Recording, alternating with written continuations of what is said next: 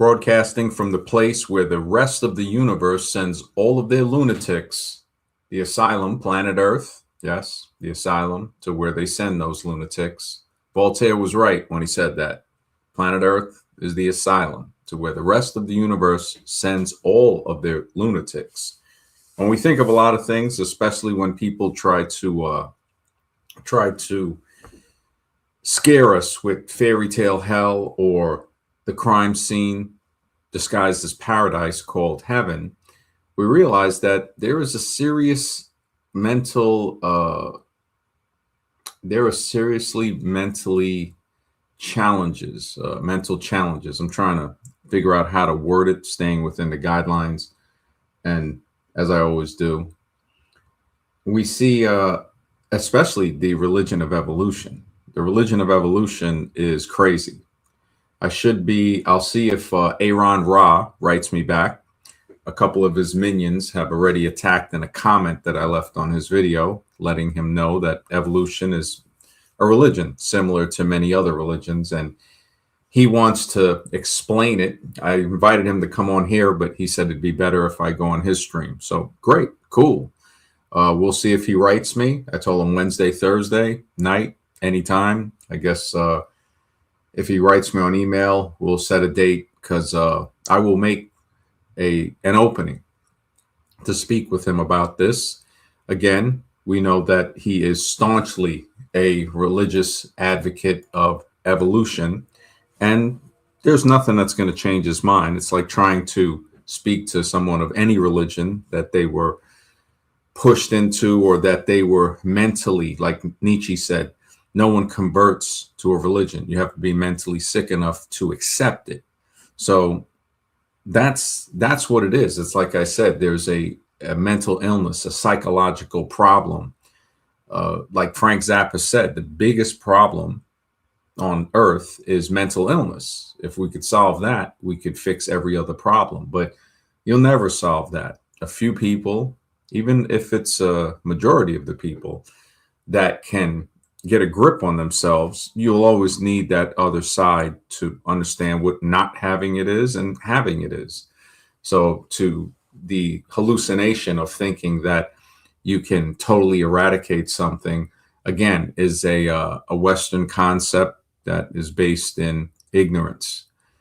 Dietrich Bonhoeffer said it best in his theory of stupidity, and Cipolla cemented it in his 5 basic laws of human stupidity. And it would go further than that for people that think. Forged in the flesh, my brother. Always a pleasure to see you, bro. Yeah, man, it might be a pretty good thing. I got the StreamYard link pinned here if you want to hop on, or anybody else wants to hop on. I notice on other channels they seem afraid to do that. There's a lot of channels that criticism is they're afraid of it, and critical thinking, like I said, the name of the stream, the end of critical thinking. Critical thinking seems to have ended a long time ago. When we look at movies, if you add in little pieces of movies, you can see like somebody was trying to give a hint. Invasion of the Body Snatchers, Dawn of the Dead, Night of the Living Dead. That was actually a good one. And as we see today, there's more versions. There's different types of remakes. We have Brave New World. That was excellent. The book and the movie, the 2 movies. I think there's one from the 70s and there's a newer version in the 90s. And then 1984, Animal Farm. That's another one. Fahrenheit 451, Burning Books or something. There was a THX or TX. I got to look at that one. I didn't see it, but they were saying, I saw pieces. They were saying that's a really good one too. But to think critically, right? Anything that goes against the status quo seems to be forbidden. It's blasphemy. The religious zealots of evolution hold it staunchly. They can't criticize medical flaws in medicine because they're a minion of the state. They'll find that out later. There's no problem with 10,000 people being ended, approximately 10,000. It was more, and I would say these are just basic statistics. Anybody can look it up. By prescription, properly prescribed drugs. It's like, oh, well, and it goes back into the research of understanding that not everyone takes the same dosage. What might require 10 milligrams to one person could be a therapeutic dose, could be 2 milligrams for another. But again, most of us are the cattle of society. When you see a traffic jam, that's a cattle drive. Like when they drive cattle, that's a human cattle drive. And it's sad to say that the politicians, I think it was the New Jersey one, they were accusing him of causing a traffic jam. I think he said something on a telephone or to one of his orderlies, basically, about causing a traffic jam. Like, oh, well, and I think it was when Giuliani was in, I'm not sure. But when you look at that, you see all the stuff that is advanced in some ways, and then you see that traffic jams still exist. It's ridiculous. It's meant to slow your life down. The 8-hour day is meant to slow your life down. And the saddest thing of all is that the 8-hour day isn't even a good enough thing to make a living now. It never was before. I mean, I worked in a supermarket in the 80s when I was 14, and it was like $3 an hour. $3.25. It was horrible. You think about that. You're making, and this is the insult. This is the insult that even if you're making $30 an hour, you don't get to keep it all. But when you see a person making $8, $10, $12, $15, $17 an hour, and they have to pay tax on that, that's like insane. That's insane when you think about it. You're talking about breaking a person before they even start, to say, wait a minute. So if I'm making 15, I can only get 10. And then I got to go through paperwork to see if I can keep all of that 10 at the end of the year. That's unbelievable. But as we see the worship, the political worship that we see today, I mean, look at what's going on. People with the political virus, I would call it, in their mind is just, they don't want to think critically. You can present the evidence. It's like with the Galileo thing with the telescope. They wouldn't even look through the telescope. It's like I try to tell a lot of people that believe in whatever, the stars, are droplets or something. I'm like, wait a minute. Have you even looked through a telescope and tried to like assess this? Now, of course, I don't think it's what Neil deGrasse Tyson and Richard Hawkins and these guys just try to control a person's mind. They have a degree and they're set up as the high priest of evolution. These people, when you look at the name of the books, The Blind Watchmaker, it looks like it was fabricated. It looks like it was constructed, but hey, you know what? It wasn't. Because if even they try to say that Africa had an advanced civilization, right? If they try to say that, then you would say, well, what was done to it by the Western world in Western Asia, that would be criminal. That would be nothing less than criminal. Remember when they tried to take Egypt out of Africa because of all of the advanced stuff? It's crazy. Anybody should look this up. There's a black man from Egypt that came over here and was a teacher, and they classified him as white. The video is still on YouTube. And he said, wait a minute, no, he's black. And they're like, no, you have a heritage, this. And they tried to pull their whole Western crap over him. And he goes, no, he was refused promotions and many other things until he finally protested. And when I look at that, I say, so they tried to take Egypt out of Africa just the way they try to take Europe out of Asia. That's Western Asia. If you believe that, that's the beginning of the implanted ignorance, the end of critical thinking in that part, to say, no, you think that it's a continent? You got to be out of your mind. You got to be out of your mind to think it's a continent. It's Western Asia. Egypt is part of Africa. Mr. Super Sidewinder, good to see you, brother. Always a pleasure, man. I got the link pinned to the top of the chat for anybody that wants to hop on. Gaia the Sage, always a pleasure. At least they replaced Bill Nye with Neil deGrasse Tyson. You can tell they didn't want to do that, but knew it would keep sucking people into the cult of science. I like the way you put that, cult of science. It really is the cult of pseudoscience. Actually, they're afraid of real science. Cope approach, good to see you, brother. Like the picture. Yeah, Europe being a continent never made sense. Thank you, brother. You are thinking critically. Anybody who looks at that. See, the theory of evolution, when the fake Professor Dave, somebody told me he was debating Jesse Lee Peterson on racism. You know, now Jesse Lee Peterson is basically a real life version of the character Steven from Django. Steven from Django is not a fictional character. We see a lot of characters from Django that are actually in real life. Tarantino made some pretty good relations with that. I'm like, wow, these are good comparisons that we see in society. But now, when you think about, yeah, exactly, bro. It's like calling Canada its own continent, Mexico its own oh, they wouldn't call Mexico its own continent. Remember, because of the racism, they would call it a subcontinent because, they're a little browner. Just the way they call Central Africa, they call it sub-Saharan. And they call India, get this, they call India a subcontinent. These are the ridiculous lies of the evolutionary camp. When you look at the map of Asia, it's all together. Whether they like it or not, you got different colored people on the same continent, and we're just one big dysfunctional family, whether we like it or not. And they don't like that. And I think it was Vegan Skeptic, because when you look right over to where Africa touches the Suez Canal that was carved out, that would actually be connected. So we'd have one large continent called Afrasia, but they don't want to call it Afrasia because that puts, oh my goodness, forbid that you put a black person in their rightful position of power in anywhere on the world. You would have to call it Asica, right? Just the way they try to call Asia Eurasia. They tried to call it because of this little piece of crap that's over on the left side. And this large amount, they would say, no, we'll call it Europe. No, it's Asia. And Europe is a fairy tale believed by people who have lost the ability to think critically.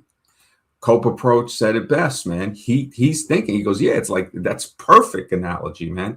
Perfect. I used to say that. It's like when you look at even the world map and you look at the Americas, that's one continent from the tip of Nova Scotia, Alaska, you can go on either side, all the way down to the tip of Argentina. The Panama Canal still connected. This is why you got to have locks and levers to raise the water. And so you got America, you got Afrasia. I love that one, man. Vegan Skeptic, I give him credit. Australia and Antarctica, 4 continents. And if a person wants to separate Africa from Asia, you got 5. And guess what? They all begin with the letter A. This is real science. This is critical thinking, which is absent in modern society today. The Mind, what's up, man? Anytime you want to jump in, brother. Always a pleasure to see you here, man. Yeah, I was looking into something too with the moon tax, right?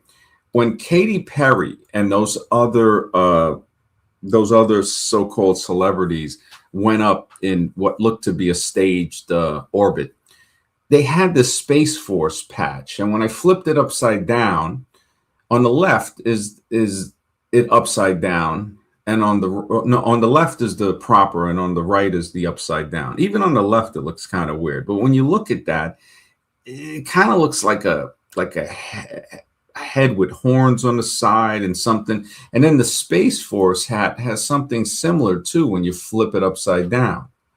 And when I look at a lot of this stuff, it's like hidden symbols in there. Like, why do they call it like, the dragon eye, SpaceX, the dragon eye?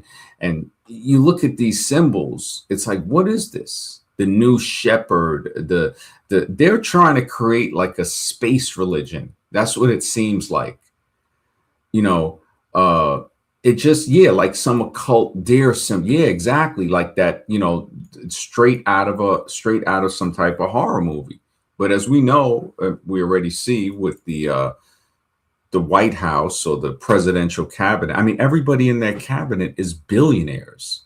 Nobody wants to think about that. The last person that'll criticize that is an evolutionist, because their religion is the religion of the state. That is the state's religion.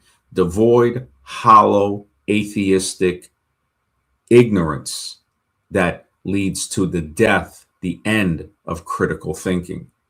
They don't want to hear it. It's like trying to talk to somebody and say, hey, you know what? Maybe that magic potion they tried to push on everybody, that, you know, to see that somebody wouldn't put two and two together and say, wait a minute, so they're going to give me a Krispy Kreme donut to get a jab?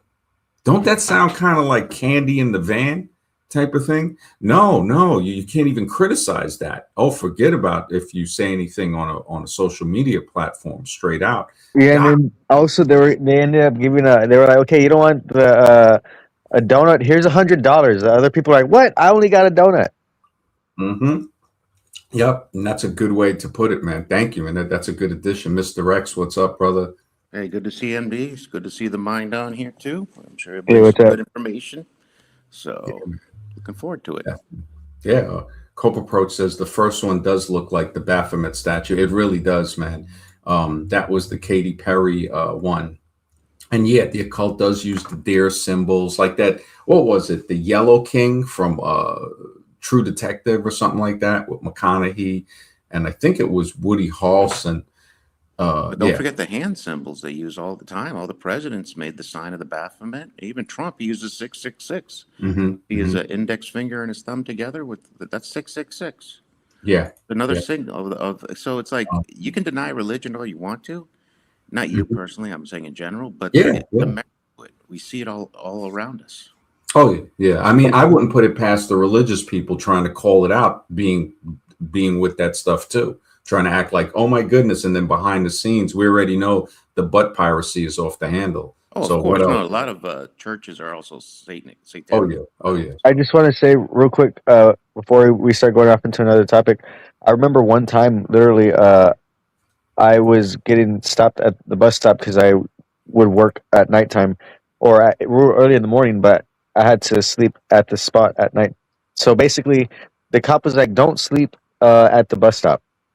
And I just finished watching Little Rascals, and they do that A-OK sign, right? They're like A-OK, and then they throw up the 666. And I didn't really realize that until I told the cop was like, "Go somewhere else," and I was like, "Okay." And then I threw up that I was like A-OK kind of thing, and then he just took off like in a rush, and I was like, "What the hell? That was weird. That normally never happens. Like normally they will try to be a little confrontational, and literally." He didn't even wait for me to get off of the bus stop before he took off, and I was just like, "That's weird." And then when the Bible says Satan is the ruler of this world. Yeah, when I thought when I thought about the hand signs, I was like, "Holy shit!" I did do that. Was the only thing I could think of. I did do that one thing differently that I never do that. So that is a hand sign. Consistently, that's what you I'm were saying. sitting. Well, it happened one time. You were sitting at the bus stop, and that's when you were sleeping like that, or sleeping in your car at the bus stop? I was right in front of my work spots at the bus stop. So I was laying there. Yeah, I was just like kind of laying there.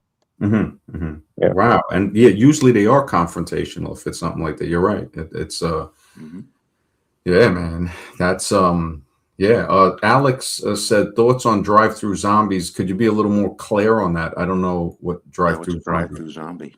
Like, what is that? Is that a movie? I don't know. Yeah, I don't know if you guys saw the hat.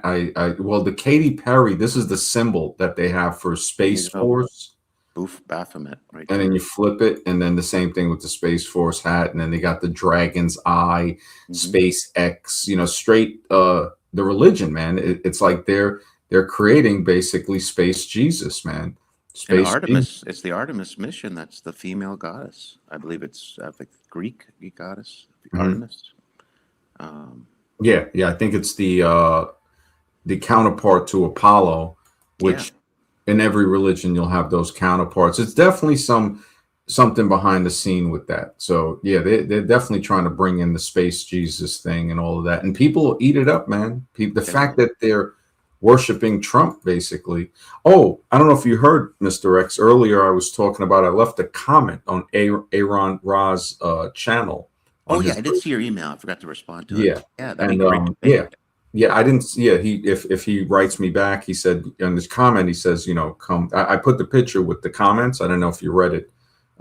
Yeah, I did. I read briefly. It just I attached it to the So you might need a computer. He's going to overtalk you. You know that, right? Oh, fine. If he's basically like, oh, I'll explain it to you. So in other words, again, the arrogant, but he might be respectful. I'll see what happens. If he wants to overtalk and make it a monologue, fine. I still think you should do it. It's just be prepared. Oh yeah, well, if it's cool. Regardless of what he says, if he's going to talk about it, I think you should go on any platform that has views, no matter. Yeah, and also just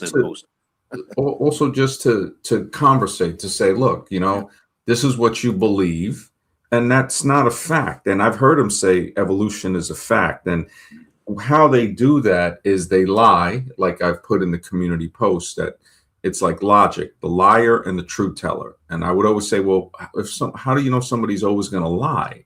If you're going to use logic. Now I understand that. You say, okay, if somebody's held like to a religion, which is evolution or one of these other monotheistic religions, or even polytheistic, once they start to tell the truth, their belief starts to crumble. It starts to become illogical, to say, okay, so you're seeing that they lied on many, many fossils. They don't have transitional fossils. Just calling it a missing link is extremely deceitful. Right. Remember, evolution, like my title says, is a lie. So no matter who you debate on evolution, they're gonna get emotional because it's a lie. It never happened. Yeah. Wow. I just noticed that evolution is a lie. That is hilarious, man. Alex says, I'm talking about the zombies who are in the drive-thru lines at restaurants and fast foods. They're too lazy to even walk in and order their food. Yeah, man. Including me, by the way. Wow. I used to be, back in the 90s, sometimes I'd be drive-thru zombie. I would run in and get it because it would be easier. Mm-hmm. Those fast food, the drive-thru, I haven't done it in an extremely long time. Probably won't do it again. But the drive-thru zombies, man, it's sad because some of them can't really get out the car. To get out the car and to get into the store and get back into the car is like a chore. Mm-hmm. And that's messed up, man. When you think about it, it's like Morgan Spurlock made that movie Super Size Me, and he showed that 5 days of eating breakfast, lunch, and dinner at McDonald's that he started to feel like withdrawals when he didn't need dinner on time. He would eat it at 5 p.m.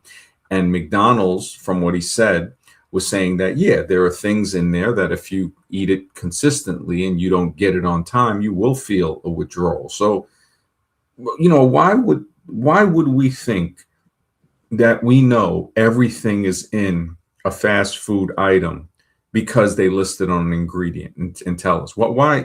People are suggesting that certain meat aren't the meat that they're selling. It could be rat meat, stuff like that. It's a possibility. When you add up the burgers that are sold, it can't all be meat. There's there's not enough beef.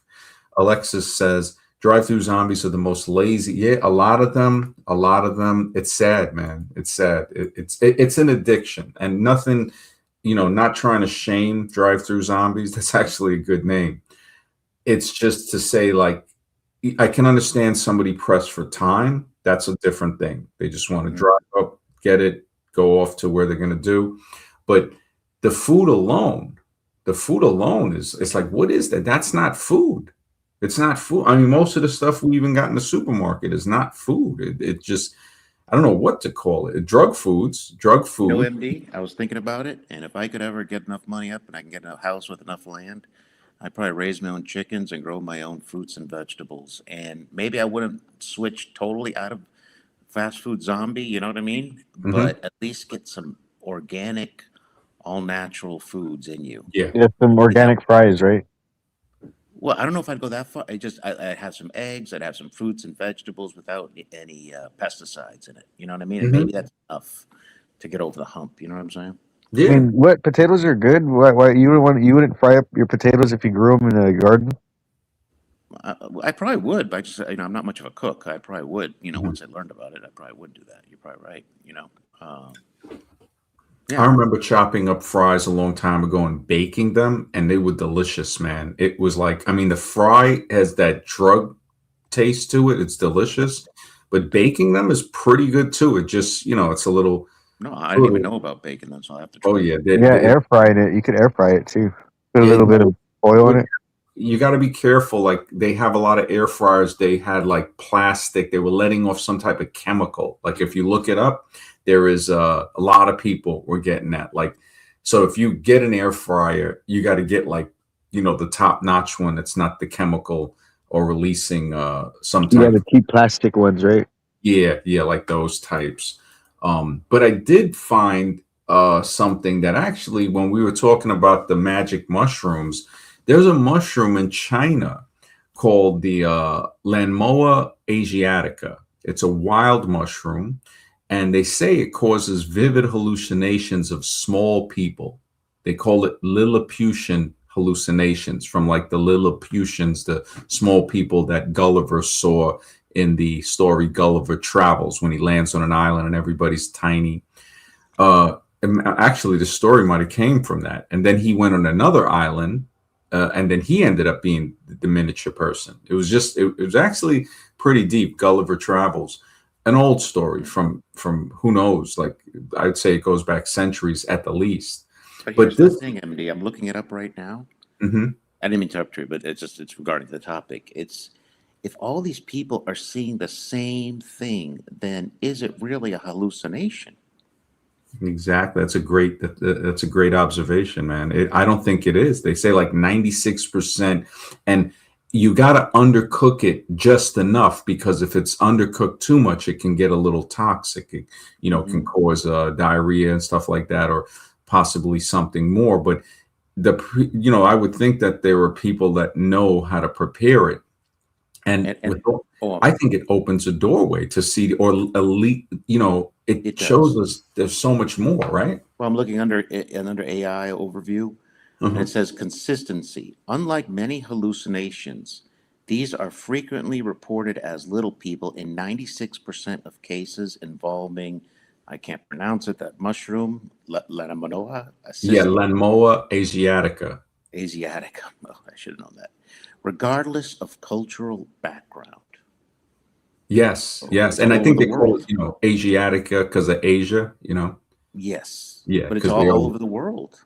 yeah. No, is it all? Because I was Well, looking to everybody see. who takes it, Oh, 96%, yeah. Because I was hoping regardless that I of could find it in New their York, but yeah, if you they take it in New say that, York, if you take it in Hong Kong, it's the same thing. You know what I mean?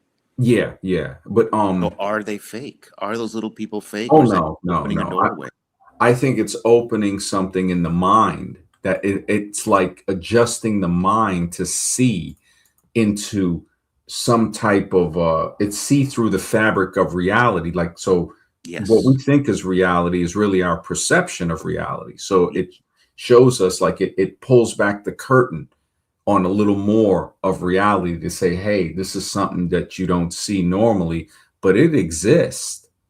And that's where the religion of evolution holds anybody back with imagination. It's the end Yeah. of critical thinking. It says, oh no, look, we have to go through uh piece by piece, you'll die before you figure anything out. And that's what they do. They say archaeology moves forward with every funeral, It's the because worst like, religion there is. It's called don't think outside the box, or you're stupid. Just believe what we tell you, and that's it. That's the end of yes. the story. Yes. So, if Aaron writes me, I left my email. I think he might have deleted the comment just to, I guess, make sure nobody else, and I respect that if he did it that way, because I told him, look, I dropped my email there if you need me to post it again. He Oh yeah, didn't. you should go anywhere there's views, get exposure no matter what. You know what I mean? But just don't expect a fair debate by any stretch of the Oh no, I've I seen don't Aaron even. on debates It's where not even a debate. I look at it as a conversation. If he I mean, you wants could to look at have a him with Ken conversation. Hovind.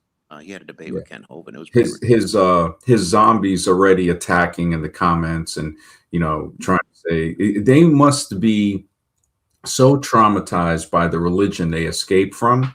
Yeah, notice that. I noticed a lot of that. Like Scribe was telling me that the fake Professor Dave, he wasn't like doing the evolution stuff. Like he was basically battling the flat earth people. wow. And that's what got him big. And now, he switched to evolution because he's following, I guess, the money trail or the status. And you see the ego is just overgrown. I mean, the certainty. When I heard Aaron say, "Oh, evolution is a fact," kind of like Carl Sagan used to say, and I used to like watching him as a kid, but you realize that he was hiding a lot of stuff. Like, he used to smoke pot. I read the story. I think he had a book, Dragons of Eden. I think it was Sagan. His last name backwards, Nagas. He definitely was a plant, and he used to say, "Oh, evolution is a fact." And how do you destroy the minds of children like that? So the Lanmoa Asiatica, those are hallucinations, right? We can't be seeing through the fabric of normal reality or what we would see without that. So it's not showing us that we're wearing like a super suit, like that sitcom, The Greatest American Hero, where he finds a superhero suit without instructions. And then he realizes, oh, you have to take 3 steps and then jump, and that's how you fly. But he doesn't realize how to land. So he always crashes when he lands. But with the suit on, he's invincible. And it had a good mix of comedy with that. And in an analogy, I look at it like, wow, our human body, our brain combined with the mental, the mind, I guess transmitting through the brain. And this is another thing that the brain makes up, these chemicals that create the mind. A total lie. Again, in science fiction, it's a belief. There's no proof for that. It's even worse than a belief. I don't even know. When I look at it, it's the end of critical thinking. And we're using critical thinking when we talked about those little people. We're saying, wait a minute, if I see it and you see it, then maybe it's not a product of my imagination. If you're seeing the same thing I'm seeing. Yes. We're using critical thought there. Yes. On psilocybin mushrooms, I noticed the light get brighter. And we were sitting at a table, and I said, "Hey, man, did you see the light get brighter?" And they, my friend Jay was like, "Yeah, man." I said, "So this isn't?" I said, "We're both noticing this." And then it came back normal, and I'm like, I wonder if we have the ability with our mind to make the light brighter somehow, but we don't know where the switch is. And the mushroom allows that to happen. And we would like investigate it scientifically. So it wasn't like just taking it to get high. It's like Dr. Rick Strassman with DMT, the spirit molecule.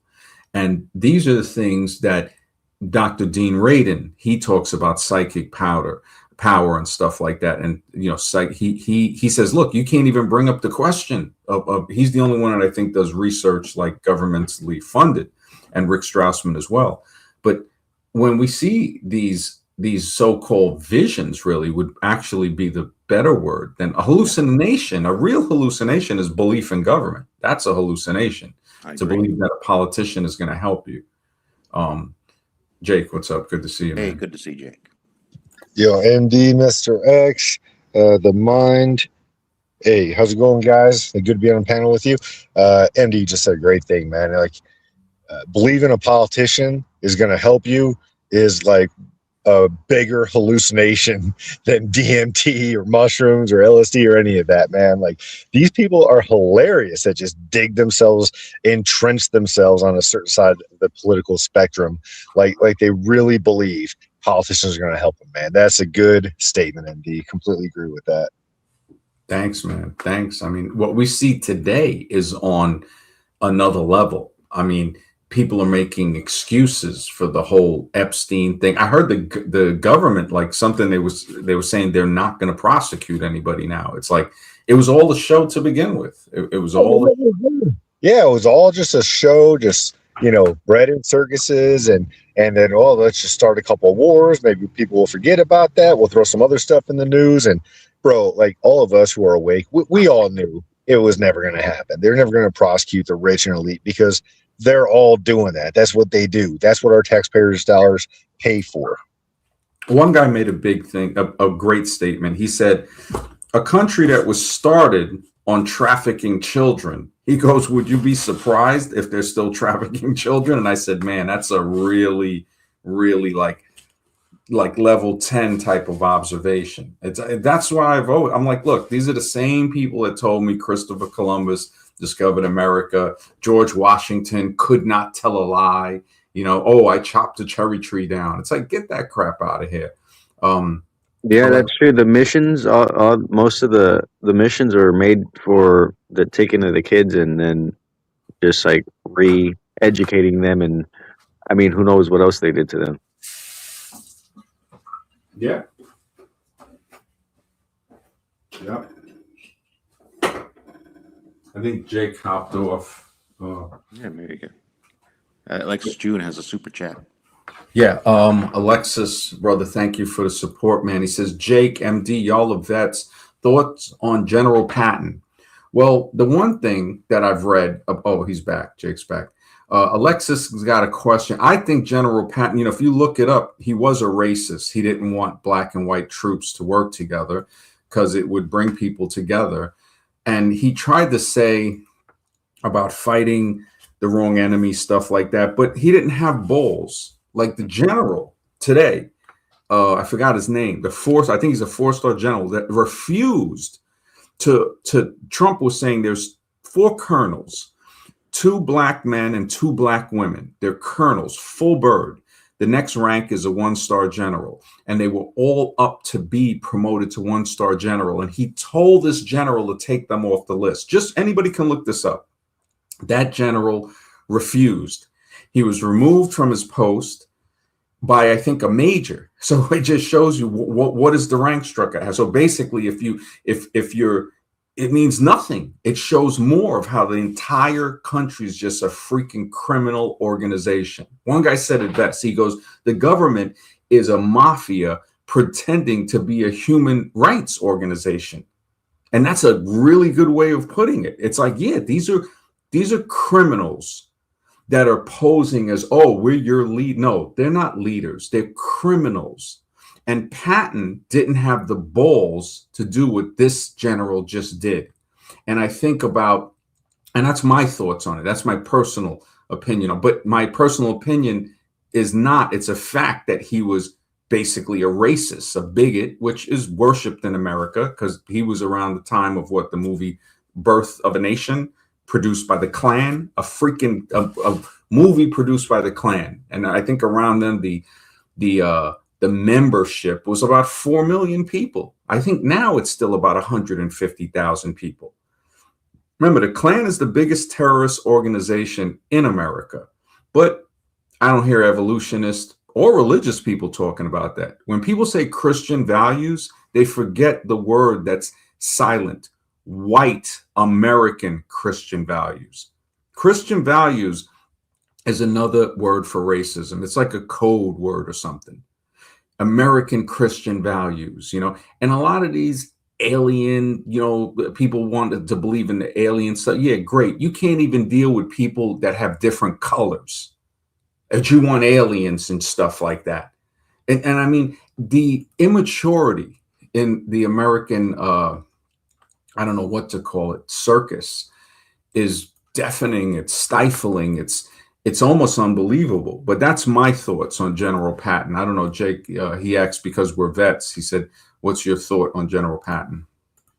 That's interesting about the racist stuff. Didn't really know about General Patton being a racist. I honestly don't know a ton about him because he was the general during World War II. And I do know that, his famous line, what he's known for is saying that they defeated the wrong enemy. And that's a fact because, we know Operation Paperclip, the, plus sign people just basically, they didn't lose. They just got recruited to the U.S., Russia, and some other parts of the world, Argentina and some other places too. Maybe they won, right?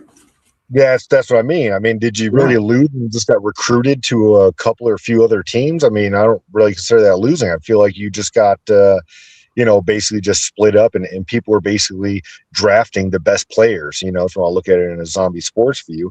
That's kind of the way I view that.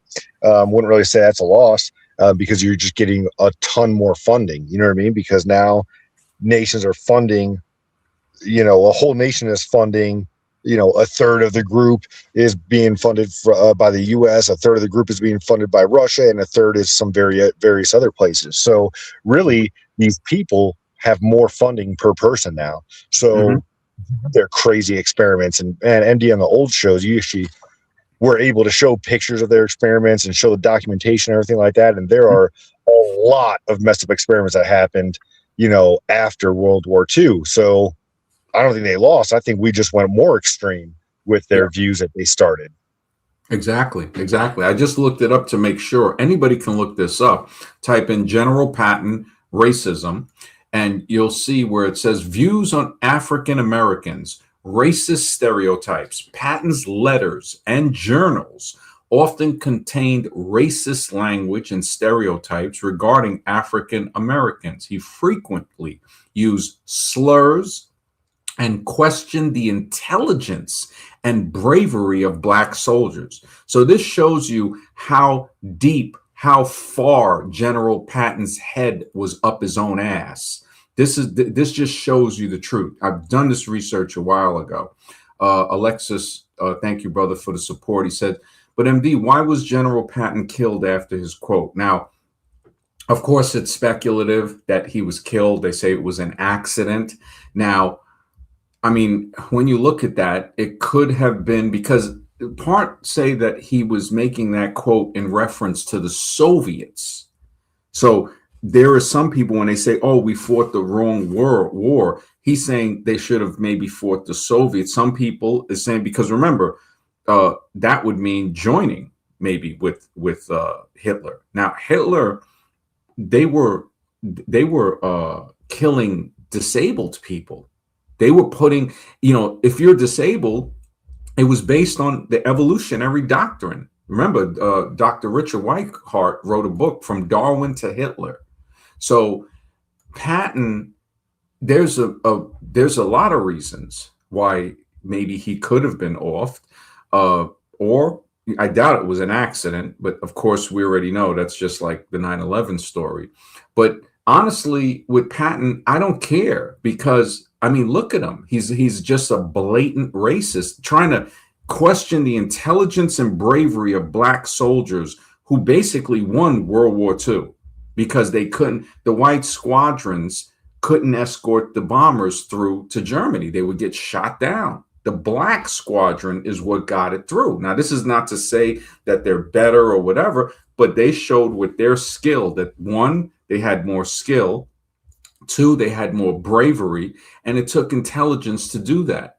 So it showed that the bigot, the racist known as Patton, again, is like another icon of ignorance that America puts up, like Columbus and these other guys, Washington, wearing wigs, makeup, stockings. It's like, wait a minute, something very odd.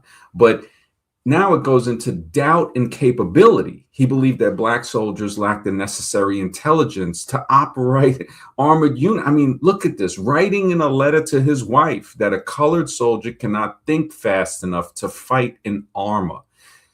This should give people a realistic look at so-called General Patton. See, this is when people look at this stuff. And if somebody wants a white hero, John Brown was an amazing man. I personally look at John Brown as that's a man that, I mean, he is above men. John Brown took it to him. He was hung, but he ended a few slave owners. I'll tell you that. He said, you want to end slavery? You got to get rid of the slave owners. And he formed a coalition. That man is a hero, Captain John Brown. You have a lot of white heroes in history, but General Patton, to me, is not one of them. That's the person, again, that can't discern. Jake, you had something? Yeah, I was just going to say, yeah, as far as racist stuff goes, obviously that's stupid to just say just because of the color of someone's skin that determines how brave or smart they are. I mean, that is obviously not true. It's very dumb. Of course, people can make, general assumptions. I mean, one thing you can say is that, I look at, are people volunteering to go to the front lines? You know what I mean? And so you can look at, things like that. And I got to tell you, man, I served with all different races, and I've served in different, I trained at different branches. I've seen actually, in Afghanistan, I served with different countries actually, and seeing the way people operate, things like that. You know what I mean? And, one thing I'll say is that you cannot judge a book by its cover. I mean, until you're actually in a firefight, in a battle, until things are actually happen, guys who you would think would be kind of heroic in battle, they're not. They turn into pussies. Some of them, are heroes, and some of them aren't. But you really can't tell until you're actually put in that situation. That Black Squadron you're talking about, how they were guided the bombers in there to their mission point and everything like that. I mean, obviously they proved they were courageous, everything like that. And I'm not saying that they were the White Squadron couldn't do it, or there wasn't. Well, the White Squadron, this was the thing. The White Squadron couldn't do it. They kept getting shot down. And they were and this is nothing against the white, because the bomber pilots, I would assume, is white, because they weren't giving blacks a chance. Matter of fact, if you look at the naval blacks, there's a horrible story that's true. They had guys in the Navy, black navalmen in California. I think it was San Diego. They were loading ammunition. They were using them as like guinea pigs until, of course, the inevitable happened that exploded and killed a whole bunch of black soldiers. And the rest were like, look, we ain't doing that no more. They were sentencing guys to 15 years. Out of the 200 guys, I said, look, I'm not doing that. They were putting guys in jail. 150 out of the 200 was like, all right, we'll do it. 50 of them got sentenced. It took thorough good marshal to get them out of jail. And I don't know how long they spent, but the horrific way. And now these guys, remember, these Medal of Honor recipients didn't get their Medal of Honor till like the 90s. They were two of it already died. And they were saying, well, too many black kids would look up to you, because they don't want black kids looking up to heroes with Medal of Honor that were veterans that came back and couldn't get a loan for a house, but the white soldiers got loans for houses. And this is where the grandparents and great grandparents of white Americans today built a little bit of wealth, just your basic neighborhood suburban wealth. Not a lot, some may have, but blacks got put right back in the ghetto. So when you look at black people and say, look, you owe us, and that's just the military stuff that we can trace back, not to mention the 40 acres and a mule that was promised before that. So when people say, oh, they shouldn't get this, it's like, listen, if you can trade people from Rosewood, when that town was burned down, they got reparations. And that was the town in Florida. And yes, there was a white man living in that town who was also a hero that helped black people when the white mob came to burn down the town. And a lot of I want to jump in here too real fast, because I do feel like I've been quiet for a little bit. Go ahead. And I've been wanting to jump in. So I do feel like there is this thing I feel like that happens where there's a stripping away of culture when it comes to empires trying to assimilate people into their empire, right? And it's a part of what you're talking about. Like, they will try to give you some responsibility with none of the authority. And I was thinking about this black culture type of narrative and how they do like to use race to get us to fight amongst ourselves, right? And I do think a lot of times race, to a certain extent, obviously there is physical, biological factors to race, but I do think there is a political, social aspect to what race is, because it's all political. It's a social construct enforced by political power. And black people aren't the most oppressed. The most oppressed are native people. But that's the thing. That's what I was trying to say. Like, literally, I feel like in reality, it's about the cultures. Like literally throughout all the world, there are different cultures, and within those different cultures, there are different colors, right? And I do think, like when it comes to tribal cultures, there's a white tribal person, there's a black tribal person, there's a brown tribal person, and I think ultimately that is what is being uh, attacked. This certain lifestyle, which is directly correlated to a certain governance, a certain tribal government. All right, And yeah, I okay, that's it. But And I do, mind, I do think when they start saying like you're- black, when they start saying black, this is the last thing. Black culture that separates yourself from your roots, which is your indigenous or your tribal culture. Okay. Absolutely. Yeah, but look at the tribal, like in I got- Africa, You're right the about Hutus and the that. Tutsis, and in the East, Middle East, the tribal is very different. They don't look at skin color; they look at tribe. And Yeah, that's what I'm saying. Yeah. That's what I'm saying. Anyway, I gotta say something before we get off the war topics. I want to say something before we start drifting too far away from that. But anyway, what I was gonna say is that Black Squadron, it very well might have been at the time the best squadron and everything like that in whichever area they were in, or aircraft carrier that the Navy was operating. And it's not that white pilots just couldn't do it; only black pilots were capable of doing it. I do believe that was probably the best squadron on that aircraft carrier, or wherever they were launching the ship from. And there were probably other amazing white squadrons, and maybe another part in the Pacific or whatever. Maybe there was an amazing Mexican American squadron over in another area. I just think that now me, I always say you can't judge a book by its cover, and you see how they perform in combat when it's when it's Not- real. You know what I mean? Not saying every black regiment was great that didn't have their problems. Like when you look at, I met a guy back like 20 years ago from the Triple Nickels. Now this is the 555th Parachute Infantry Battalion from 1947. And this man, I was coming out of a health food store, and he stopped me in the parking lot, and he was showing me pictures and everything, and I could see like, wow, he just wanted to be known. He goes, look, it's like they ignored him. And they had some of these guys fighting forest fires over in Oregon and stuff, instead of actually participating where they would have been recognized. And the holding back, like, and this is nothing against white soldiers, because you got good white. So one of my friends, he was in like during the Vietnam era, and he told me, he said, the northern whites and the southern blacks, he's a white guy, he said, got along great. He goes, but the southern whites and the northern blacks was just constant fighting. Because of what, so now when you look at that again, the northern whites and the southern blacks, everything was cool. But the southern whites and the northern blacks, there was always a problem, because the southern whites would look at them like, hey, you better listen. And they're like, what are you talking about, man? Get the hell away from me. Now, the southern blacks were used to that. They know the monsters that they're dealing with. The northern blacks were like, we're not putting up with this. We came up north to get away from that. And people can find stuff where slave plantation owners would write people that went up north asking them to come back to the plantation.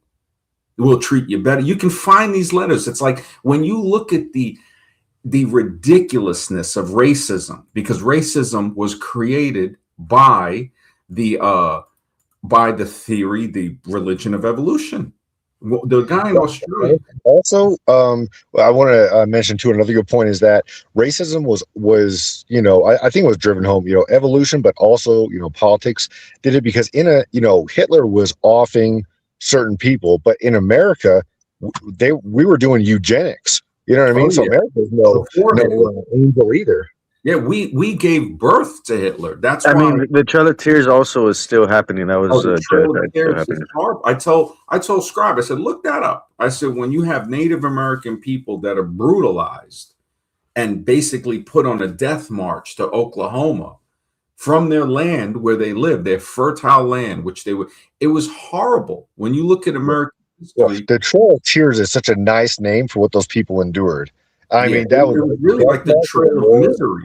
Yeah, exactly. Yeah, trail of misery and death march. Those are their terms. Is what it should be called. The march. You had people in their 80s, and it's like, what type of and that same monster is here today. You see them in the majority of the MAGA supporters. You'll even see them on the left side too, disguising. But you see that when you hear the way they talk, like anything that Trump does, they don't care. They're actually making excuses now, trying to say the people on Epstein Island were supposed to be 18 and over. I mean, it's ridiculous, the lies that they're coming out. That's what I mean. Once you entrench yourself on a side instead of entrenching yourself on morals and truth and doing what's right and holding people accountable who are in power, who should hold themselves to a higher standard than the people that they are governing over. Instead, they're allowed to break these laws and get away with anything and then steal money, pocket it for themselves. And I don't understand how they're pay taxes. What you say? And they have us not pay taxes. I mean, they have them. They don't have to pay taxes. That's another one. Yeah, I mean, of course, it's taxation without representation. Everything that the law or the Constitution, the amendment stands for, is a lie. The Constitution makes you free the way a get well card makes you better. You got to do it yourself, man. Like that's a quote to put in the history books right there. Oh, that's amazing. Thanks, man. I mean, I see all these people, right? Oh, we got the right to bear arms. Well, why? Well, it's to protect us from tyranny in the government. Well, what do you see right now? These are some of the most cowardly people. It's like, yeah, you can use that to terrorize a black guy, but you can't use it to end tyranny in the government, which what it was supposed to be used for, right? They're a disgrace to humanity. These people, yeah, any gun law is unconstitutional. It's like, what, a law for good? Get the hell away from me. They need to, if people are worried about guns, then you should be worried about rope. Then rope should be illegal too, right? I mean, it's ridiculous when you look at the idiocy of the sugar, like so much sugar, maybe. Exactly, yeah. But one of the Confederate, I don't know if he was a general, but he said, yeah, those who fear guns should also fear rope. Like, if you want to get rid of guns, well, you can end a person with rope too. So it just shows you the ignorance that people, guns kill people. No, that's like saying, if somebody that says guns kill people, that's like saying a pencil makes you make the mistake. Okay. I need to do some pushback here, because I do believe, and I think you can agree, that there is a certain effect that certain technologies have over either the environment or the populace that is more, I would say,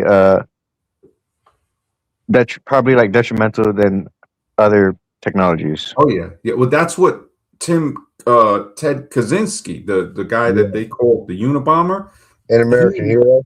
Yeah. He was like, it's going to drive people insane. If you don't, you see kids already going nuts. There's a lawsuit against Facebook or something like that from people with their children. The short form videos has been shown to cause problems with the mind. Yeah. That's got me addicted too. I can't agree. It's hard to not watch that. And Gen Z adult women. I mean, women that I've dated lately in the last year who are in their low 20s. I watched. I've never had any social media, but they've shown me, a couple girls have shown me what TikTok is, and it's like flashing and next video, and then flashing and crazy in the next video, flashing, and it's like, dude, they literally have no attention span because this is what they're doing. I mean, they cannot hold a conversation and they can't focus on anything. I mean, their brains are definitely warped because of short form videos like that. Yeah, exactly. The technology. Yeah, the mind. You're absolutely right. The technology in the wrong way. It needs to be. Technology is dangerous, and it can be very good. Alexis, brother, thank you for the support, bro. He says 2A Zombies Act, the Second Amendment Zombie Act, all tough. Yeah, you're right. But when the pandemic lockdowns happened, they walked right into the jab line. Absolutely. Yep, absolutely, man. The Second Amendment zombies, that's actually a good name for them. They act tough. They, and then oh, yeah, I better listen to the government now. It's like just a fraud behind. And you know what else is crazy about Second Amendment zombies is that a lot of them are PDF files. The most of the perpetrators of PDF files are the biological fathers. And when you look at, if you can find the videos on YouTube, man, it's horrific. So there's crazy crime in the Black community. I thought that was crazy when I, heard that biological fathers and uncles and stuff are doing this. I'm like, that's got to be some super rare thing. Maybe in the South, you know what I mean? They got some, with inbred couple there.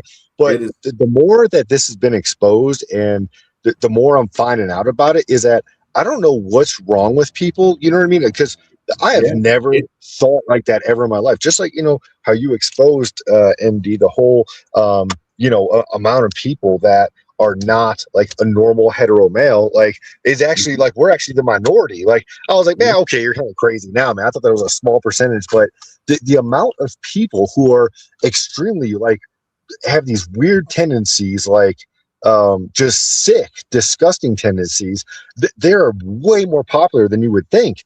And that made me realize all this stuff going on or whatever, a lot of people are actually okay with it. They're pretending to be not okay with it, but in reality, they actually think these thoughts, and which blows my mind. 'Cause I've never had crazy, sick, disgusting thoughts like that, but we're the minority, in that situation. Just like the 2A zombies who act all tough, whatever. Realistically, they walked right into the government jab line. So, a lot of people like to put on a show, but when it comes down to it, just like I said, you can't judge a book by its cover. I don't care if I see someone wearing a 2A shirt or whatever kind of shirt. No. When it comes down to it, will you be resilient? Will you be brave, courageous? Will you do the right thing? And dude, I'm telling you, we are a minority. We are. And, you're absolutely right. There's people that fly Confederate flags that'll help you. They'll help, people of any color. There's other ones that fly it that won't. And, it's crazy because I was going to mention Hold the Truth Hostage when you said that, because he was one of the guys that told me, he goes, yeah, man, I thought you were crazy when you said the majority are not hetero. And then he said it over time, he started to see, good to see you, brother. And thank you for the support, bro. Hold the Truth Hostage. Thank you, man. He says, deep, they fear us talking about racial horror, overcoming it without limiting the truth due to racial identity of those responsible, mirroring U.S. Absolutely, brother. Absolutely, bro. It's really good to see you again, bro. I was just thinking about that when Jake was saying about I was like, yeah, hold the truth. It's funny because it came into my mind. Yes, we gotta save the Hold the Truth Hostage closet.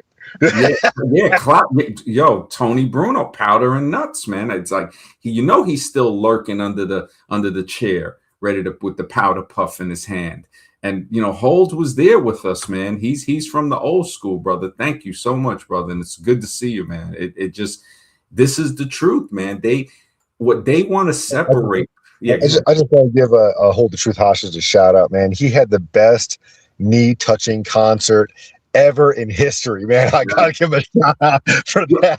I kind of would like to see Kevin Wilder and Coach Whitepill come back, man. I think they kind of just they were some funny guys, man. They were really they scattered cockroaches. The knee touching concert was hilarious, man. That was like Hall of Fame solo. Bro, I was listening to that when I was getting ready in the morning. When I was getting ready for work, dude. I'd be jamming that, dude. The Creed song. Oh my it makes it's where is Solo at, right? Where is Solo? Solo 84, man. It definitely, Alexis, brother. Thank you for the support, bro. He says thoughts on the blue line flag supporter zombies. Now those, right? And I see that around. Those guys, like they have a meme now where they pull off the blue line and you see the Nazi swastika behind it. Now, there's not only going to be white cops probably supporting that. I would think that there are a lot of cops of all colors that have been come out and been caught doing horrendous stuff. But it is another form of mind control. Like it was like the opposite push. They said, oh, defund the police. Now, of course, we're so entrenched. The only thing that can get rid of police is strong communities. You basically, if there's a body, remember, they want to control death. They want to control death. So if you see a body, you got to call the police. Who are you going to call? Ghostbusters? You say, okay. But again, and this is history. This is all of our history. This isn't Black history. Black history is American history. The first ambulance was created in Pennsylvania by Black people that said, look, before 1967, they would throw you in a police car, take you to the hospital. And Black people wouldn't even get the ride to the hospital. Remember, there was discrimination. So they said, you know what? We're going to create a thing that carries people in the van, an ambulance. And they had intravenous, they had defibrillators. So this led to the nationwide beginning of ambulances. Anybody can look it up. And I'm not like putting this on to make it a black, because it's not Black history. It's all of our history. To say, look at what these people contributed.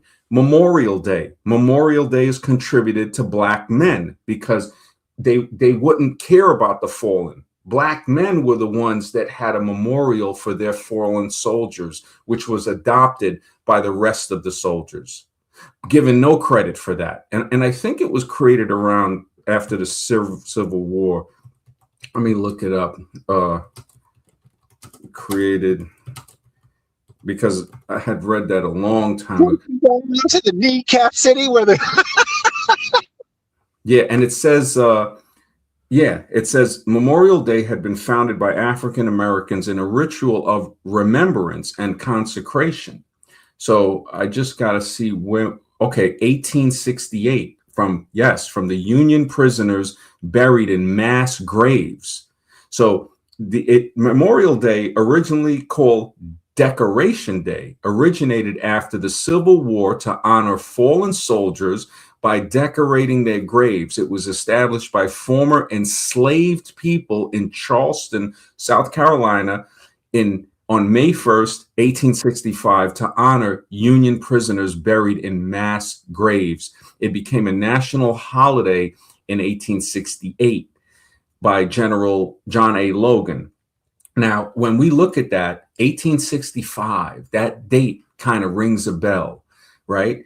It kind of rings a bell to tell me, like, okay, 1865, well, Darwin's book, I think, was published in that year or the year before. So again, when you have Darwin is creating something to separate people. The mind, did you have something? Oh shit, sorry, no. Let me see. Yeah, and when I look at, you know what a lot of people forget? I think it was over 10,000 Native American soldiers fought in World War II. Let me just look that. I think it was around 13,000 Native American soldiers. I was very interested in the topic tonight, ND, about critical thinking is extinct or whatever topic. Throw in your 2 cents, brother. I think Mr. Rex is going to come back. I think he hopped off. But yeah, throw in your 2 cents. Go ahead. I'm gonna heat up some tea water. Just. Oh, okay. Yeah. No, I was just saying, man, I love the thumbnail. Hear no, see no, speak no, critical thinking. I just think it's a perfect thumbnail, man. Like, you do a great job coming up with the thumbnails and the title, man. That's like, what did I do with this girl? I think it was 2 weekends ago, something like that. And I told her, like, she was starting to talk politics, something like that. And I was like, hey, I don't pay attention to politics. I don't care. I can't control any of that. Like, I don't like any politicians. I think they're all corrupt. So I don't want to talk about politics, because I knew all I was going to do was cause argument, whatever. And she's one of those people that are entrenched on one side. I mean, she's a woman, so you already know which side she's entrenched on. And I think both sides are both, in the loony bin, basically. And so anyway, I told her, I said, well, she's like, oh, do you have social media? Because she, wanted to stalk me a little bit, I guess, or whatever. And I said, nope, never had any social media. And, I really don't watch TV, but, barely at all, or, pretty much never watch TV. And so, I don't like what's going on in the world. To me, all I see on TV is brainwashing, because people can't use critical thinking to see the messages that they're subliminally sending. Probably. Yeah, yeah. Just was heating up some water. Yeah, no, man. I appreciate you. Noticed the thumbnail, the monkey, hear no evil, see no evil, speak no evil. Yeah, I wanted to. Yeah, definitely. And that's the end of critical thinking, man. We don't see it, man. We it's rare. We're like the few that are saying, okay, we want to think critically. I don't know if you heard when I was explaining to Mr. X that I left a comment on that guy Aaron Ra's video, the guy who, the evolution guy that he's pretty big on YouTube. He's like a follower of fake Professor Dave or a friend. And I told him, hey, evolution's a religion. And he invited me to come on his channel. I guess if he answers my email, he said, leave your email. And I'll see if I'm going to go over there and talk with him if he writes me back. And that's what he left in the comment. You're going to have a debate with? Yeah, well, we'll just have a conversation. He might look at it as a debate, but I think he's already trying to play that position of, oh, I'll explain it to you. And it's like, oh, you're basically explaining your religion to me. You're not explaining why evolution is a fact. Put into a debate, and it's going to be a good one, man. Yeah, put it in the post, the community post, if you're going to have a debate. I'd love to watch that. Yeah, if he writes me back, I told him Wednesday or Thursday night after 6. His trolls. He's probably scared of you, man. He might not have you on because he's scared. Well, no, he said he wants to let me on, but I don't know if I'll believe it when I see it. But, he will try to, again, I'll have to go there just to see what he's going to try to say. But, I just looked it up. I thought it was 10,000. Over 44,000 Native Americans served in World War II. Roughly 10% of their population. And what did they get when they came back? They got the same thing that the black soldiers got. They were code breakers because the Germans kept tapping into the lines and would know what the Americans were doing. So I think it was the Navajo that their language was almost unbreakable. And they would use them. And when they came back, it's like, these are heroes, man. It just, that saying that America eats their young, it rings true. It rings true. Van Barefoot or Barfoot, he's a Choctaw who was awarded the Medal of Honor.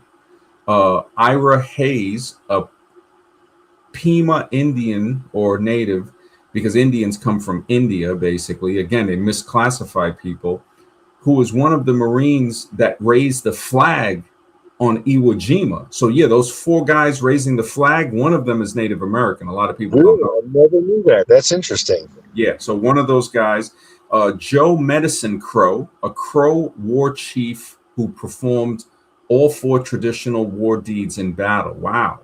So you got some really deep guys. The code talkers were the Navajo, Comanche, the Choctaw, and other tribal members used their native languages to send messages that were never deciphered by the others. So you have Navajo code talkers in the hundreds that operated in the Pacific, and then other major battles where 44,000 served in branches. I mean, this is amazing. This is all of our history. This is real history that people need to look into and say, wow, it's amazing.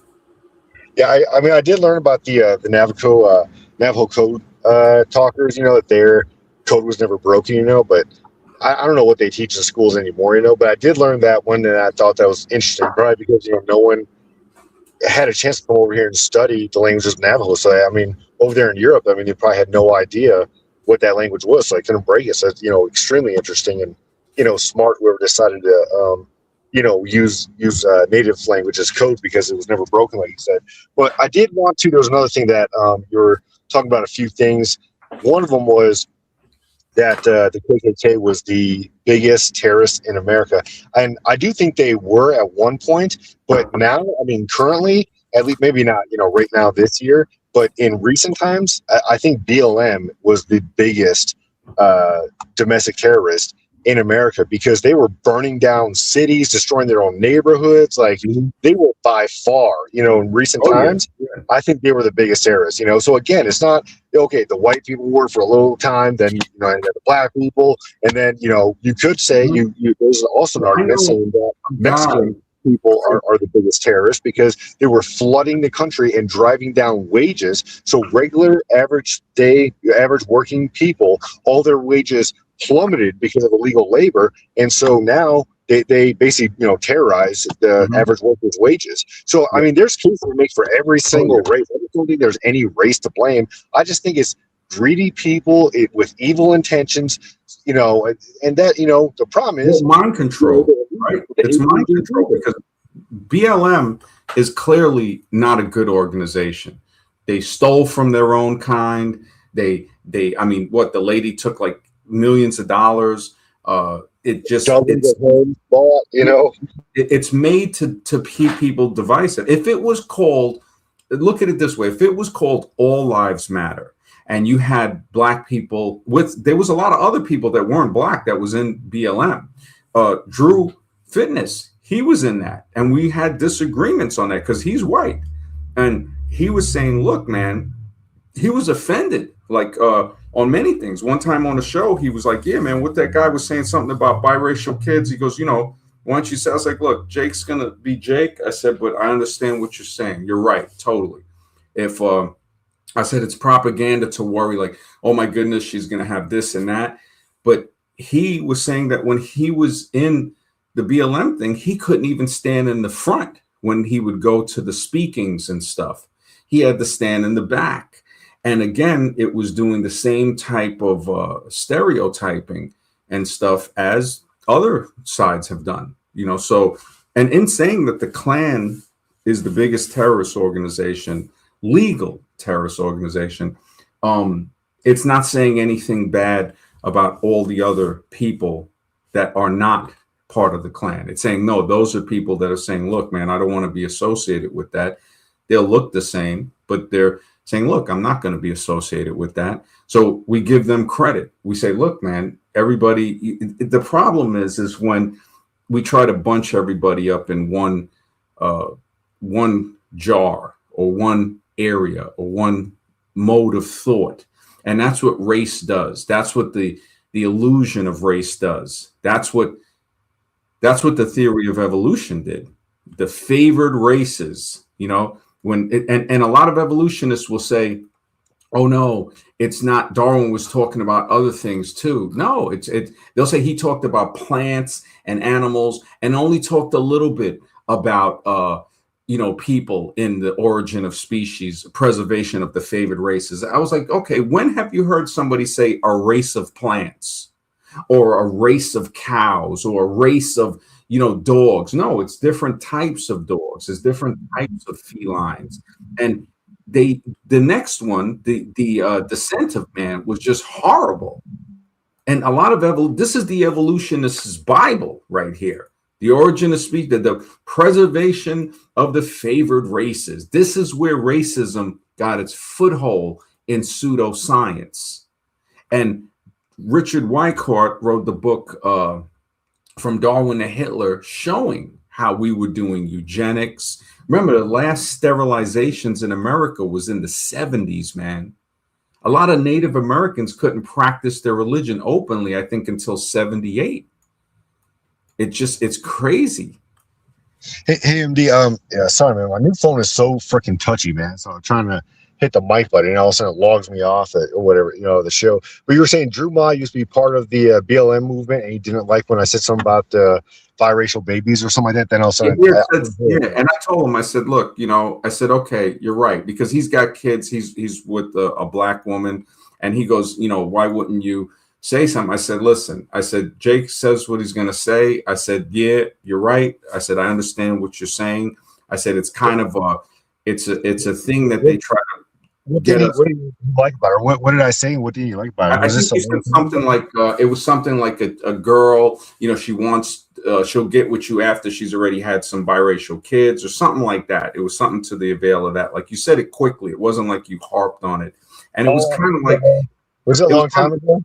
Yeah, it was a long time ago. It was we're not allowed to say stuff like that anymore. But no, yeah, no. And I explained to him, I'm like, listen, even if somebody was to say something racial, whatever, it's like there are times we grow, we change. It's like Drew and I hadn't talked for years over some stuff. When he joined, he was with Black Lives Matter, and I said, bro, I said, all lives matter, man. And they try to make it look like all lives matter. You're being racist when you say that. I'm like, listen, isn't that crazy? yeah, it's so crazy. So I try to, and we, we're talking now again. Drew's a cool guy, man. I've known him since 2012. He had a radio show and invited me on it. He heard me on Lennon Honor's radio show on Blog Talk Radio, and he goes, "Hey, you're always welcome to come on my show, man." And the two guys he was with on the show, one ended up being a white nationalist. And I called the guy out before he was openly like that. And I said, I think his name was Kyle. And we got into it. And he goes, "Oh man, why do you always gotta, do this?" And I said, "Listen, man, I'm just saying what it is." And then later on, Drew saw the truth and he goes, "Yo, you know that guy?" He goes, "That guy went on to start like some type of organization." And I saw Drew grow out of that. And then next thing you know, I guess he got with this girl, and we hadn't talked for a few years. He got with Black Lives Matter. I said, "Bro, that ain't really a cool thing to get with, man." And he's like, "Oh, you don't know." And then recently we were talking, I think it was like last year, and he goes, "Yeah, man, when he went to those things, they would make him stand in the back." He goes, "As a straight white man, you couldn't stand in the front." He goes, "Now, if you were a dude that was like wearing a dress or something, okay, they'll let you come up closer to the front." And I was like, I said, if Black people that ran so-called BLM would have called it All Lives Matter, it would have had a whole different vibe.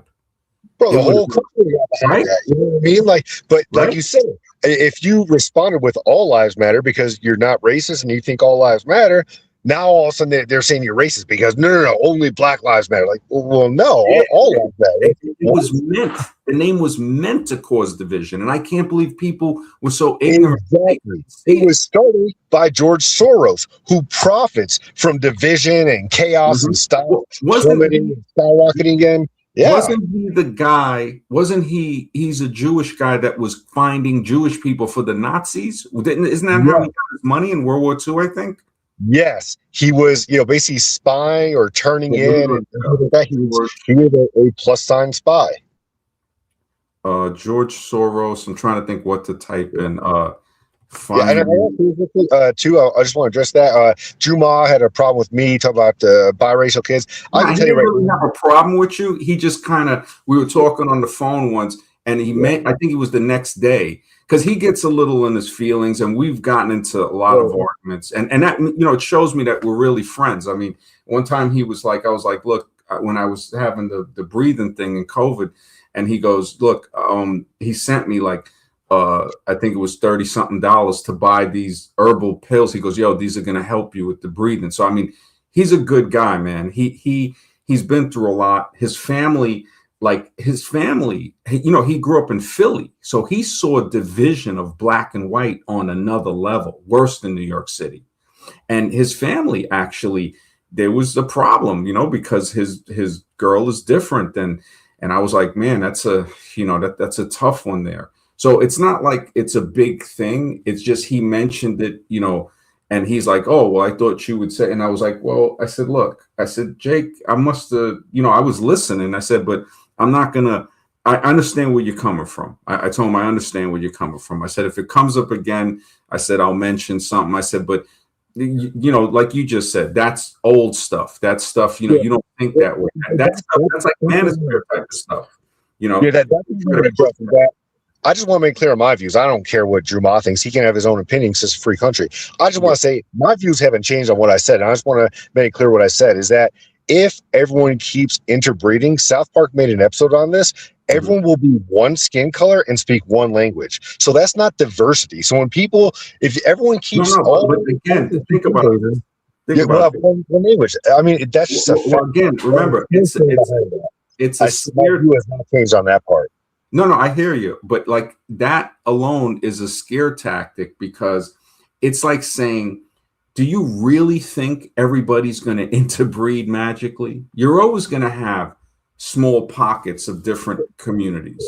We're going to be magically, but over time it will happen, though. Over the last, I don't think you see that again. That's like evolution. That's like evolution saying, I don't know it'll happen. That's how evolutionists think. But it's going to happen. And it's like, well, how do we know that would happen? It's like you got people that are like, when you look at people that It's genetic variation. Like, it's always up to your environment. So everyone's not always going to be in the same environment, unless you're saying you want to put everyone in pig pens or something and then have them force breed. But even that wouldn't do it, because I don't even think that would work. No, that's just a good response for that. Well, think about this, right? The Irish, right? They weren't accepted, the Irish and Scottish, by the English. They try to say that they had genes, a little bit of black in them, right? Now, if you take, say, a black person and a white person and they have a child, right? Now that child, if they continue to have kids with white people, you're never going to know that they got a great, great, great, great, great grandfather that was black. It's not going to come out. It's not going to have a kid pop up that's black one day. So that change, whether he's Native American, whether he's Chinese, that little bit of genetic diversity in the gene pool prevents inbreeding. So this is where you're not going to have people that look like the Hill Have Eyes, or people from many of the southern states. It happens in the northern states too. Yeah, so, and there's a lot of inbred black people too. Yeah, but if a brother and a sister have sex with each other, even if they had a great distant uncle that was a different race, they're still going to have an inbred kid. Exactly. So in other words, all right, look at it this way. So in other words, you can breed with different people and it's not going to breed out that type of people. So native tribes knew this. This is why they would marry the daughter of a chief to the son of a chief. Because now, one, they get genetic diversity. Two, it provides peace to say, look, man, the mother is from this tribe, so we got to try to be cool with them. And the other tribe is like, okay, the father's from that tribe. So it also... But that's been happening for like centuries all across America. There'd be like two very wealthy families, and like the parents will basically arrange a marriage to combine industries or whatever, like, in kingdoms or, tribes way back in like, Europe, India, the Asian countries. I mean, that was happening all over the world, though, not just the nation. Look at the rich. The rich, I would say, are more inbred than the poor. Now you're going to have a lot of poor people. Like you can look up the videos.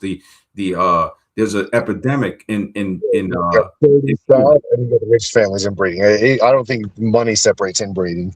Yeah, no, I would say rich people are more inbred. Like if you look at the Habsburg jaw and all of that stuff, you look at, I don't know if the video is still up on YouTube, the Tranny Kings of Europe. That was a really good one by Mr. E. And it was you look up some of those so-called queens, those are dudes, man. And it's like, you start to be like, wait a minute, there's some very odd stuff going on here. And when you look into genetics, you just look into genetics and you say, okay, when you have two different immune systems that have a kid, the immune system has a wider range of immunity. If the immune systems are similar, you get an overlapping immune system where the kid now will have more allergies, have less power to fight certain diseases, as if the parents had a different immune system. Now, you can find that, but also people have been alive for who knows how many years, and they've been just fine without interbreeding. Interbreeding mainly happened more in the last 100 years than they have for however many thousands of years before that, because of transportation, because now we can fly, ships are easily accessible. But before that, there was very little genetic diversity. After that, how do we know that for sure? Remember, history is a lie. Genetic testing has proven this. Oh, okay, now genetic testing, it's highly flawed. So all right, listen to this. Here's all I'm saying is that, like, we know that people couldn't travel easily before, and now they can. Why not? Why couldn't they travel? Now, I'll challenge this in saying that when we spoke on the last show, Mr. X and I pulled up a thing where They banned underwater diving for archaeology off the coast of Brazil because they found a guy claimed to find 4 sunken Roman ships. They don't want people to know that Romans were traveling to Brazil. And this creates. I mean, there were. Hold up a second. This creates the belief, the false belief that you're presenting to me. I'm showing you that they would Columbus had wrote down that Africans made it over. He was finding spearheads made of a certain metal alloy with gold, copper, and I think another metal that were the exact makeup of the ones he found in Ghana in Africa. There were also clothing found in South America that were very close to the Moors of Northern Europe. So, and also I want to mention they did find coca leaves in the pyramids, and they found that too. So, saying South America and Egyptians, you had people traveling all over. But this is what the great white lie, I'll call it, doesn't want us to know, because it wants us to say, you know what? The only people that traveled the world like this were people from Europe. Which is, I don't think that. I don't believe that, because obviously it's not true. Like, I know you look at the trade. So you're telling me, come on, man. I'll let you talk. Let me just say, we all know there was like a spice trade route where, you know, the Asians were traveling around. We all know all cultures could figure out how to make a boat and get over there, but it would take a long time to get over there. They didn't have medicine, so a lot of people would die on the way over there. Obviously, they made it because there's artifacts around the world. What I'm saying is, within the last 100 years, travel has become a lot more easier, and that's when the genetic, interbreeding has skyrocketed within the last 100 years, because travel has made a lot easier over the last 100 years. So obviously it happened before, but it wasn't nowhere near as common as it is nowadays. And the only point I'm going to make, which again, all I'm trying to say is truth. I'm not, speculating or anything like that. And the one truth I want to say is that if you mix white with any other color, you get something that's not white. You know what I mean? So eventually, and same thing, if you mix black with white, you're going to get a tan. But eventually, you put all the colors in a melting pot. What you get is like a tan color. And then eventually, everyone doesn't have like a separate culture anymore. It all just kind of becomes one culture mashed together. And then, there might be different regional cultures maybe over time. But South Park basically, made an episode. There's a lot of truth in these South Park episodes. And they just kind of like, make a book about it. But that's basically what's going to happen. As a scientific study, South Park is the scientific study. Well, I'm just saying it's a representation of. No, it's a philosophical basis. Well, no, this is, and all right. If you want to add in anything while I'm speaking, you can add it in. That's okay. This is called white fear. This is called the fear. Now, with the theory of adaptation that I'm showing you, we all have. I'm not fearful though. See, you're putting a label white. You got the white fear in you, boy. You got the white fear in you, bro. And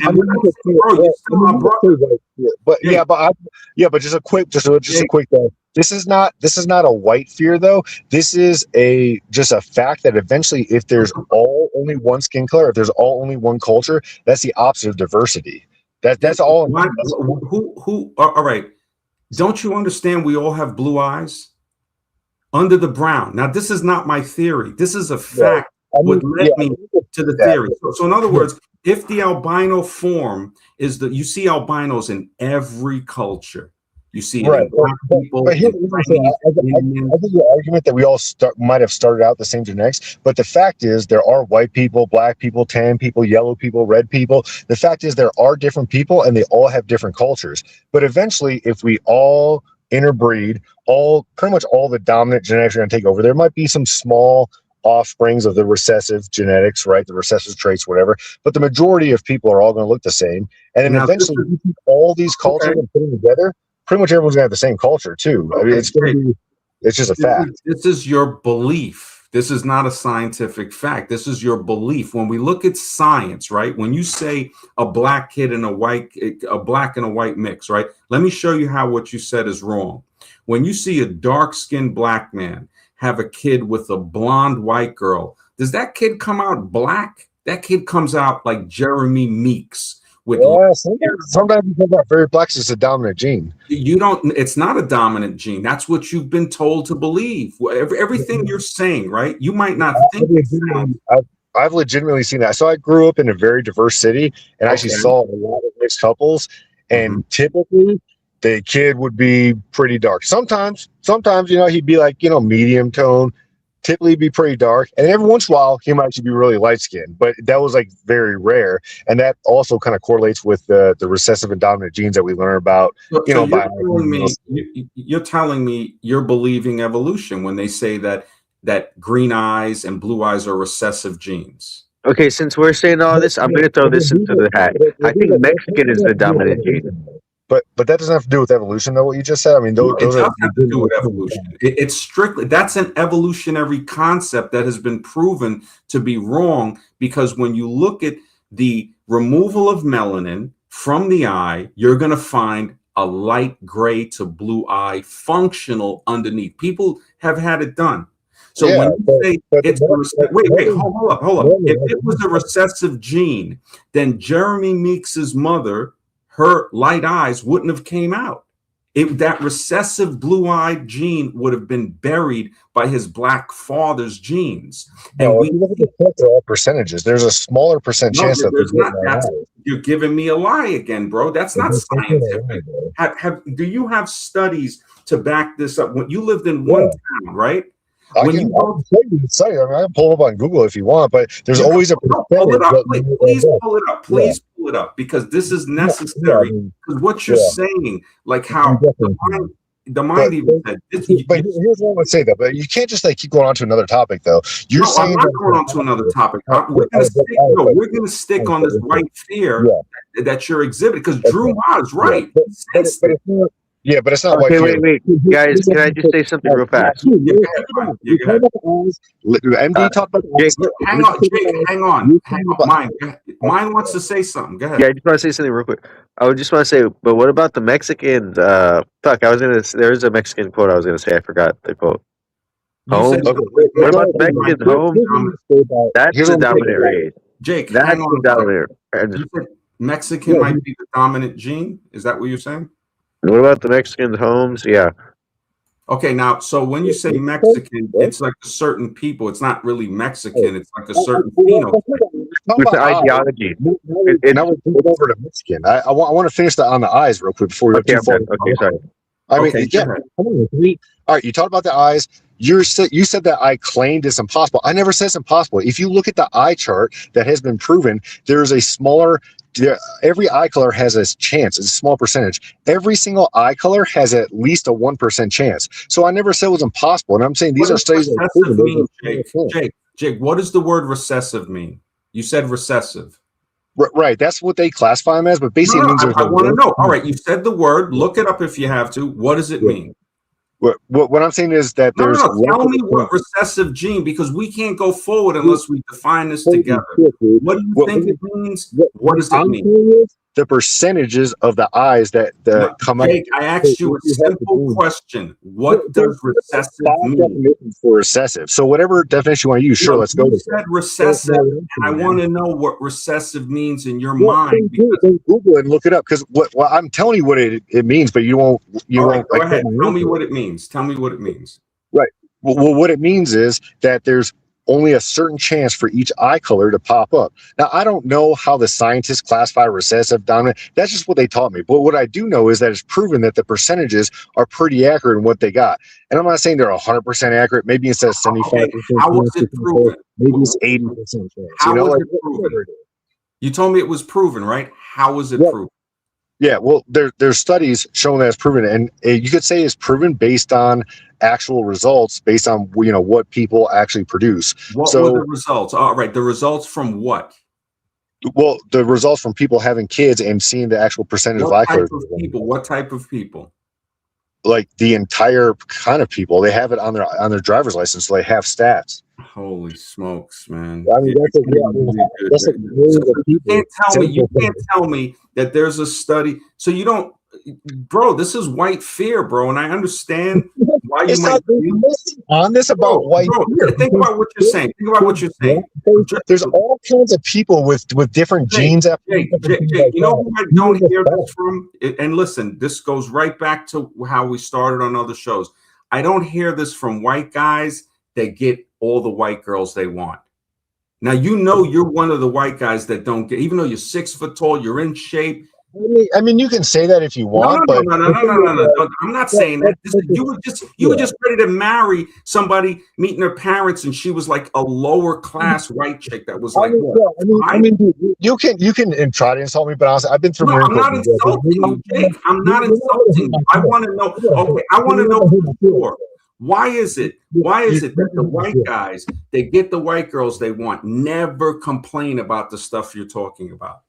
Yeah, I mean, I wouldn't say that though, because there's guys on streams that talk about this stuff, that they're famous, rich, whatever, you know. I mean, people do talk about this, and those are the guys that wouldn't get those chicks if they weren't rich and famous. I'm talking about the guys that they don't have money. So the guys, all right, the girl that you were going to be with, right? The guys that she was with for free before, for that she would just sleep with, whatever. I don't know. Guys. I've been with tons of women. So which one are you talking about? All right, the one that you were ready to marry, you met the thing, the one that everybody was like, you can't say that you're that guy anymore because you went to meet the parents. Well, I never met her parents though. She was talking about it, but I never actually met her parents though. Bro, you changed, and I accepted that, right? But now you're trying to act like you're somebody that you're not. But this is stemming from now MD. I think you're a little scared because this is stemming from facts that have been proven. I'm talking about the percentage.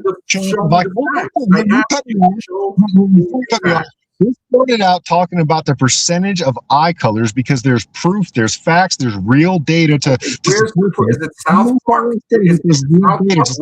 Where's the proof?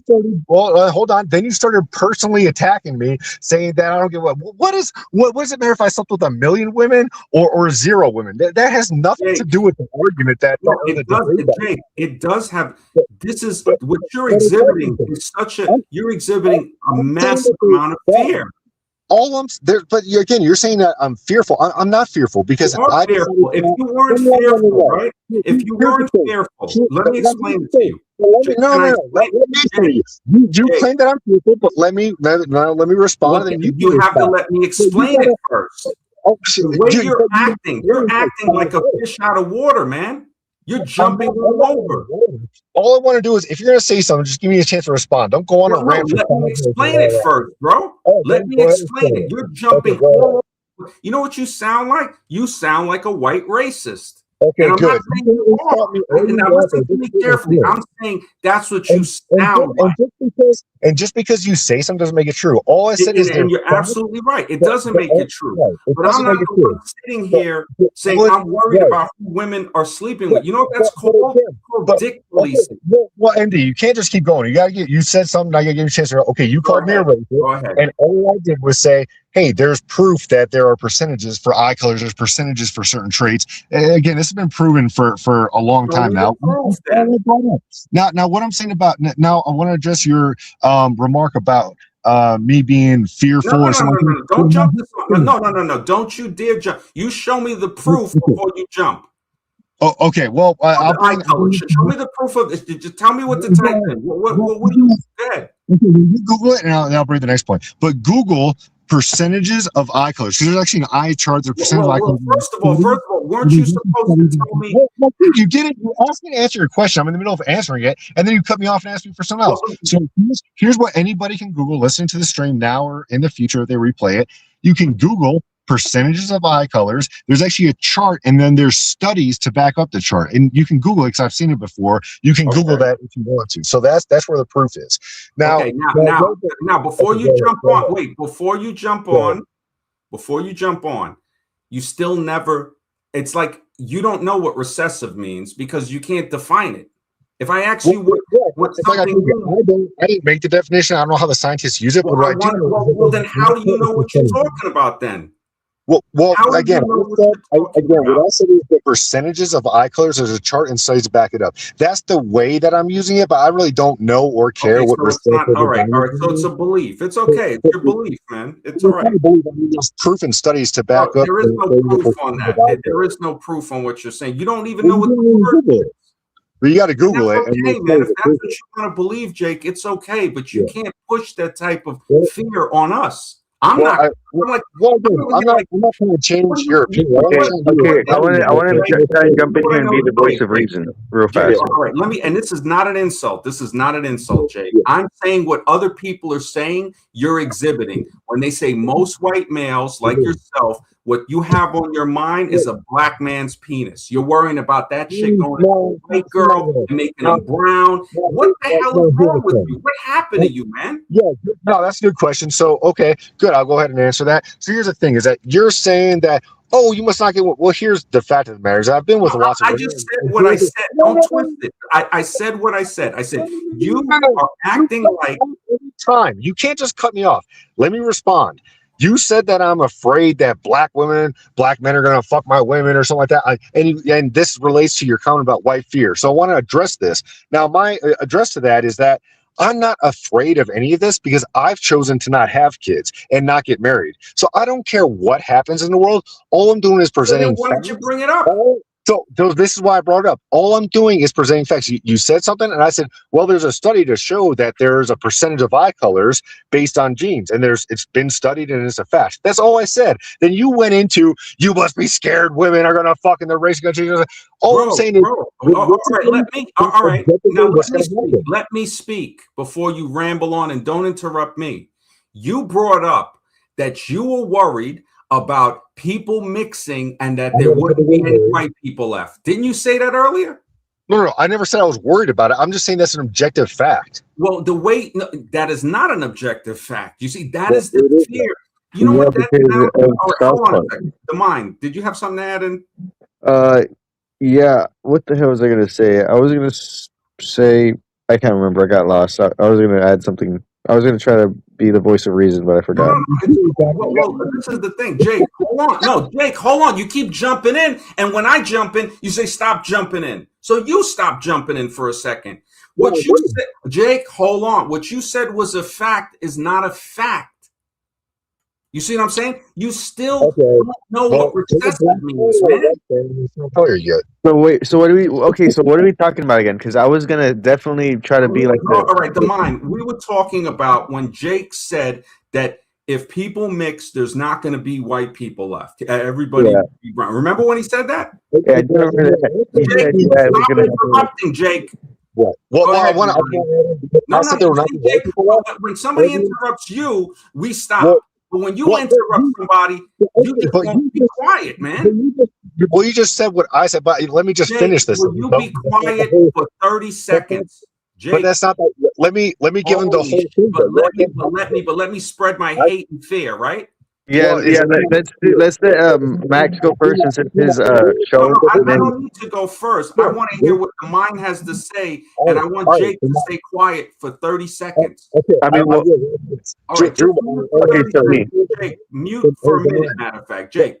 All right, the mind. Let me just give you the whole premise. No. We don't want to hear what you have. Jake, mute for 30 seconds. My mouth and say that's what I said, though. You got to say the whole thing, though. Yeah, Jake, I'm going to give you the floor right now. Let me just say this. Jake, you're going to get the floor in a minute. Let me give you the whole premise. What I said was, what MD said was true, but I also said everyone will be tan, which means there will be no black people and no white people. Everyone will end up tan. You didn't say there would be no black people. You said there will be no white people. I said everyone will be tan, which means there'll be no black people either. Said there would be no white people, and that's okay for you to say that. No white people and no black people. Everyone will be tan. If you want to say no black people to hide the bullshit, go right ahead. But you said there'll be no. We know where you're coming from, bro. Look, we know where you're coming from, and it's okay to have a different view on here. It's okay. But now you got to be quiet and let the mind speak. Okay. You can think I'm racist, but I'm not. I don't think. Who cares what I think? Go ahead, Demine. What I was gonna say was I did want to hear your my opinion or Jake's opinion. Well, I did hear your opinion, Max. I did want to hear what Jake was gonna say, but so I did hear both sides already, and that's it. I really don't know what to say. I don't know what we're arguing. I've heard both sides. I don't know why we're arguing about this. What we're saying is, do you remember when Jake was saying that if people mix, there's only going to be tan and there's not going to be white people? Do you remember that?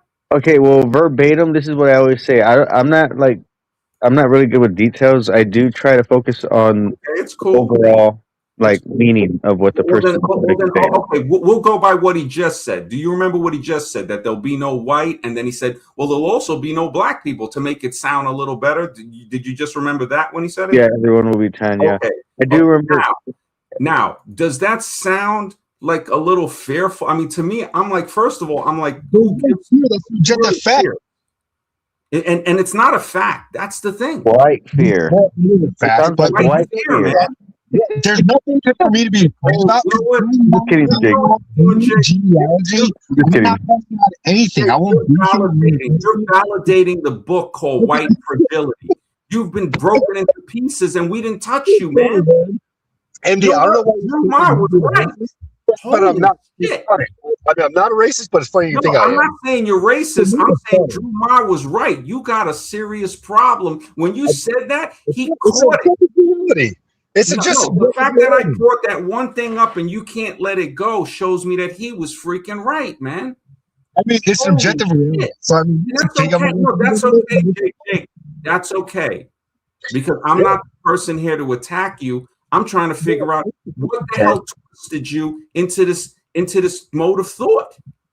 Bro, I've thought that since I saw a South Park episode. Yeah, I started South Park did. Okay, so South Park did. That's cool. That's cool. And I found out that there's a lot of truth to it, actually. South Park, you know what? I get all my science from South Park. Oh, that's right. Okay, now I remember what I was gonna ask. Okay, so it was when it came to the I was gonna ask Jake, you were talking about you knew about science and just Google it. I think there's some like what Max is saying is kind of true, because like if you don't know what you're talking about, it kind of starts falling into the realm of beliefs. Like if you have to say, anybody can Google it. I did a lot of research on this after that South Park episode came out. I don't know, over 10 years ago.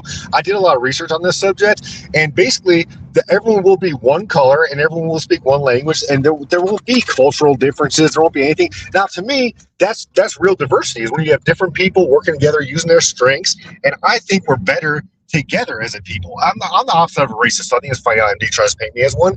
And all I'm saying is it's an objective reality that if you start mixing everything together, you get one color. If you throw a whole bunch of stuff into one pot, you end up with one color. And eventually people just start talking the same language, and there's no diversity. There's no difference in culture. There's no nothing. So to me, I don't think that's a good thing. But some people might think it is a good thing. I'm just saying that's my opinion. It's just an objective reality. Eventually that's going to happen. That's all I was saying. okay, yeah, I don't know. I think I don't know if that's an objective fact, but I don't know it. If globalism is a thing that ends up happening, yeah, I don't even still think that would happen, because I think if the elites were to do what they're trying to do, which is monopolize the world. You know what's funny, the mind is the Native Americans. I know you're Native, right? Or part Native. Yeah. Now they've been bred out by whites to the point to where a lot of them are white. I dated a chick. She looked like a French girl, and she had a quarter Native. And she said her mother bothers her that her mother tries to deny it. But you don't hear the fear in natives, because those are a fearless people, man, of all different tribes. These are nations. You only hear it come from insecure people, not insecure white people, because there's a lot of white people that are secure, and white is not a good classification. When you see black people in Africa that look similar and they have diverse cultures, that scientifically disproves what Jake is believing in, and he can still believe it. Let me respond to what you said right there, because you said she's Native American, but she looks French. Let me finish, please. Are you still going? Okay, all right, go ahead. Okay, now I'm going into Native Americans now. When you see a lot of these people that look similar, but they have totally different cultures, that disproves the stuff you were saying scientifically. You see Chinese people that look the same with definitely different cultures. You see Korean, Japanese, Chinese, Southeast Asian, Cambodia, all of these, Thailand, Cambodia, Laos, they look very similar. Philippines, totally different cultures. So what you're saying is that, and I know what it is, you've been bred to believe this, man. You don't even know. We're your friends, bro. And we're not white. We're not white, just to let you know that. But do you think maybe you guys are, but I can't even, you know what, the truth, comes out, man. But it's okay if that's the way you feel. Guy of the Sage says a potential no race future being confused with white replacement theory. I am so lost here. You know what, bro? I understand what you're saying, because it's like the mind and I see it clearly. I think Mr. X might see it clearly too. And Mr. X is white, but he's a guy that actually thinks.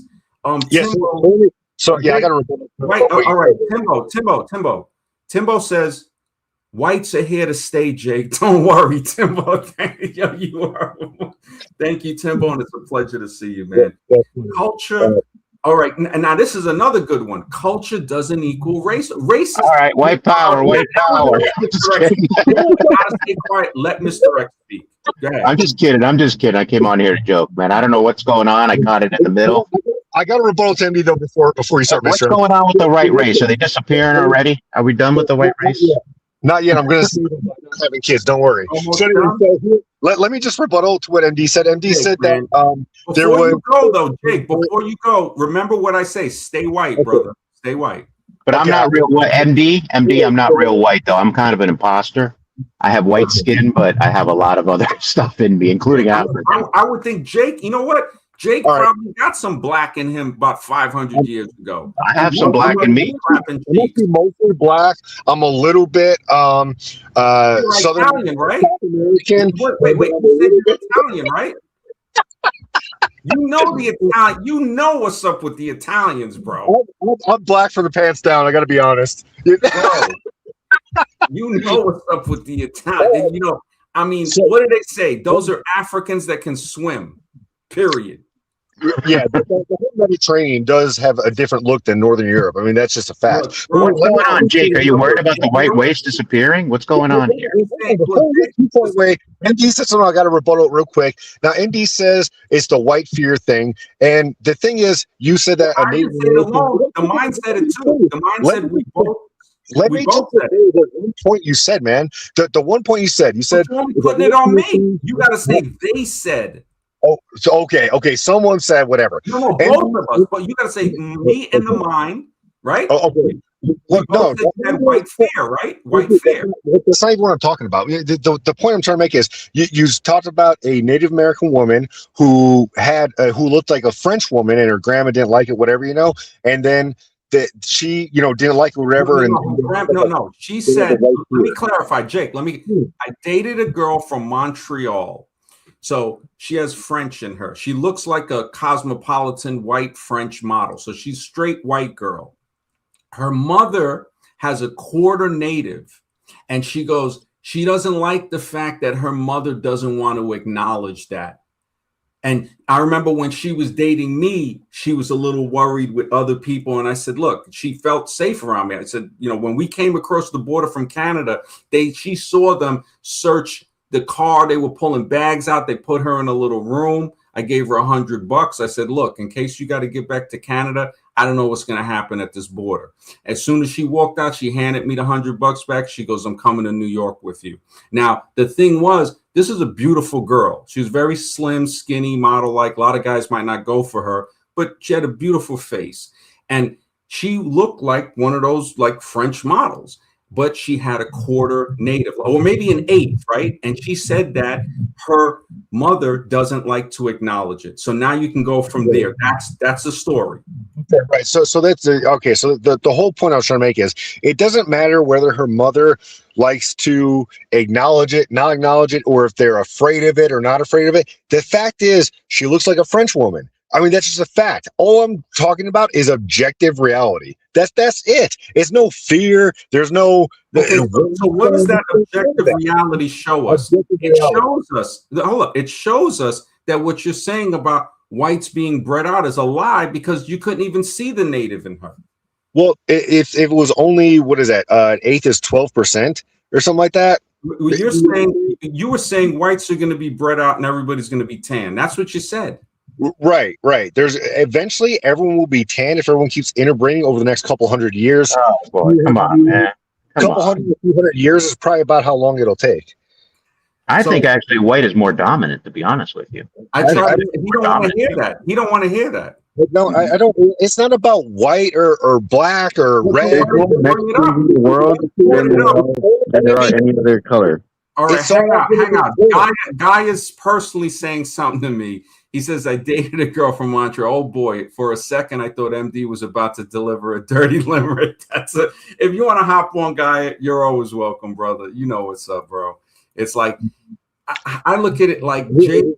Coming from Jake, the mind caught it right away. Don't worry, bro. It's like Timbo said here. Thanks, Timbo. He said, whites are here to stay, Jake. Don't worry. That's the best. Well, the thing is, to me, it doesn't. I don't have like a play in it one way or the other. I decided not to have children, not have kids. All I'm bringing up is we're talking about evolution and we're talking about percentages and facts and genealogy and things like that. You're not talking about facts. You're not talking about facts. Right, the facts. That's all I brought up. No, those are not facts, and you still haven't told us what recessive means. Bro, I say Google that percentage of oculars. No, look, if you ask me, when I say a word, right? Like if I say redundant, and you say, well, what does that mean? I'll explain it to you. Again, you asked me about that. I said it can mean whatever the scientist wants to mean, but all I know is that there's an eye chart with percentages. I really don't know recessive. To me, that don't make sense. Hey, Throw it out there. Wait, so that is a good. I think that is a good response, because that's the closest thing I know to what he's talking about when it comes to percentages. At this point, I study science, so I already know it's just not true genetically. I know, but I'm just saying that's the elementary version that we got, so that's the closest. I mean, I could. Sounds great biology. Like, I don't know, but what that means is it has to do with genes and traits, and there's percentages when certain things mix together. I mean, it has been studied with stats. But you don't know what recessive means. And you know it's not a fact, but I'm saying I have studied it, and I did find it was a fact. So whoever's listened to the stream, it would be an interesting topic for everyone to research individually. Maybe we come back next stream. You gotta research it, and by heart, you need to remember what recessive means, or to understand it, because literally the teacher definitely told you what recessive was when you were learning that eye chart thing, but if you don't remember or understand it. Honestly, I don't. Jake, look, Jake, if you want to be racist, we still got love for you, bro. This is how mature we are. That's what I'm saying. You can call me a racist and doesn't. I got a lot of racists that are cool. I'm just messing with you, man. Relax. Yo, the fact that you're getting so defensive, Jake. Okay, so hurt my feelings. Colors are shining through. I need that song. Yeah. True colors shining. We can maybe talk about a different subject. I would like to talk about something. That's why I love you. Yo, that song by Cyndi Lauper, I think. But somebody probably made what life is about. That. Do you mind if we could talk about maybe and the mind? You know this to be true. I guarantee you, if there's a pretty black chick, Jake would be on that like white on rice, bro. Oh, I've black chicks. So and all of the stuff that you heard today, he'd be like, "Look, man, you got to put that stream on private." Yeah. To me, I mean, I've said this on stream before. This is probably what Drew Ma, got mad about, whatever. I said, there are beautiful women of every race, and I've hooked up with almost every race. Tell you exactly what he got mad about? I'll explain it just like I explained the Montreal chick that I dated, and I really I think about that girl. But now he's saying when you were on, and I remember it. You said something like, "Oh yeah, she's gonna get with a guy and have some biracial kids, and then that's when she's gonna want to get with you." And that little closet. Did I say it to him? No. Well, he wasn't on the stream. He was listening. He might be listening now. Who knows? Well, he would probably comment, but he said that, and then he goes, he got mad at me. So I'm like, bro, first of all, we were talking on the phone. I said, you already know. I'll be the first one to tell you what you can do with your feelings, but we're cool. And that's why we're cool, because we can tell each other with the same thing with Scribe and I. The shit we talk, and people would be like, I can't believe you guys are still friends. I said, friends, we're like brothers. Drew Ma, Madison, whatever it is, fitness, he was like, bro, why? And I'm like, I didn't even like think about it. It was in passing. So I'm saying, look, that's Jake. And he goes, look, man, I got 2 kids, and they're so-called biracial. I said, they're not biracial, bro. You got kids with a girl that's different phenotype. And when you say the biracial, oh my goodness, it's biracial. That's why race was created. You know that there were people, and let me thank Grandmaster Yoda, brother of the Black Pill. Thank you, brother, for the support, bro. He says, Jake is saying the same thing Nick Fuentes and the rest of the zombie political right pushes. The whites are being bred out and replaced. This is fear mongering. They say to push this division, Jake. Why are you falling for it? Thank you, Grandmaster Yoda of the Black Pill. Thank you. I have to agree with him on that one. Yeah, we can't worry about this crap. Great super chat, Master Yoda. Awesome for donating to the show. He asked me why you're worried about that. I'm telling you, I've never watched. No. He said, Jake. He said, Jake, why are you falling for it? Right, exactly. Right. I got to answer the question. So I've never seen a Nick Fuentes podcast or whatever he does. I don't know. I've never seen one before. But was that Nick Fuentes? I gotta answer the question, man. You gotta so you're saying why are you falling for it? But in like Nick Fuentes and the other people, well, dude, I don't watch like modern stuff, man. Anything like the last decade, I haven't really seen. This is like one of the only YouTube channels I watch. They're how to fix up whatever. But what I'm saying is, the thing that made me start researching this was that South Park episode, which aired like over 10 years ago. That's what made me start researching genealogy and everything else like that. That really stuck in my mind. So when he says, Jake, why are you falling for it? Can you answer that? Okay, let me answer that part. The reason why, you can say falling for it, but after that episode, I did a lot of research on this stuff. And so I know that some of these things I'm saying are facts, and MD is saying they're not facts. Now, that's interesting because I know MD has also done a lot of research. So I think, people listening, the chat, people on the panel, me and MD, we can go back, do a little more research, tomorrow, and then come back and see what we found. Maybe the research has changed. Maybe there's some new stuff, but we've both done research on this stuff. That's why we're both arguing, so passionately, about this, because I'm just arguing objective reality, and then, MD wants to make the show entertaining. Usually that's my job. I'm not making the show entertaining. I'm not doing Jake.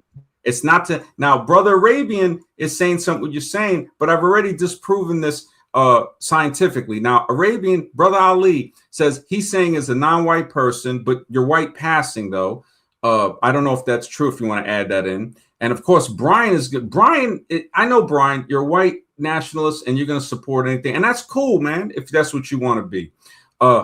I will say, he says, as a non-white person, the West is definitely flooded with non-white immigrants, even countries like Australia, America, Canada, New Zealand. Now, do you know that, and this is something, Brother Ali, Australia was totally black Aborigines. There's 1% of them left. So who really got bred out? They're the only people where a genocide was committed by who? By white people. Exactly. So they're gone in Tasmania. There's no more Tasmanians.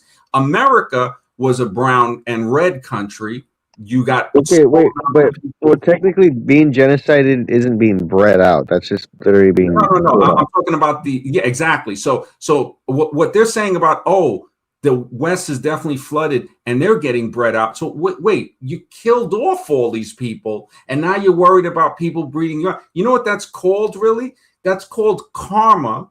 And when you think about it, it's like, wait, you came over to this continent, not you personally, Brother Ali, but you look at these, you mentioned Canada, that's a brown continent. New Zealand was a black continent. You see the Polynesians and the Maori and all of them, right? So now these people have been basically eradicated through barbarism, just, and I'm not going to say white barbarism, but, we'll say that, right? We know who did it, right? And now people are saying they're worried about there's not enough white people. But you know who that's for? It's for the angry white incel. That's who it's for. That's who Nick Fuentes is targeting. It's the white. I tried to tell Jake that. Jake don't realize he's a white incel, 6 foot tall, and it's just what it is. That's what we do. You can call me whatever you want, man. It's fine. Mr. Every one of us, we're all from what? The land of misfit toys, bro.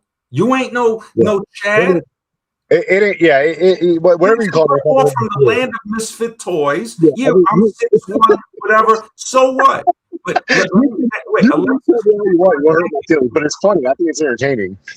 Or Alexis, man, thank you, brother. Alexis June, thank you for the support. Alexis says, Jake, you fell for these lies because of a zombie TV show called South Park. Dude, I thought you were BP. Why are you listening to the zombie TV? Yeah, Jake's a zombie. I think he got zombified. Like literally, he got bit on the neck. He did. So, Jake, you want to answer that? Why are you listening to zombie TV? Yeah, good question. I've said it on here many times. I really haven't watched much TV, movies, anything over the last about 10 years. About 10 years or so, and I haven't had any social media ever. Even when it came out and everyone had it, you know, and it was getting all popular, I always thought it was weird because I knew from the beginning it was a brainwashing program. That episode aired over 10 years ago. So that's, it was over 10 years ago for sure. And what I'm saying is, you're saying that South Park is a brainwashing show or whatever. South Park actually has a lot of good takes on current subjects. At least they did back in the day. I haven't watched it, for a long time. Okay. That's still pretty good. What all that show did was spark my interest on a topic, and it made me do research. It's not like South Park said it, so I believe. Don't know what the word recessive means. I do a lot of research on the subject, and that's how I formed my opinions based on research. Okay. You formed your opinions on South Park. Gaia says South Park is 100% not a zombie, so you should try giving it a watch. Alex, great, man. That's what South Park wakes people up. You know what? I agree. Great stuff there. Brother Ali says, well, two wrongs don't make a right, but I get what you're saying. How is it wrong for people that want to sleep what they want to sleep? I had a theory. I said, so you got white people that invaded the world. What? So white chicks could blow me? Because that's basically what it is. And brother Ali, you said it too, that we all get this privilege that white guys don't get. I try to explain it to Scribe. They will never see why white chicks like me and love me. Got to basically leave them shit that they would never get because they are dreaming about the same thing most insecure white males dream about, which is a big black dong. That's all they freaking dream about. They worry about Mike Johnson all day. Don't fear the big black dong. I already told you. Look, I'm a heterosexual bro. But to me, things like that don't bother me because I've been with a lot of women, a lot of attractive women, and I've got lots of compliments on. If you were with a lot of attractive women, you would have been simping on here a couple of shows ago. You were simping hard. Yeah, I remember that. You were ready to marry that girl. You were like, and you were always saying AWAW. You remember that? Yeah, and we can't say that anymore, according to YouTube guidelines. We're staying within the guidelines. Oh, I'm sorry. I didn't know the acronym. Yeah. If you want to pull up the stream, I said if things go good for about 2 years. Right, I want to read this. I want to read this off. Hold on. I want to read this off. Mike, thank you, brother, for the support. He said we are 100% getting replaced. Why are only the white-dominated countries opening their borders and letting millions of non-white immigrants in? Now, let me answer that. It is the leaders in those white countries, which they're not white. England and Scotland and Norway are different people. So Norway's not doing it, but I think Sweden is. Poland's not, but there are a lot of countries. Now, are you blaming the people that are coming in or the people that are in the power structure, which are white, right? So those rich people got poor whites thinking other poor people are the ones oppressing them. No, it's the rich people that look just like you that are oppressing you. And they're opening those floodgates. But you're not answering the question, though. Hold on a second. Hold on a goddamn second. Now, when you look at England, right? Who do you think Parliament is? Now, yeah, London has Indians. I mean, Indian. All right. Now, when you look and MAGA, Mike, thank you for the support, brother. I appreciate it. But when you look at this, I'm not saying it's not happening. I'm saying who's letting it happen. So when you look at that, now we get a new thought on it, and Brian's ready. Brian might as well put on, are you wearing a Klan robe right now? I hope your robe is clean and everything. And Brian, you're welcome. Everybody's welcome here, man. I don't care. Black supremacists, right? Whatever. I gotta. Your question is you said, well, who's letting them in? I think they're not people. I don't even think they're human. The people who are in power. That's my view on it. Okay, so again, don't blame the white people in power. That's okay. I can deal with that. Bar Ali says, "Damn, I got caught and I have a white girlfriend right now." You're hilarious, brother Ali. You are freaking hilarious. South Park Zombie Jake, thank you for the $1.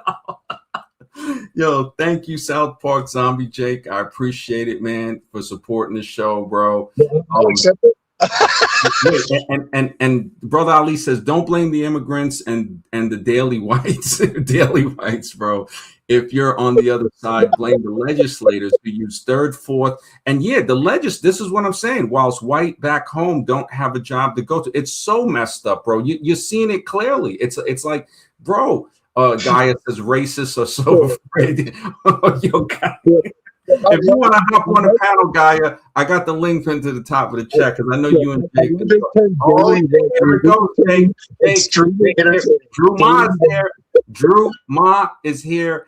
Dana White is part of the white agenda. Hey, Drew, this all started over. I just told Jake about what you told me a while ago when we spoke, and I said, Jake, man, what you said about the biracial kids. He went off the handle on white fear. You might want to come on the panel if you can, Drew. Let me say to Drew Ma directly, since I know he's watching right now. Drew Ma, I think your kids are an abomination. Yo, don't do that. Yo, we cannot. That does not reflect the show. Get on this. We stay within the YouTube genre. Don't even say, Jake. See, this is messed up. You don't say that shit even joking about somebody, kid, man. Don't you know that somebody could off you for something like that? And you think it's funny, right? No. You don't say that about somebody's kid. Remember the aunt that took care of you and you said your mother and father abandoned you? What if somebody said some shit about her like that?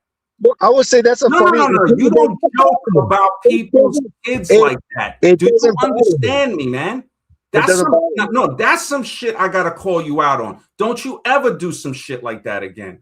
Now, Drew, if you want to come on the panel, I appreciate it. If you can't, I understand that. Jake, just stay quiet for a minute. I'm trying to learn other languages, but I can't find anyone who isn't a white normie. Gaia Sage, you're funny, bro. Brother Ali says, my adopted brother is a white nationalist and is falling for the oh, man, this is, yeah. You know what it is? This is why I love my Jewish people, because they're kicking the shit out of white nationalists. Thank you for showing people that they are not the top of the evolution chart, my Jewish brothers and sisters. I love you. I love you.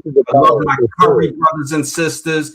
You know, it just showing that mental prowess. You look at the smart curry. Oh, I don't think they totally. What white guy you think is smarter than some curry?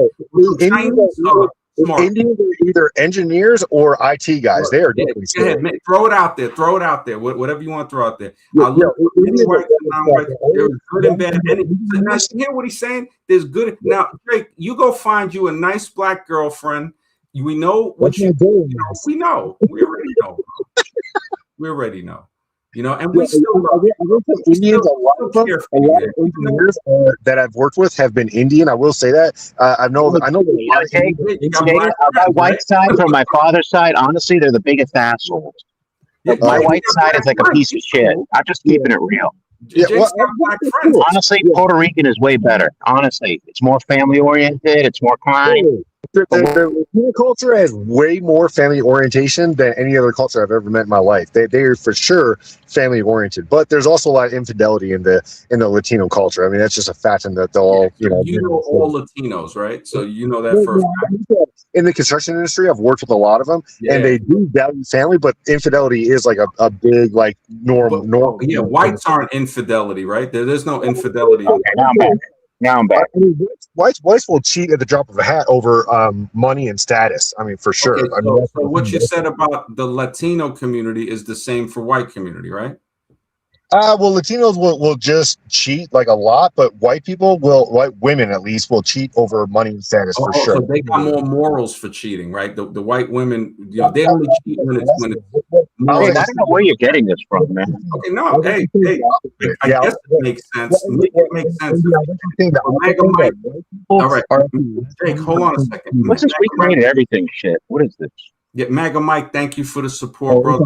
He said, Jake, hold on.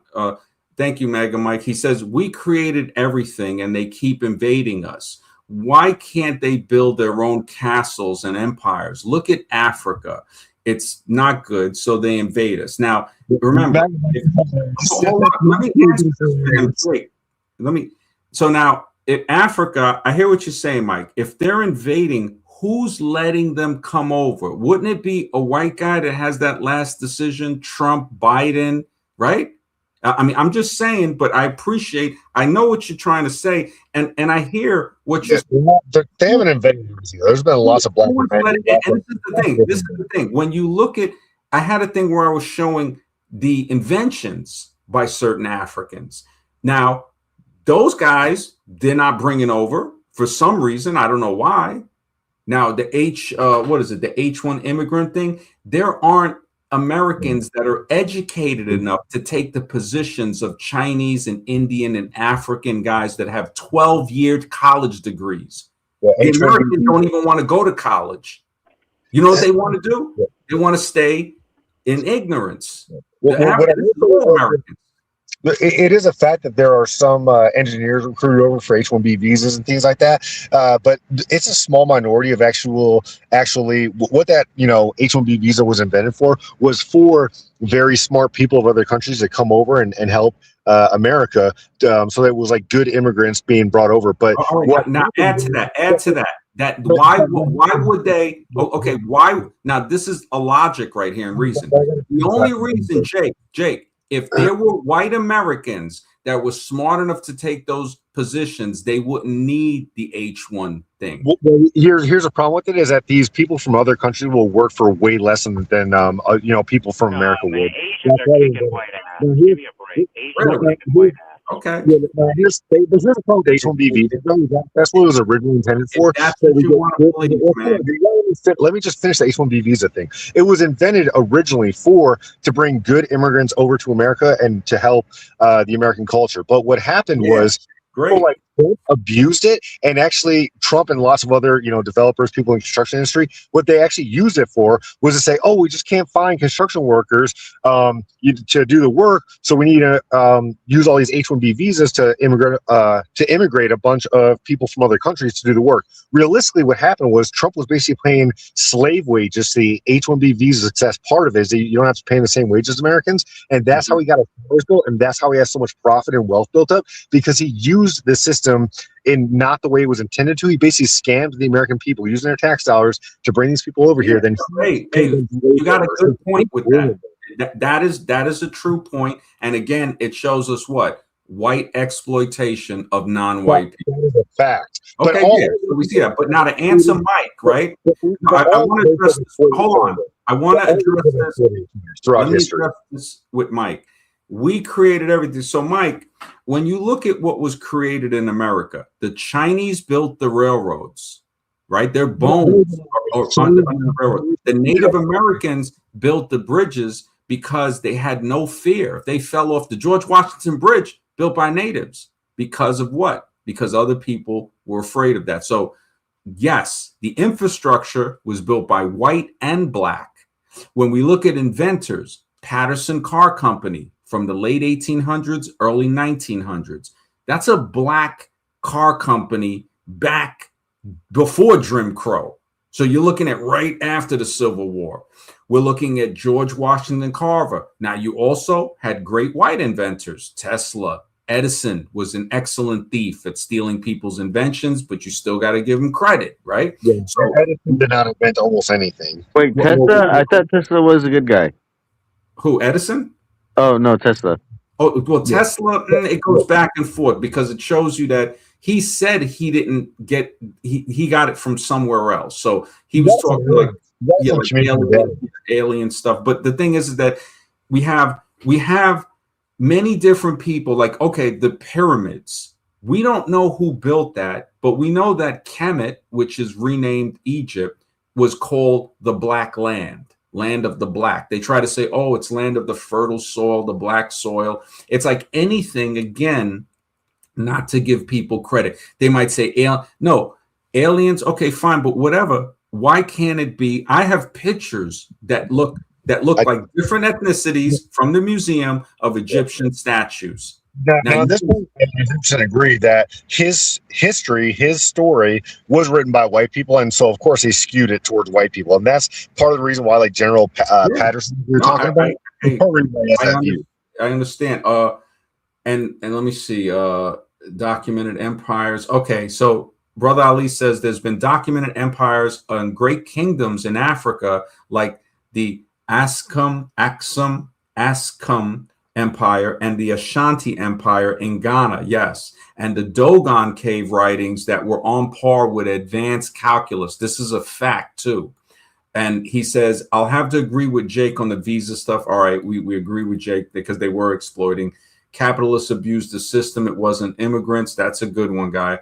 So MAGA saying wrong, we built the railroad. So, all right, you got to look this up, MAGA Mike, because the Chinese were the labor for that. Now, you did have barons that exploited the Chinese labor. So you could say that, yes, overseer that built the railroad, though, but there was a big population of Chinese that built it. I mean, it's just a railroad issue. And it's okay. He can believe it. But we downfall of America started with the Civil Rights Act. We should have stayed separate, let others govern their own. Now, there are black people that talk about that too, that they said that when they, like, remember, and this is another thing, MAGA Mike, black people saved the country during the Great Depression, because remember, they weren't given loans. They weren't allowed to go to stores that were white owned. They were the only ones with cash. When whites were dead poor during the Great Depression, blacks were the ones that built up certain towns, and those towns were burnt down by the poor whites. Rosewood, Black Wall Street, where the dollar circulated more in there, in Oklahoma, and you had many other black towns.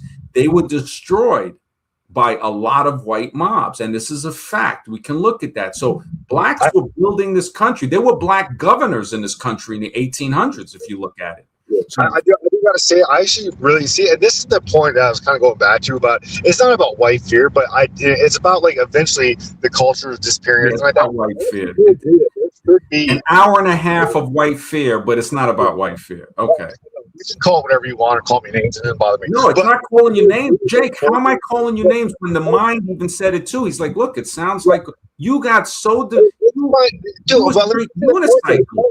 You can call me names some more if you want, but anyway, let me just say we're not calling you names, bro. Okay, it's fine. But what I want to say is the point that you brought up is that there were a lot of black civil rights groups that were advocating that they should be able to govern their own people, and I actually really agree with that point. I think because, like, let's take a city for example. You know, like a lot of big cities, they have a little China, they have a little Italy, a little Polish, a little Poland town, right? They have all these neighborhoods, and I think that. So you believe in separatism?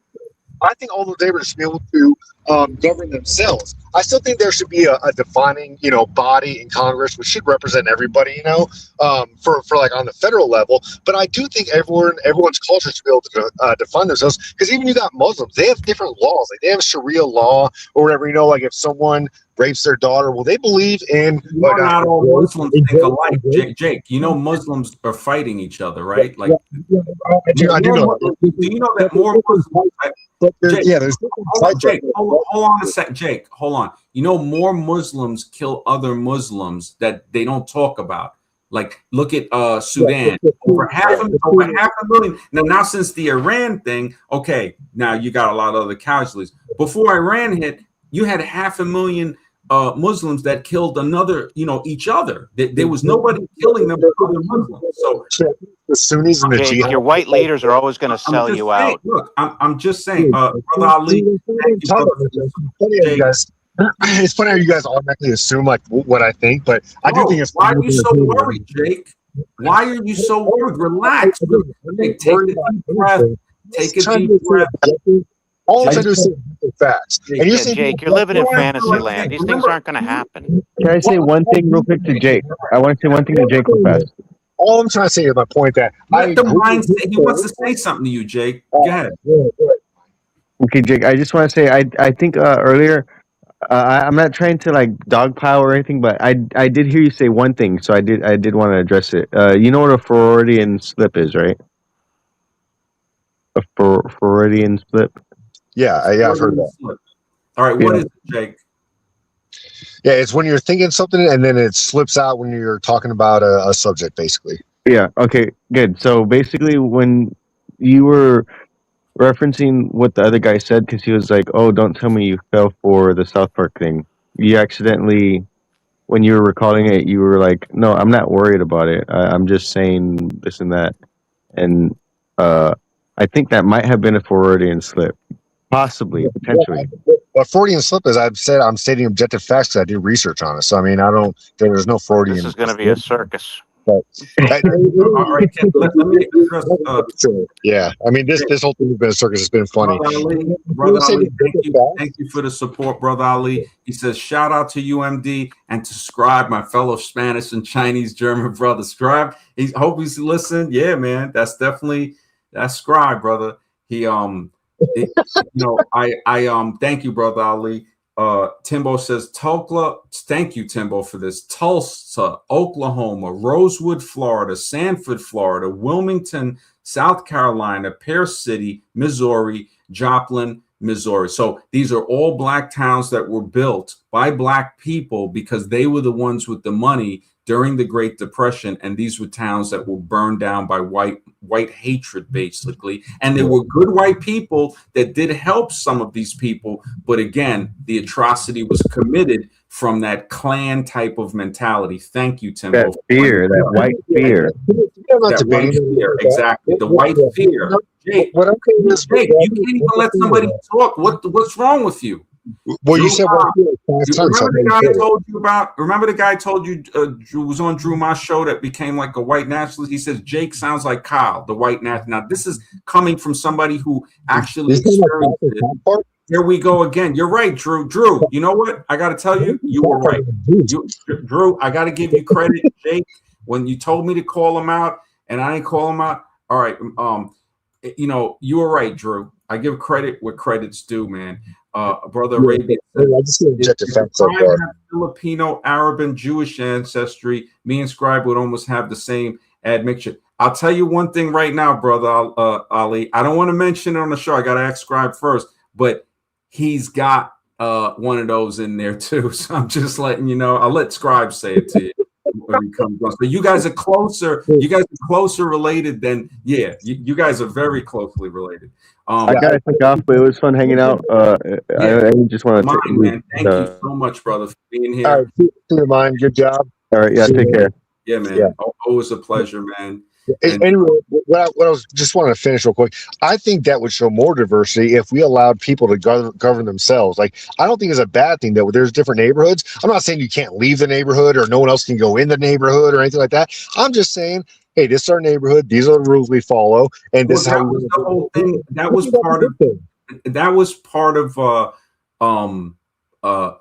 the civil rights, and so people could go to. It was illegal for people to if somebody white. I don't agree with that, though. I don't agree with that at all. No, and this is what I was saying. Okay. It should have been to where people should have been able to govern themselves, but also been able to mix with each other if they want to. But the government made that it was illegal. It was illegal. Brother Ali says, I think Scribe is 6 foot even. Yeah, I think he's 6 foot even, about 190. But yeah, if he hops on, I don't know. I thought he was going to come on tonight. We spoke earlier. He worked for like 2 days straight. I spoke with him earlier. He was real tired and he slept like in the afternoon. I spoke with him like maybe 5, 6 o'clock. Brother Ali says, just as I do not subscribe to Jim Crow, I do support voluntary segregation as long as it isn't tax-paying institute. Exactly. If the government, the problem is the government telling people it's against the law to marry somebody if you want to marry them. It's the white guy that did 15 years for buying a black family in a home in a white neighborhood. And you look at some of these things, some of these stuff. Well, and the thing is, why does that guy, that's horrible to sentence that innocent guy to that for trying to help somebody. When you look at these things with the government, the problem when we look at it is basically government, man.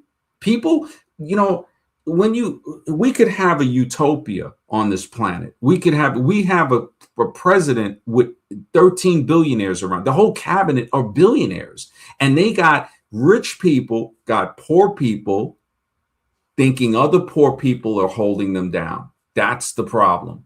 We're not holding each other down. And Drew Ma, you're right. That's what it sounds, I hear 100% what you're saying. For me, I would say, look, I think we should have it to where people are allowed to go where they want to go. Single mom, like, yo, brother Ali, it's a lot. Yeah, and Umar got called out. I mean, Umar, again, he can get Mr. X's back. He can get, hate. I mean, I don't support that. Nothing. I mean, I mean, there's a guy, the guy that Drew Ma saw me on his show on Blog Talk Radio. He's roasting Umar like almost daily, man. Lennon Honor, I think. And but yeah, it just we're talking about voluntary separation. The thing is, people have tried to do that, like, cults in quotation have tried to do that, like the whole Waco bombing thing by the FBI. It's because they separated, didn't want to pay taxes, and they wanted to make their own society. And even though they were white, the government still bombed them. So there were black people in there. You know that, right? There were black people in the Waco. Right, but what I'm saying is that they tried to separate, like that was their own community that they tried to separate. They tried to self-govern and do their own thing, and the government didn't allow them to. The government doesn't want any group separating. That really comes down to, that's what the main problem is the government trying to make everybody pay more and more taxes. I mean, that's the real problem. Well, this is the thing. When you look at the tax and all of that stuff, going beyond that, let's just say you do get your own town and stuff. What about the water that they're putting stuff in? Nobody's thinking about that, right? It's like you could separate, right, and have your town. Well, good luck in trying to filter out the atrazine from the water and the birth control pills and stuff like that. I mean, the stuff it's like, let's say a state separated and they didn't want any of that stuff. So it ain't. No, you ain't got a choice in that. You got a choice in what they fly over and put in the air. If it is real, but let me answer. Like, ideally, like Mr. X, I know this would never happen, but ideally, let's say that you want to separate, create your own community. Let's say there was a state that was going to be very health conscious, and that was going to be its own community, and there was no government planes allowed to fly over, so they couldn't, All right, Jake. Who filter out all these symbols, everything like that? I'm saying. That's a great idea, and it should be allowed, but the government won't allow it, though. Exactly. That's what I'm trying to tell you. Who's going to enforce that they can't fly it over? They'll fly it over and drop nukes on you, man. They don't care. This is what we're dealing with. And that was in Waco. Well, this is not. Brother Ali's got a good point. He says, yeah, well, I'm sorry, but Waco isn't a good example. They weren't a white nationalist organization. Also, most of these racial separatist groups are riddled with FBI guys. That's true. And also, they got a lot of PDF files in that. I'm not advocating for any type of white supremacy, even though ND thinks I am. I think it's funny. But what I'm advocating for is people should be able to govern themselves if they want to be part of a community. They should voluntarily be allowed to separate. So, to me, Waco is the perfect example. People want to live a certain way, but the government didn't want to governing themselves. It was a cult, bro. It's like saying Jim Jones and them should be able to govern themselves. It's a cult. Heaven's Gate. It's a cult. Well, people could consider America a cult. You know what I mean? Drew Ma says move. What was the town in Philly that was bombed by the government? Was that Move? Move was bombed too. I don't know what he's talking about. If you can be more clear on that. I think there was a town that the government bombed in Philly, like a neighborhood or something like that. So when you look at what is like, Drew has got probably more understanding of history when it goes back to some of that stuff than myself. I mean, he's been through it. Drew has been to the Black Lives Matters. Yeah, I don't like Drew because his feelings are too sensitive. Well, no, it's not sensitive. No, Jake, your feelings are sensitive. You've been on the unicycle for 2 hours now because you mentioned biracial kids, and that was it. The white fear and the guilt and all this stuff. We were just like, man, you're South Park, man. South Park. I'm like, holy smokes, all of this happened. That's a lot of research. It was great. Yeah, I mean, and then it's cool that you're gonna feel the way you want to feel, bro. I'm looking at it like it just the more you know. Yeah. That's what I mean. Feeling is one thing, which I think is funny. Everyone's got their own opinions about, the way they feel is fine. But, I did a lot of research at that episode, and I found a lot of facts about this thing. That's why I'm arguing, so strongly about it. I know you did a lot of research too. That's why you're arguing strongly, about your side. I'm not arguing. It's not an argument, Jake. Debate where you want to talk about. I'm just saying we should. It's not even a debate. When I asked you, you still haven't given me a definition for recessive gene. You're stuck on what a definition. I didn't make the definition of these words or invent these terms. I need to know what you think it means. Well, what I can see is what it means. Basically, what it means is what it comes down to is a percentage of certain traits coming out when two traits mix. That's the whole concept of what I'm arguing is that there has been research on it. So you're saying that recessive. I'll make it easy for you. You're saying that recessive means traits that will come out or won't come out. What? Oh shit, dude. Just throw it out there, man. The first time he got quiet, look it up, man. It's cool. I know he's looking it up because he can't stay on and look something up at the same time. And I'm glad moving West Philly. Wow, I didn't know that was the name of a town. All right, so that was the town that they. It was not about race, but returning the. Oh wow, I didn't know. Yeah, I thought if any group should think superior about themselves, it's the Asian group. They're the ones kicking ass. You know what I mean? I mean, certain Asians. I would say not all, but certain. Yeah, but I'm just saying in general. It's.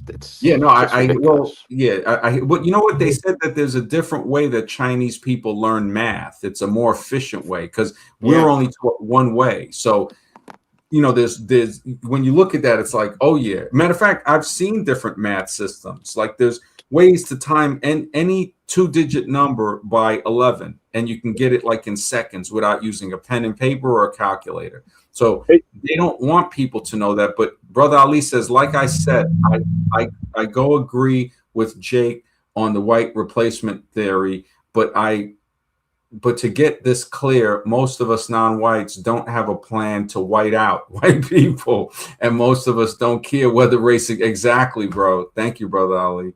Topic, because you said you don't know. Right. Did you look up recessive? It doesn't matter what it comes. Yeah, I'll answer your question one second because I tried to hit the mic button, but I was driving, so I accidentally hit that exit button. But real quick, he said most of us don't have a plan for that. Well, the thing is, the average people, doesn't matter what the average common person has a plan for or thinks about or anything, because the elites are the ones who control everything. So it doesn't matter if people have a plan or not. It matters what the elites are going to push. But anyway, Andy, to answer your question about the recessive gene thing or whatever you're saying, we make it easy, like recessive means it will come out or won't come out. What I'm saying is that there are certain percentages that make recessive and dominant. And again, I don't know what the term recessive and dominant, how scientists or researchers, whoever decided to come up with those terms and what they mean and define the definition and make up the definitions. What I'm saying is that there are certain percentages of when you mix two traits together, there's percentages of which traits will come out. That's all I'm saying. And you can look at a graph. It's been researched and studied and proven. And so, we can both do some research, come back maybe tomorrow, look at it, and then, cite the studies that we found on this, because I did a lot of research on this a long time ago. And, I researched a lot of this stuff. And eventually, of course, you're going to have some rare times where black person can be born with blonde hair and white person can be born with black eyes. But, of course, there's always going to be rarities or exceptions to the rule. But what I'm saying is the majority of the time, the vast majority of the time, when you mix these certain things, there's certain percentages that will happen. And the lowest percentage on any of those charts is 1%, because there's always a chance for some rare to happen. Okay, let me bring it into you that there are many Aboriginals born with blonde hair and Melanesians, so it's not a one-off thing of some being born with blonde hair. There's an entire tribe that have a lot of people with blue eyes in Africa, the Ari tribe. So when you get these minimalization, there's only a few, it shows us that you're just spouting off white fear again. It's like, that's a lot. Well, again, a rebuttal to what you just said is that there's one tribe in Africa who it's common to get the blue genes. So you're saying one tribe out of hundreds of tribes have these blue eyes. So that would be small, right?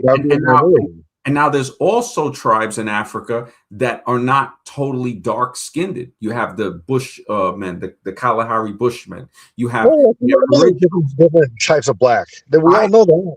Look, we understand where you're coming from, Jake. Drew says 48. Okay, that was now Drew Ma's here, and he has a lot more experience in this. Drew, if you want to give us your take, brother, it's always appreciated. I think, and the mind thought that Jake was recoiling once I mentioned that thing that you asked me about. Hey, Jake said that stuff about biracial thing, but and it spurred this whole thing for 2 hours. But Drew, if you're there, just I stand firm on my stances. Just so you know, Drew Ma. That's whatever, man. Brother Ali says a tribe called the Badjo tribe in the Philippines and Malaysia and Indonesia that are brown as F, but with dirty brunette blonde hair to blonde hair. And there's another tribe in Indonesia with blue eyes. I had showed it, the whole tribe now. So Jake, funny about what you guys are doing, though. It's funny because when you talk about, hey, generally this was going to happen, and there's a small chance it couldn't have been. Hey, throw it out there, man. Yeah, I'm saying that. Of course, there's going to be exceptions. Like the lowest percentage. It's not an exception. See, this is the thing. What you're saying is based. You're an evolutionist. It's all right. I mean, you can call me whatever names you want, but all I'm saying is objective fact. You're telling me you guys are picking out one tribe or one small percentage out of a huge vast population. You guys are pointing out the exception to the rule, and that's what I agree with. I said, of course, what rule are you talking about? What rule? The rule that is on the charts that have been studied and proven. What, like the evolution charts? No, the charts of genetic traits. Oh, so what rule is that? What does it say? Right, right. That's what I said. We can both do some research and come back tomorrow. No. You said you did the research. What does it say? Right. And that's why I said there's charts that show percentages when you combine. You gotta specify the chart, Jake. You got to, man. You are sounding more and more like a straight up white racist. Right. Again, this is objective reality. If that's what you want to. That's what you want to be. You can be whatever you want to be. Just don't try to act like you're not. Don't try to act like you're not, bro. You can call me a racist. You can call me anything. No, I'm not calling you a racist. I'm saying you're acting like one, man. And if that's what you want to do. I'm stating objective facts. That's not racist. That's stating facts. Because when we just asked you, you couldn't explain it. Now, Mr. X just asked me to state the specific study. When again, I said I studied this about 10 years ago, so I don't remember the name of the study. But you can definitely Google it. That's convenient. You can definitely Google it and come up with the name of it. I got to be honest with you, Jake. Based on what you used to say about females, and now this, it's all coming to light. I'm sorry, but these things are proven. You can Google it and find the name that says you want, but you can't say it, right? The result. You're going to see the results that I'm stating because I remember the results. The guy who did the research. Jake, we already know. You exposed yourself. You already exposed yourself, man. You can't put it back in the box, bro. It doesn't hurt my feelings, but all I'm saying is fact. Damn sure seems like it hurt your feelings. Jake, it damn sure seems. You think facts are racist? You are more fragile. Facts don't care about feelings. Quiet for a second. Either. You're more fragile than the women that you try to criticize. Sure, you can call me whatever you want. You were exhibiting. You've been sitting there like eating your toenails on this freaking thing, crying over this shit. We don't care. Right. Expose yourself for what you are, and it's okay. I'd rather see you for what you are than what you're not. Yeah, I mean, but the thing is, I'd rather see you for what you are too, because instead of saying, "Oh, that's a fact," let me just look at the study. No, I'm going to call you a racist instead. Well, I see you for what you are. You're scared of reality. Hey, whatever you want to say, and I'm not going to say, hey, you know what? I think that's great. So look at how easy that was. Look at how easy that was. Yeah, easy for me too. That these are facts. It's not easy for you because you still on it. It's easy for me because facts don't care about feelings, and facts don't care about labels or. It seems like you really got in your feelings. It seems like you really got in your feelings, man. Feelings don't care about facts. Facts and feelings don't matter. Wow, you know something? You might be right, Brother Ali said. Well, maybe Koala was onto something about Jake. Yeah, a broken clock is right twice a day. I am racist against koalas. I mean, Drew, are you there, Drew? If you want to hop in, because I know Drew maybe hopped in to want to say something. Yeah, I'm listening. I'm a little not sure what exactly is going on, but I did have some things to add in, but you guys are jumping around a little bit. So, but I'm listening if I have anything. Juma, you start this whole thing, so go ahead. What do you want to say? I started. I don't know You how. didn't, Drew. You didn't start it. When I mentioned to Jake, he got so hurt in his feelings about. I'm hurt. Jake, all right. Now, when I mentioned the comment that you told me, when he said that thing about biracial, for 2 hours, he has been backpedaling on a unicycle. Then he started telling me, white people are going to be bred out. He's basically saying that. So that's where he's at. It's okay. At least we know him for what he is now. And that's okay. We're not hating on him. Now that's where we're at, Drew. I don't hate people who deny facts either. I didn't say you were hating people. You see the fear? Go ahead, Drew. No, I laugh at people. Jake, stay quiet, man. Go ahead, Drew. So yeah, I understand about the white people being bred out thing, and then but what was it about the comment about biracial? Jake, stay quiet.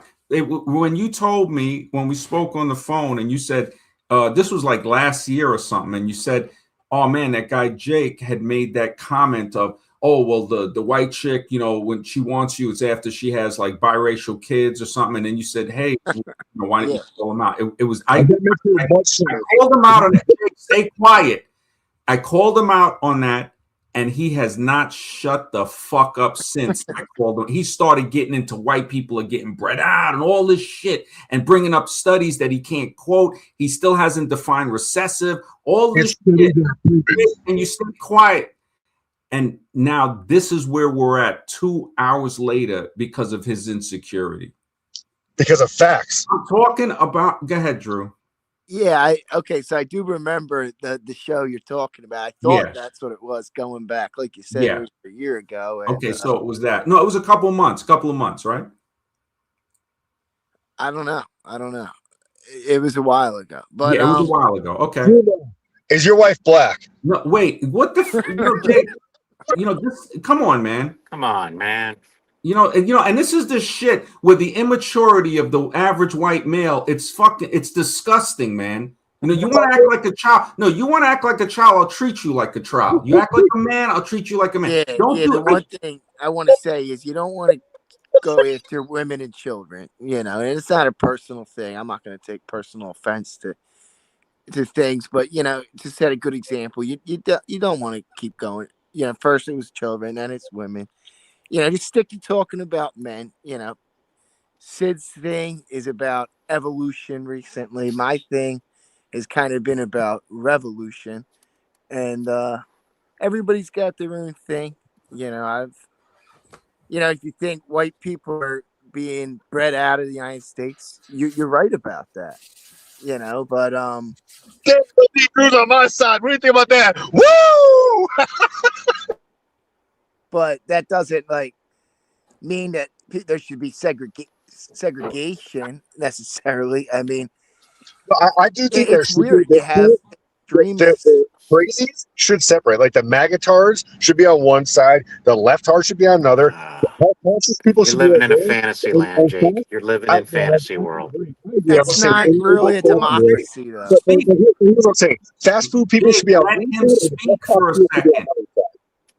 Go ahead, Drew. And what Drew is saying, me personally, that's scientifically incorrect because Drew already at least admitted he used to believe in evolution and now he sees that it's scientifically improbable. So everything else that you got to remember that he believed in evolution is still soaked into the mind like it's soaked into all of us. And we got to still be like, okay, well, maybe I'm wrong about that because white is not the recessive. Blue eyes are not recessive. If a person with blue eyes has a kid with anybody that's black and that kid comes out with light eyes, it is not a recessive gene. So science has been shown to lie to us medically. We saw that with the jab. Because if you're going to say, oh, well, the recessive and the science, well, then the jab is scientific too.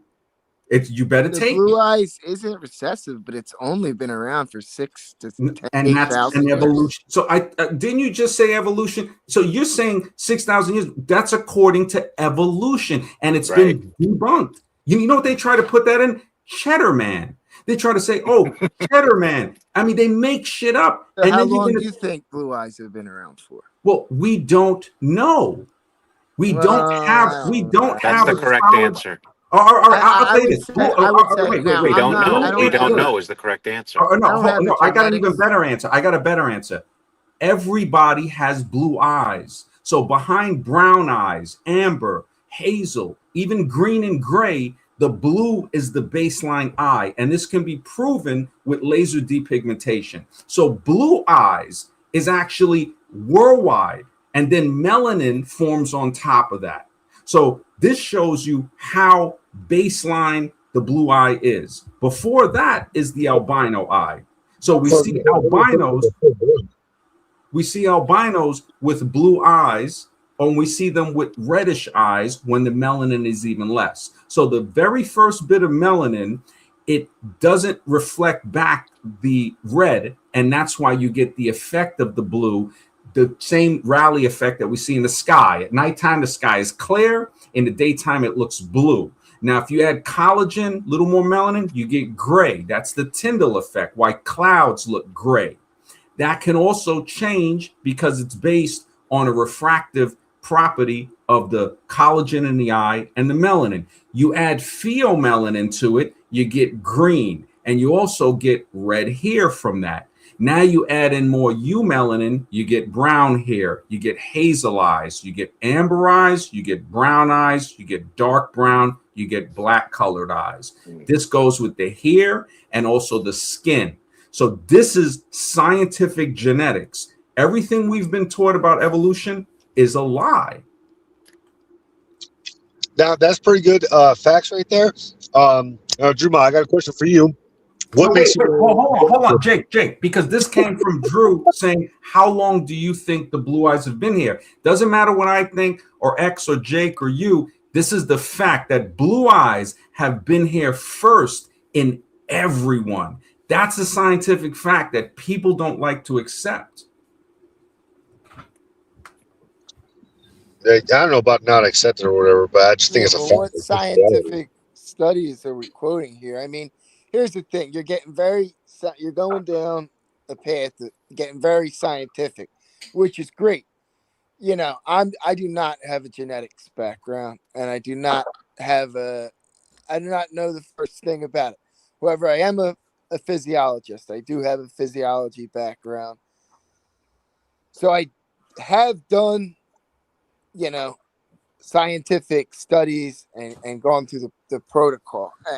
And if you're going to make facts and claims, you got to quote something. You want me to quote something? I quote it. Laser depigmentation.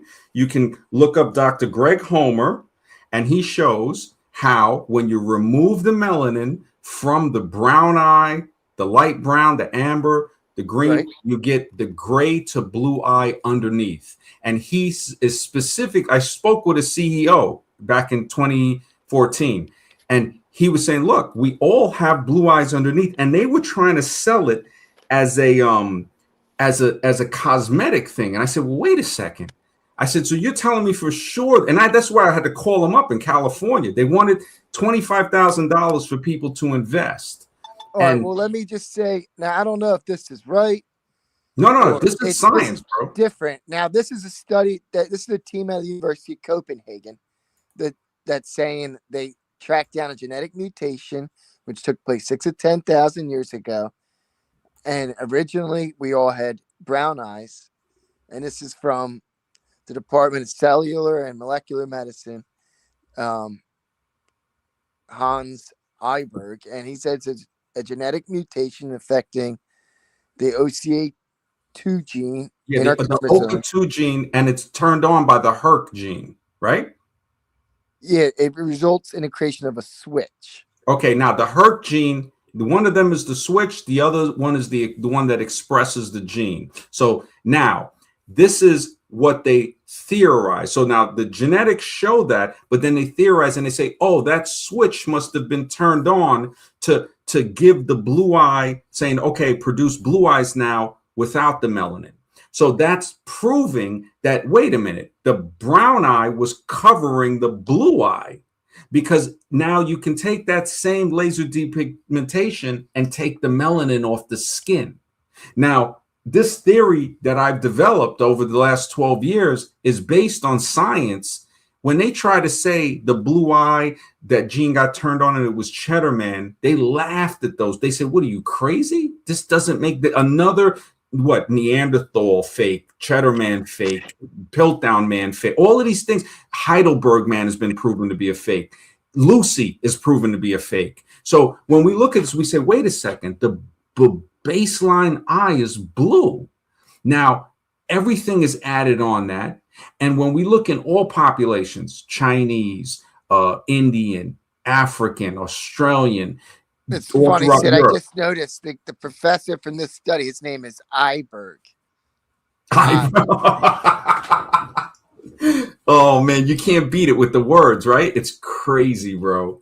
So maybe you're right. Maybe you're right. They're quoting Professor Iberg. Right? You know something's weird, bro. I don't know. I would have to read a massive amount of studies to even.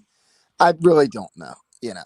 All right. Now, Christopher, and good to see you, brother. He says the melanin puzzle piece is the most ignored piece of information. I never knew of it until a few streams ago. Thank you, brother. Man, I'm going to put out some stuff and videos that is basically going to shock the world, but nobody would probably listen, because probably when I'm dead, I'm telling people, look, the base form that we see of the human being is albino. You see it in African albinos. You see it in people from Western Asia, Europe. You'll see albinos in those populations. In India, I've shown pictures of this. In China, China has like 18,000 people in like a town that's all albino. So when you add a little bit of melanin to an albino, whether it's African or Indian or whatever, you start to see the color form. Now, what would the color form? Why would it form? Because of solar radiation. So it's not random mutation by natural selection.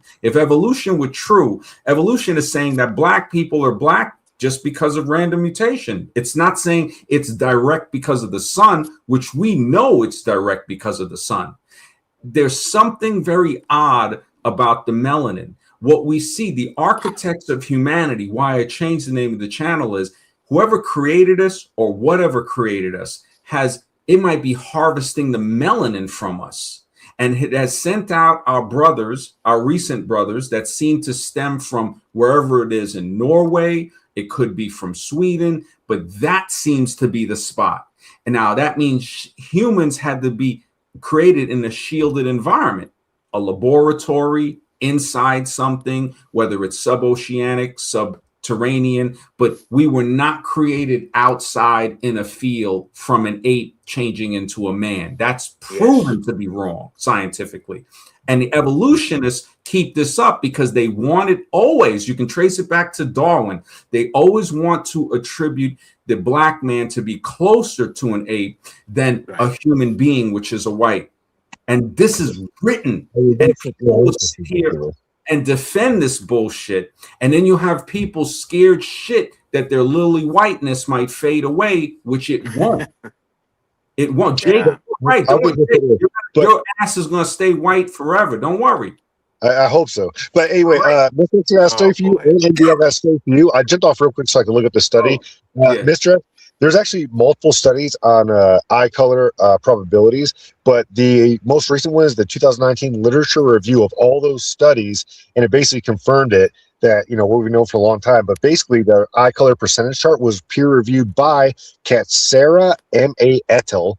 Basically, so there's your study source quote, whatever. It's a literature review on all the eye probability charts of the past, and basically confirmed everything, put it all in one study. MD. Okay, now, Jake, this is not Jake. This is the next level. Jake, but go ahead. Yeah, Jake, but evolution also says we came from apes, so I don't believe that either. Yeah, exactly. I was just about to bring that in. It's a literature review of all the studies. No, these are the same people. You have to look up those people. And like Mr. X said, these are the same people that say we came from apes. So when you look at that up, it's a high probability. It's not. No. These people will make studies biased. These are the people that classify you because you're Italian as a lower class white. Because that's a fact. Actually, in Europe, like there's actually in Europe, the Italians are considered like the black people of America back in the day. Italy is like the Mexico of Europe, if you look at it. I remember one guy. You know why Italy, Jake? You know why Italy is shaped like a boot? Italy's shaped like a boot, right, Jake? You ever see Italy on a map? Yeah, I know it's shaped like a boot. All right, you know why, right? Because they were given the boot. No, because you can't fit all that shit in a tennis sneaker. That's why.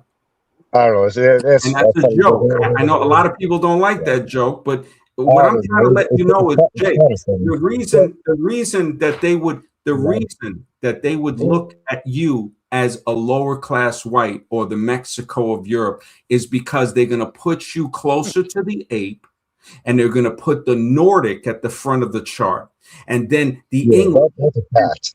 No, this is evolution. And then when you go back down, this is in charts. That's what people think, though. I'm saying that's what people think about it. Find this in charts, bro. You can find this in charts. And this was the whole theory of evolution to say, do you see? They were trying to say that the black man was closer to an ape than he was to a human. Theodore Roosevelt promoted this. He said that the only three types of humans were like the Nordic, a certain type of high Oriental, and another one, the English or something. It's Mongoloid, Negroid, and Caucasoid. And that is a lie. Yeah, that is an evolution lie, because you're telling me you come from a mountain called the Caucasus Mountains? But no, that's been disproven. But that's what. So there is no Caucasoid. So there is no Caucasoid. So there are many different types. I agree with you. That's what they used to promote. You know, they used to. I'm showing you that we are breaking new ground to say, okay, we have to be the scientists. If you want to go back and listen to them, fine. Drew, did you have something? Yeah, I was just gonna say something about the conversation we were having about the Irish being called the white chimpanzees that Charles Kingsley wrote his wife and called them white chimpanzees, and he said it wouldn't hurt him as much if their skin were black, but it's white like ours. Yeah, and that whole thing. Yeah, he was an Anglican preacher from England, and he was riding in his carriage across the Irish countryside looking at the laborers when he noticed that, and he said, I must write the missus, and that's what he wrote her in the letter. And Brian Nichols loves his Italians. He's saying, hey, Brian Nichols is saying, he's saying he will induct you into the clan, bro. So Brian Nichols is, Grand Wizard of YouTube. He will induct you, man. Wizard of YouTube. Brother Arabian, yeah. Who is this person? Yeah, they try. Asroon, what's up, man? Good to see you, man.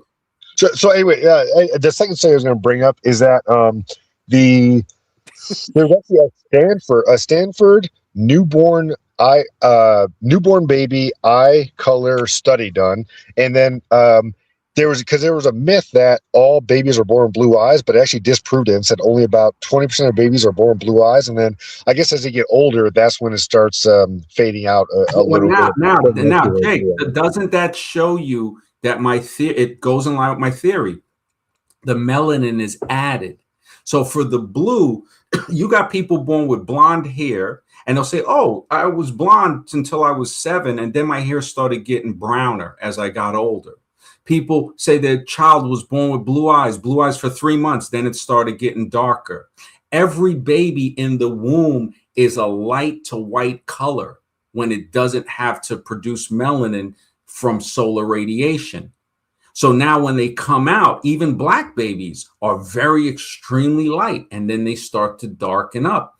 This environment with solar radiation is foreign to us. Yeah, I think Mr. X said. Drew, did you have something?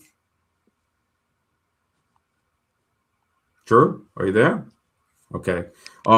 So when we look at the breaking edge of science, which is what this is on, we start to see that we are the ones that have to continue and think critically. This is why I named the title of the stream, The End of Critical Thinking. So, okay, somebody produced a study. Is that the same person that's telling me that we come from an ape and Christopher Columbus discovered America and George Washington could not tell a lie?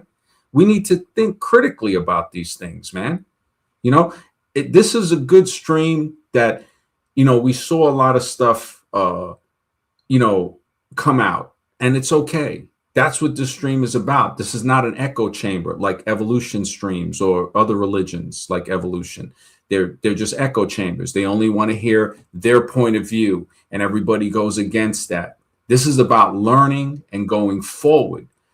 Brother Ali says, my cousin is half Syrian, Arabized the Greeks, and she was born with brown hair and blue eyes. Now she's 23 and looks like her Philo-Chinese mom, who has jet black hair and brown eyes. This is an excellent real life documentation. So we're seeing here, this is science showing us that the melanin starts to pull in. The melanin, so from the brown hair and blue eyes, now she has jet black hair and brown eyes. This is a beautiful thing, man. This is where I'm saying that I'm not even sure where my research is going to go. You guys, Brother Ali, straight scientist, bro. Thank you for that, man. Everything I'm finding is showing that melanin is added to the human. And why is it added? It's added because we need to protect ourselves from the unnatural solar radiation. Therefore, we must have been created in an inner environment. Now, the inner environment is not just speculation, it's reason. It's saying, well, wait a second.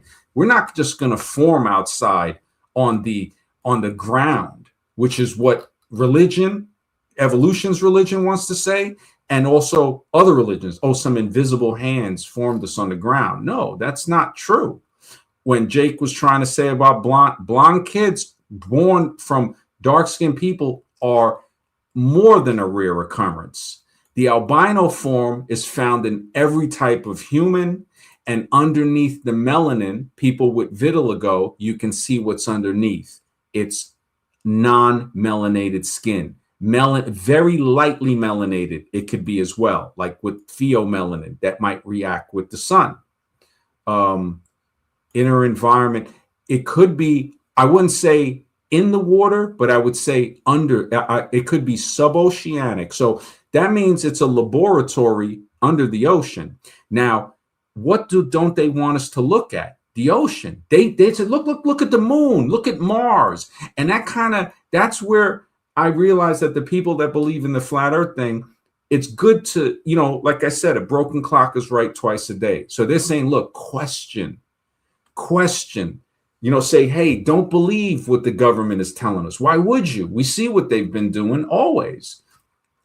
Brother Ray says, my Iraqi ex in the fall and winters used for white passing, then gets darker and brown in the sun. Exactly. So we lose melanin and we gain it, showing once again that the lighter template is the original template. Now, I know a lot of people, you know, with the black supremacists might get angry with that, but it's not saying that, hey, you know, I'm just following the science, bro.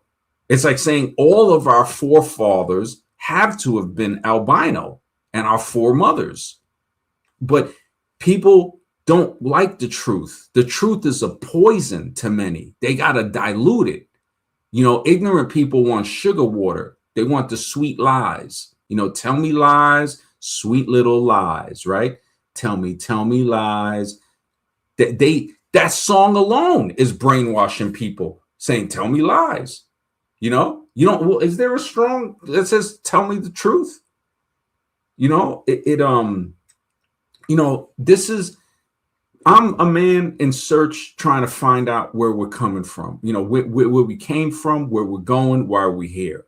Now, while I'm here, like the other stream I titled, the great task in life is the search for reality. So to find reality, that is our great task in life. Most people don't want to find reality, man. You know, we're like, we're conditioned. We are hit with so much stuff: the music, the movies, the politics, the religion. That's basically the zombie spectrum, you know, half of it right there. Schooling. I mean, when we talk about these things and we say, well, wait a second, who made that study? Who wrote that study? Like General Patton. Oh, well, he's a great. And then we read, well, wait a minute, this guy, oh, so that's what he was about.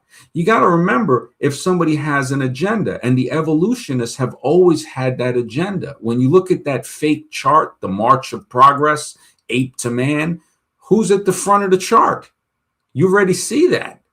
So how could that really be true? You know, actually, Fleetwood Mac, I think one of their better songs is Dreams. They had a few good songs. Lies was okay. That, I think the other chick, the taller one, the one with the blue eyes, is the singer on that song. She's not really the most attractive. Neither Stevie Nicks ain't really. None of them are really attractive. I was looking at something with the Spice Girl, man. They all kind of busted, and I'm like, man, where are the pretty girls at? But like I said, you'll find the prettiest girls in the world usually are in porn and prostitution, because those are geared towards straight men usually. The ones in Hollywood and all of that stuff, those are more average because they want to market to the average girl. Brother Ali, bro, thank you for the support, bro. He says, I need to send you my AI DNA results. My white Spanish ancestry dominated that. Wow. Once again, proving that is, you know, it's not going to get bred out that easy. This is a strong gene that's in us all, the albino gene in us all. You know, I think you've wrote me on a email, a wisdom radio with a Z, W-I-Z at Gmail, if you want to write me out. Yeah.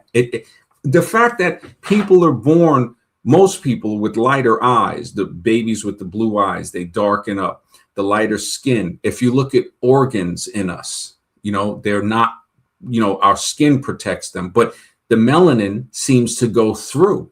People can have melanin on their gums. They can have melanin, neuromelanin. Now, neuromelanin is, everybody has that, like every type of people, but not every person.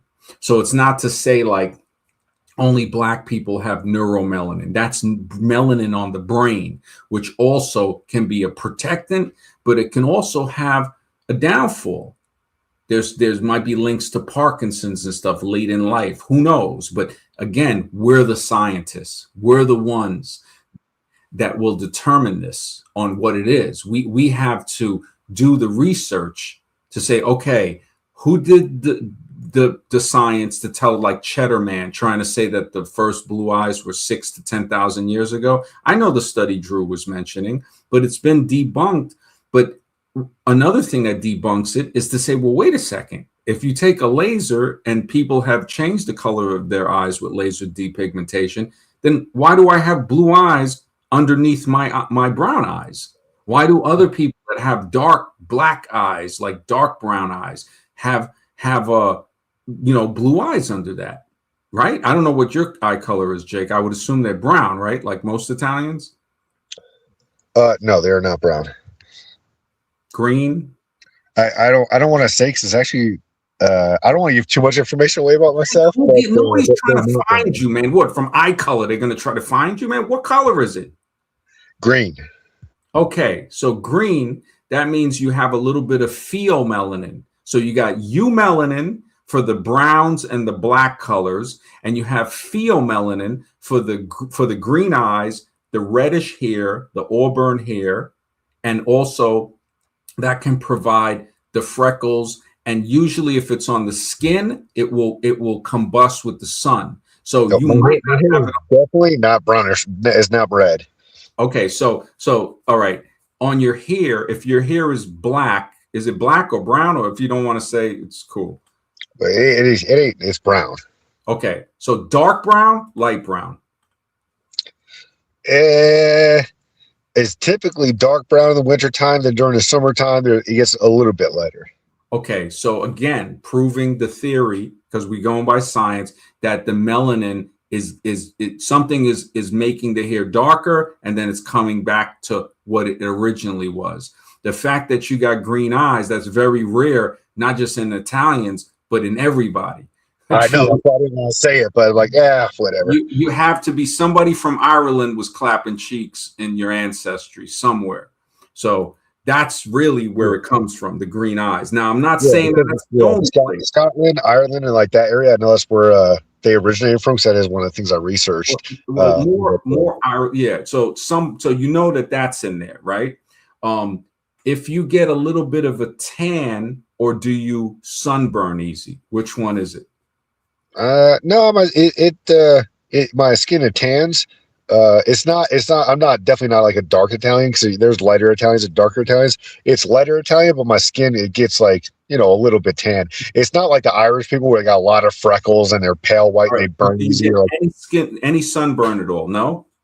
A little. Yeah, I can get sunburn, but it doesn't burn easily.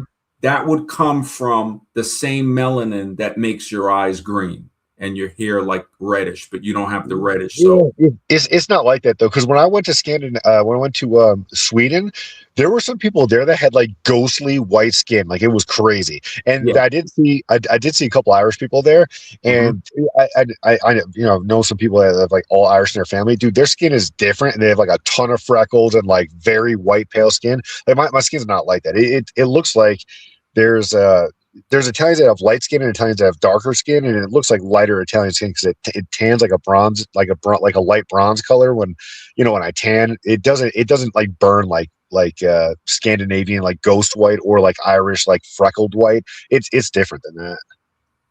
Okay, so that means you have like a mix to where your eyes have the pheomelanin, your hair has pheo and eumelanin to make it brown, but the brown is, pheo, and then the eumelanin is the brown and black, and your skin is kind of like a mixture, a little like you have the eumelanin to give you the tan, and then you have the pheomelanin that will be combustible with the sun. So saying that you can get sunburn, but you can also get a tan. So it's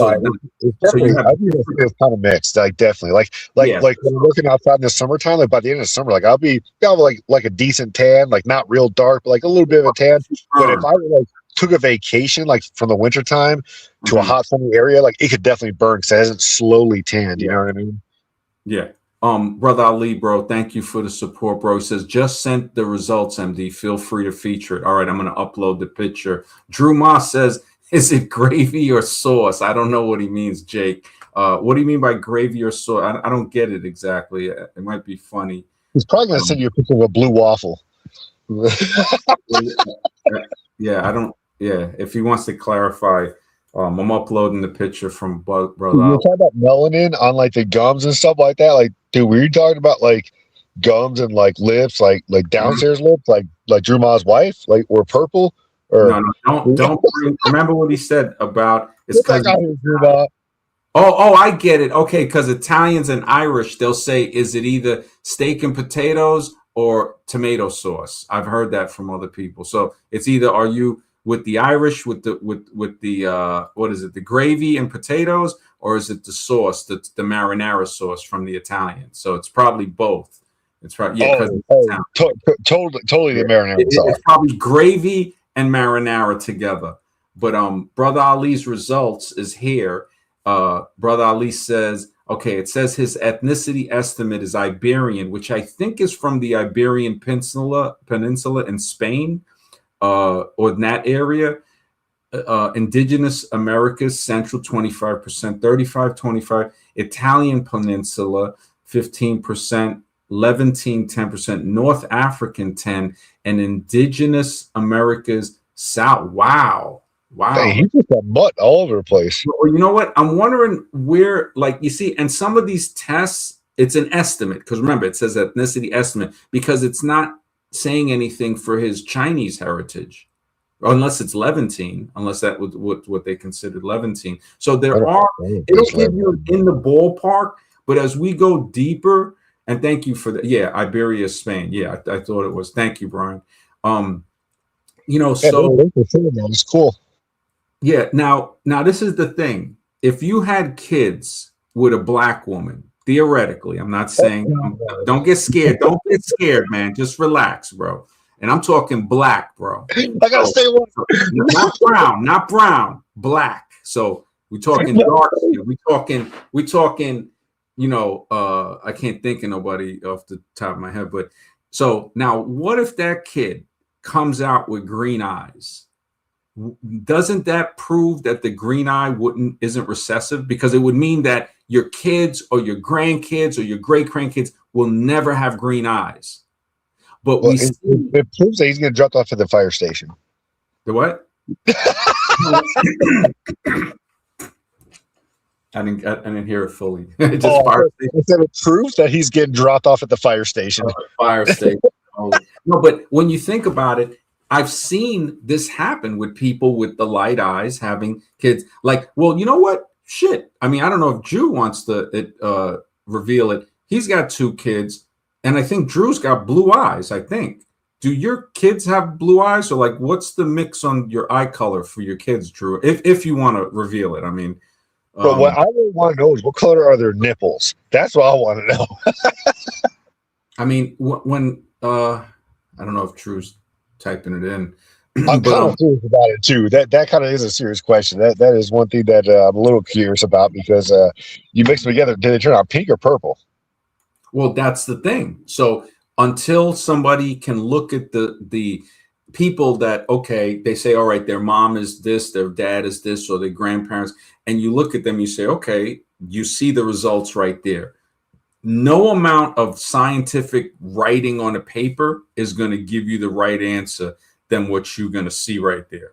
Because remember, these people think that people come from apes. These people, like how they say people identify as a cat or a dog, we got people identifying as apes and their ancestors were apes. But even worse than that, they're trying to push that on everybody else and say, oh, everybody comes from apes. Didn't you know that? That, remember, that's collective ignorance, collectiveness, like Dietrich Bonhoeffer said, that stupidity is more of a sociological thing instead of a psychological. So in groups, we see people tend to get more unaware, for lack of a better word, in a stupor.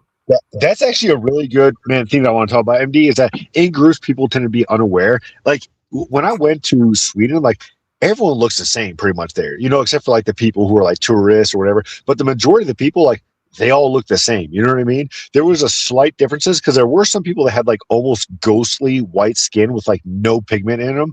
And then there were some people where they had like skin that was still pretty pale white, but had a tiny bit of melanin in it to where they could maybe get a very, very slight tan if they put some sunscreen on, whatever, but their skin was like slightly lighter than mine. My skin is not very tan at all or whatever, but everyone looked the same. And it's that's one of the things, honestly, that I did like about going to Europe, is that everyone looked the same. So like in America, everyone's trying to be like, oh, look, I'm different. So we're all like, flashy clothes and weird.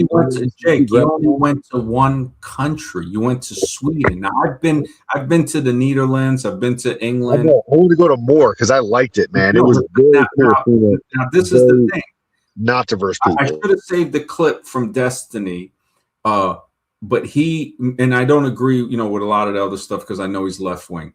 I'm not political, but he went to Europe and he made a very good observation. He said they can spot that. He goes, there's so many different type of shades within what would be incorrectly called white people, is that's where you're seeing, okay, Sweden, they all look similar, but you didn't visit the entire country. You were in what, Stockholm?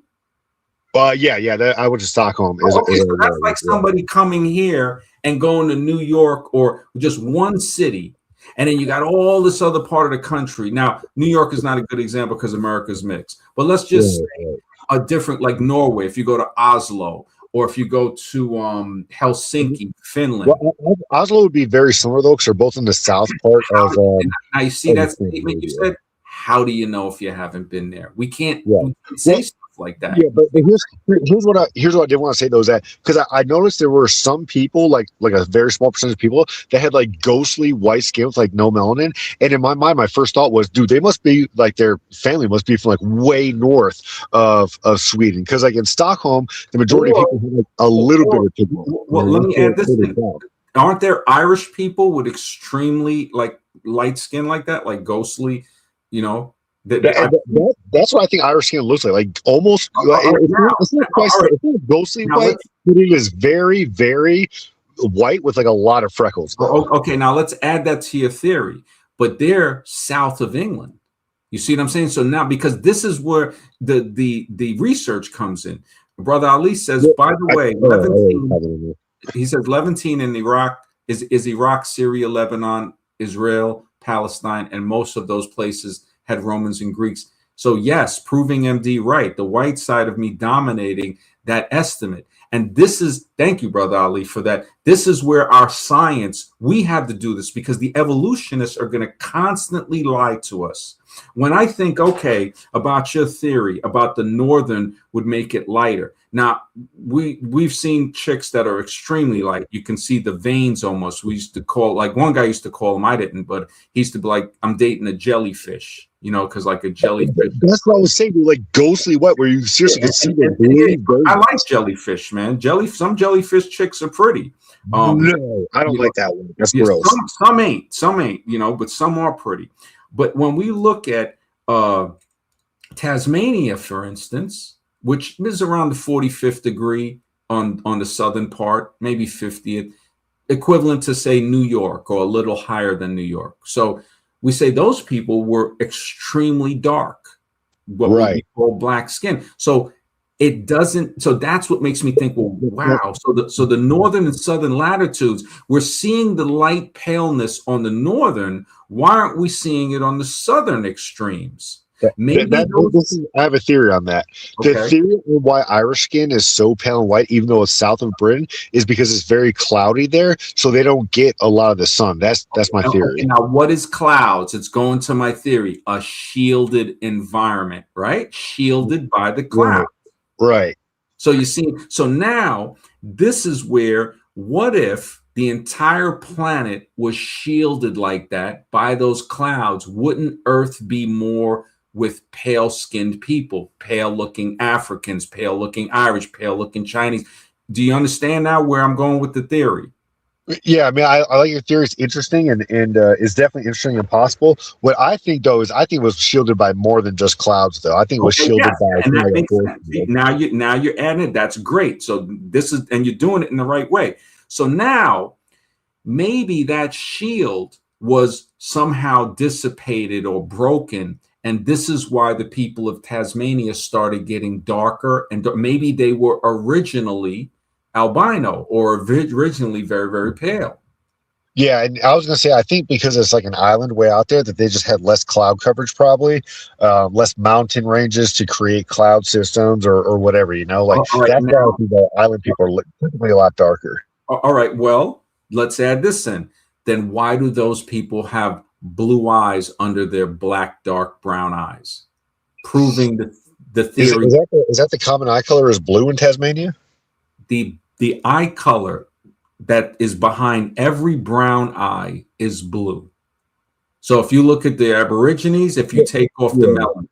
So on that topic, I think, you know, it's interesting and probably true. It seems true that everything starts out light, and then as more melanin is added, the darker things get. Like that just, you know, makes logical sense. But I don't. To me, what, you know, the gene ends up as. You know, that to me, that's a very interesting topic to study, because I know you're saying everything has blue eyes, but that's not what I look at. This is why I changed the name to Architects of Humanity, because I'm searching for the origins of all of us, to say what it's pointing at is that the people that are the darkest, the Tasmanians who have been eradicated by whites that were sent there by who? Why would they go and kill these people off, right? They may have been, what, for lack of a better word, white. And when the shield was removed for thousands of years, tens of thousands, hundreds of thousands, maybe, they turn darker and darker and darker. So everybody you see with any type of tan, whether it's a yellowish tan, whether it's the reddish, the brown, the blacks, those people all had lighter templates, albino templates. And when the shield was removed, that's what started darkening. You know what that theory makes me think of is that the basically you're saying basically the creators had super light, like ghostly white skin, almost like gray skin, Maybe like clear. the aliens are full of gray, and they could have been the architects. You ever see those deep sea creatures with clear and they emanate light? Oh, kind of like that jellyfish that you're talking about, kind of like that. Like I'm talking translucent, right? Like translucent with the light. Right. What if the architects look like that? Yeah, actually, translucent sounds pretty like makes more sense.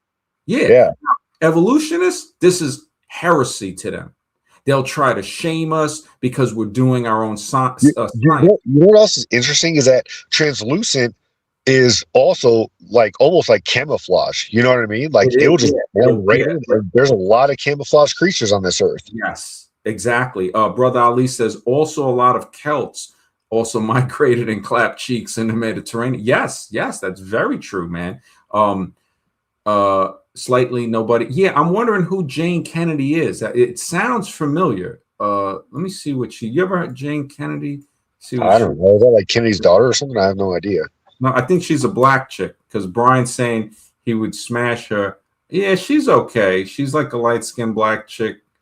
Some of the pictures, she's not bad, but yeah, she's all right. She's not really. I don't know who that is. Yeah, not really my type, but yeah, I hear what you're saying, Brian. That she, yeah, it just, and I hear what he's saying because I'm saying, does the black woman look like Jane Kennedy? He's saying that she, he would smash, but that's a joke from Lenny Bruce. He said with Lena Horne, he goes, if the white chick looks like say Roseanne Barr, or the black chick looks like Lena Horne, or say Jane Kennedy, which one are you going to choose? So if you choose the Jane Kennedy or the Lena Horne, which are the much prettier, slimmer chick over the Roseanne Barr, I mean, who wants to sleep with Roseanne? I mean, I'd rather be celibate than sleep with Roseanne Barr. They would choose. That's what I always say, dude. I'd rather watch porn than bang a fat chick because it'd be. If she was skinny with that face, if she was skinny, I still wouldn't want to sleep with her. It's Roseanne Barr ain't the best looking chick in the world. Nothing against her. Who's Roseanne? The big like fat Roseanne? The heavy. That's gross.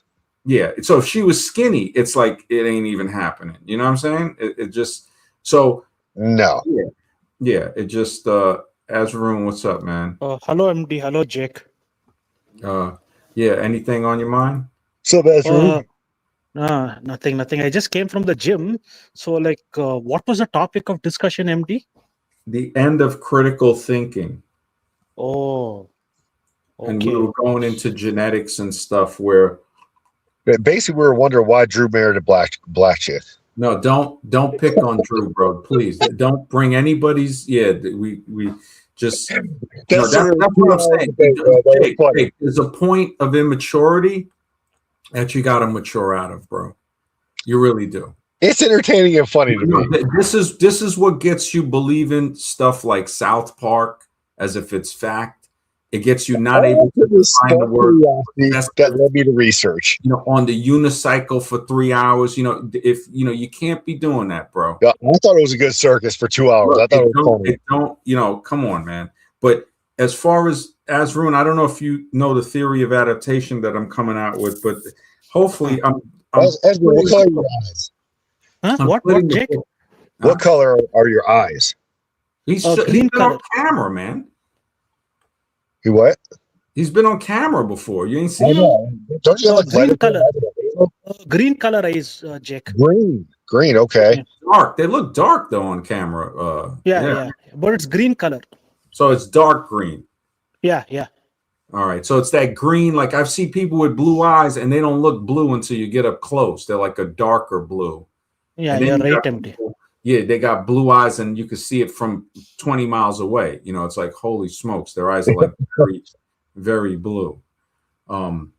You know, I think Drew has blue eyes, but that's what I was asking him. I don't think he answered about if his, you know, if he wants to answer, if like what was the mix up? Like, did the blue eyes come out in the kids? Did it come out? What color eyes the kids got? Well, it would show, you know, like Varun, what is your parents' eye color? They both have dark brown eyes, but the thing is, this will sound crazy. Both my parents are cousins. I'm inbred, so like my father is, yeah. All right, Yeah. so all right, now that doesn't well, it matters, but it doesn't. I'm just doing this from a scientific thing. All right, so it's proven the theory actually that the green eye is not. Jake, it's saying that the fact that your parents have dark eyes and the green eye came out once again proves that the green eye is not a recessive gene, because both parents had the dark eyes, and you still came out with green eyes. So Yeah. this is. I don't know what happens with the inbred. And this is the thing. Red Blur, good to see you, brother. It gets deeper every time, man. At this show, I mean, man, it just gets deeper and deeper and deeper. Drew, yeah, we were going to ask you. I don't know if you want to tell us. You know, I thought you were blue eyed. Right? Yeah, I'm blue eyed, and yeah, obviously my kids are brown eyed. Well, not obviously. Sometimes the kids come out with light eyes. I don't know. I mean, less than 1%, probably. I don't. Probably, you know, we're trying to do science, so I think we would say, okay. So, how dark brown? Like brown, light brown, or brown, medium brown, or brown, dark brown? Eye color. I don't know. I maybe medium. Okay, medium. Okay, so the eyes are lighter brown than the mother. Oh, I don't know about that. Okay. So, all right, we'd have to look into it. I mean, as Varun's statistic shows us that the green eye came through, even though his parents both have brown eyes. On the green eye thing, I could add though, my grandfather was 100% he's from Ireland. He's completely green eyed, and then my mom, she's 50% Irish, so she's green and hazel. All right, and what color was his hair? I don't know. He was old by the time. He's brown, I think. He wasn't red. They actually said your hair is blonde. Are you blonde? I'm like brown, but blonde in the summer, if that adds anything to your research. Okay, yeah, because it's showing that now the kids, did they come out with dark brown hair? Yeah. Okay, so all right, we have at least that statistic, so it's showing that okay, the kids, you know, we would have to know for sure the color of the brown, the shade, whether it's amber or, you know, because that would also be required scientifically, and the skin color. Medium brown, light brown. They have different skin colors. Okay, so how different? Like light, medium, light, dark? I'd say my son's like medium or light brown, but my daughter's like white almost. She's basically white.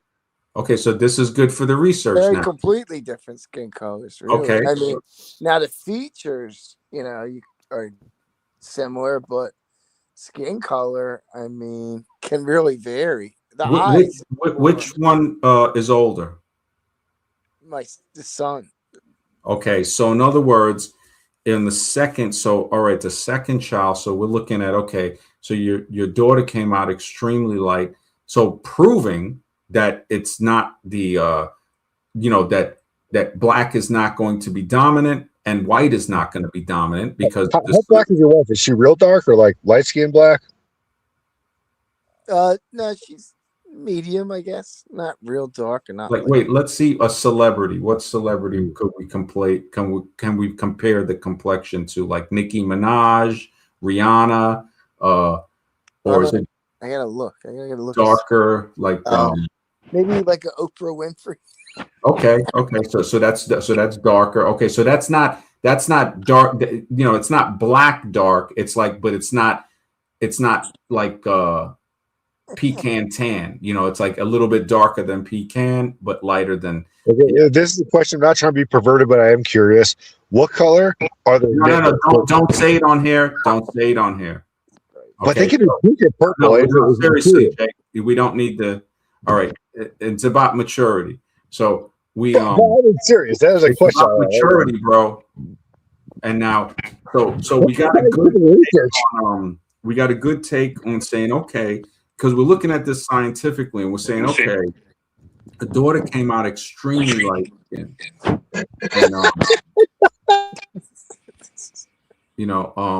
All right, so and the son came out brown. Is the son, so you don't know if the son's lighter or the same color as the mother? Drew. Way lighter. Okay, so if the son is way lighter and the daughter's extremely lighter, that shows that the melanin is not going to be inherent. Like they try to say melanin is inherent. Melanin is added. So what happened was it's showing that one, the black gene is not always dominant. Like Jake was saying, he saw people, they would have white people and black people would have kids and the kids would be darker. Your reality sometimes. All right. Well, Drew's reality is showing us that it's the opposite of that, which I see it a lot more like how Drew is saying, because I see a lot more different people. Percentages, I don't know. Well, that's what I'm saying. We can't go by like one thing, like how you said you went to Sweden and you're like, all those people look like that. You've been to one city in one country. The rest of Europe is extremely diverse looking people that I'm just talking about that area in Sweden. They all look similar. Yeah, exactly. Now, if we go to other cities like Amsterdam, you have some people that might look like they're from Sweden, and then you have darker hair people too there with white skin and sometimes dark eyes, sometimes lighter eyes. You go to Denmark, you go to Germany, Finland, you go to Austria, Czech Republic, Slovakia, Slovenia. So we're seeing many different types of what would be considered incorrectly called whites. These are clearly different.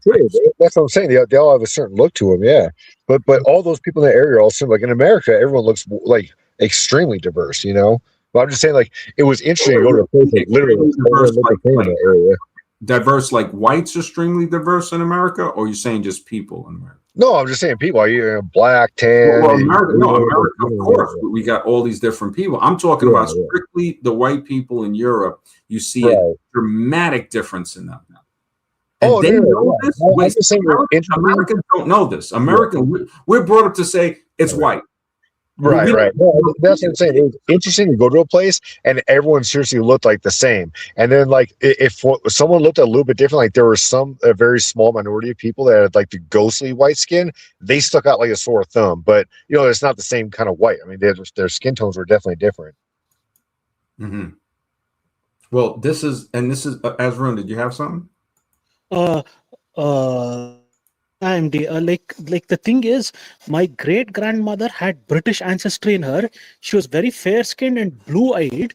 My grandfather, who was her son, he looked exactly like a British Caucasian, even though his father was like light brown skin, and he had light eyes too. I forgot the color of his eyes. So like I don't know if that's actually influenced my eye color in any way, because green eyes is also light eyes. Wait, who is this? A grandfather? Is this a grandfather? Yeah, grandfather looked like a Caucasian. Great grandmother also looked like a Caucasian. She had British ancestry in her. Okay, now, and they both had light eyes?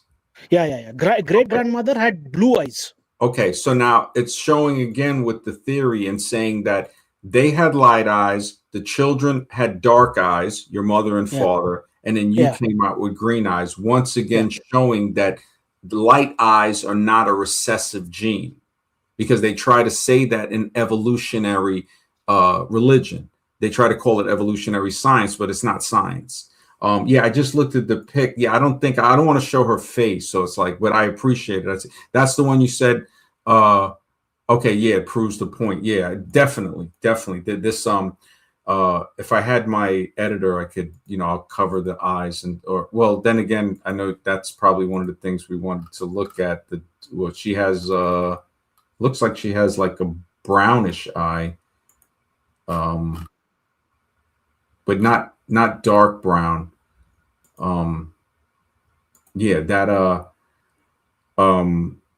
yeah. So as Rune, you're proving just by genetics, we're saying, okay, so you're showing that the green eye is coming through. So Jake doesn't have to be worried about white people getting bred out now. So we know this for sure. Drew, his kids are coming out lighter than the mother. The eyes and the hair are still brown, but the skin is much lighter. And the daughter is much, much lighter. So she actually, you're starting to see the second child now. You're starting to see actually the opposite of what you would say is that the black is actually being bred out. The skin color of the black is being bred out. Now, this is just, his instance. I've seen this in many other families.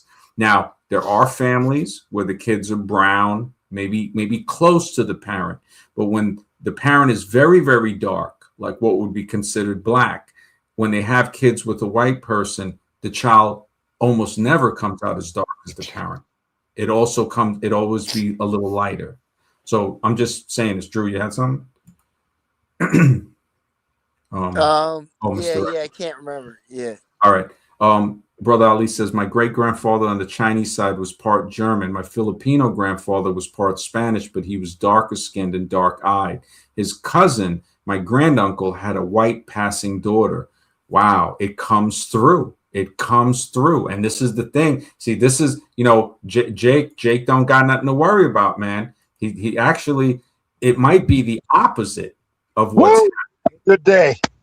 This is But we got to stop worrying about this stuff, man, because we're all going to be gone from this earth, and we won't be any race. Yeah, that's the main thing. We're gonna be gone. The big question is, where are we going, man?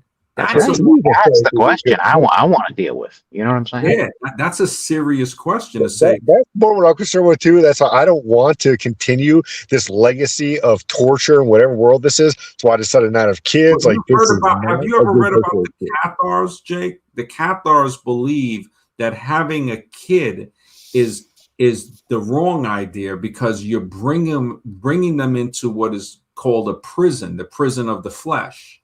So they believed in not having kids and then living a very aesthetic life and going back to what they would consider the pure, the spirit, their version of God. They didn't look at Jesus as what the Christians do. They look at Jesus as an angel that took human form. It's a really deep thing, and it goes back to certain Zoroastrian religions, which are older, and the religions from the Indus Valley. So I don't know if, as Arun, you know anybody that are considered, I don't know what they would call it in the Indus Valley, people who think that not having kids is the right way, because having kids would be bringing somebody into this physical world and they would be in the prison that we're in right now. Is there anything similar to that you know of, Azrun? Those days the population was less. So the thing is, it's in our culture, having children is important. So there was not like so you the don't way know you anybody. said. You don't know of any type of sect that didn't believe that believed in not having kids. Sannyasis are a sect in which they renounce everything and it's forbidden for them to have children, a wife, or any kind of pleasures. So now, do they do that because they believe the flesh is impure? Yeah. And then the spirit is pure. Okay. Mr. X, did you have something, or Drew? No, that sounds oppressive, though. That sounds terrible. Well, I don't know if we could say terrible, because I don't have to do anything. It's like to stay still the whole life and eat. I don't know. Well, what do you do? Because I wonder, like, it being that I don't have kids, Jake don't have kids, Scribe don't have kids, maybe we have that thing in us somehow from a prior ancestry, and that's why we don't have kids, because whether we know it or not, we're walking that path. Yeah, I just don't think it's right to repopulate inside of an insane asylum. Yeah, and that's kind of like the Cathar, the thought to be like, why would we do that if we know this is the asylum? It would, not saying anything against people that has kids. It's just saying because I thought to myself, I said, man, maybe I might have some lineage to these people. And that's why, not because, I don't know, I got lucky and I didn't, you know, I was very careful with chicks, stuff like that. I mean, who knows? You know, there's many instances of girls getting pregnant. Ultimately is, and you guys are right, but the answer ultimately is there's only one way out of the asylum. Oh, yeah. Yeah. The only way out of the asylum, and we don't know where we're going. That's the crazy thing. Like, I don't think I just can't go through that front door. Yeah, yeah, we gotta get to that back door, you know. There's only one way out. Yeah, yeah. No, you're right. And here's the thing, you know. Well, everybody could be talking about whatever Umar and whites and blacks and KKK, and at the same time, though, what's going to be the new race? It's going to be people who have this brain transplant. That's going to be the next thing, this Neuralink or whatever. I think we're going to be back in the tank, bro. I think if there was a tank now that they could hook us up to and you can live out like the Matrix movie, you know how many people would get in that tank? I think we all would. I'm keeping it real. I think we all would be like heaven. It's going to be, you know, for elites probably within maybe not our lifetimes, but my kids' lifetimes. Yeah, elites definitely will probably have access to something like that. But you know what's going to happen then? A great reset's going to happen. Some world cataclysm is going to happen. But that's I don't believe that's my belief. It's not scientific, but that's my belief because this Earth was meant to be populated with humans and to interact with each other. And the one who made it is going to reset the whole thing like he did before. It's probably going to be an earthquake. That's what the Mayans say. So I can agree with that. No, I think the Mayans were saying in 2012 that it's actually the change of the age, because remember, it went from the age of Aquarius to the age of Pisces, I think. Well, not 2012, but they said the next great cataclysm was going to be an earthquake. They didn't say a specific date, though. It'll be an earthquake, though. Okay. A flood in the fourth one. Yeah. Yeah, and what you're talking about jumping into a tank, like first we're going to jump into like the movie Surrogate with Bruce Willis. That's when we're going to start, and we're almost there with this like metaverse thing or whatever, you know. And everyone's starting now like on their phones and on video games and computers and social media and stuff. Next is going to be the Surrogate, and then eventually we're going to go to the Matrix pods, like a tank, like MD's talking about. Like they are slowly progressing us there, and they're making real life so horrible that people don't even want to participate in it. People don't want to participate in a community or society or anything like that. So that's why everyone's online right now. Most people aren't even real. They don't interact with real life nowadays. They interact online. So they are slowly getting us in. It's like frogs in a boiling pot of water. You can't just throw them in a boiling pot of water. You got to slowly heat it up and they won't jump out. And that's what they're doing to us right now. All the people who get sucked into technology and social media and everything else. Yeah. MD? Yeah. Can I talk to Drew? Can I ask him? Yeah, go ahead, man. What you gonna ask him? Hello, Drew. Hello, my friend. No, I just wanted to know. He was talking about this. Drew, are you? Yeah. Are you a scientist who's doing research in genetics and biology and chemistry? Like you have a degree in science, and are you interested? Not in genetics, not genetics. My degree is in exercise science, physiology. But I have a new career now. That's what my bachelor's and my associates are in phys ed for associates. But yeah, I don't currently. I'm not currently in that field, I should say. Yeah. Oh, okay. Thank you, Drew. Yes, sir. So he has a bachelor's in physical education. That's why it's Drew Ma Fitness. So he's a specialist in fitness. I mean, Drew knows a lot. Ed Kid Fitness? Huh? You teach special ed kids fitness? No. He can teach you fitness. So you're the special ed that might be teaching. He teaches everybody fitness. Like he understands the he studied it, the body. So you teach people out of school, or like what do you do, man? With certain, he used to do. I used to. Well, I did my associates in phys ed. I did my bachelor's in exercise science. I was a personal trainer for like 10 years. And then I was a wrestling coach, and I'm an Iron Man. I'm an ultra marathon runner. I'm a wrestler, all that stuff. But that's actually kind of, in the past a little bit now. I haven't been in the fitness field now for over 10 years. All right, yes. What do you do now?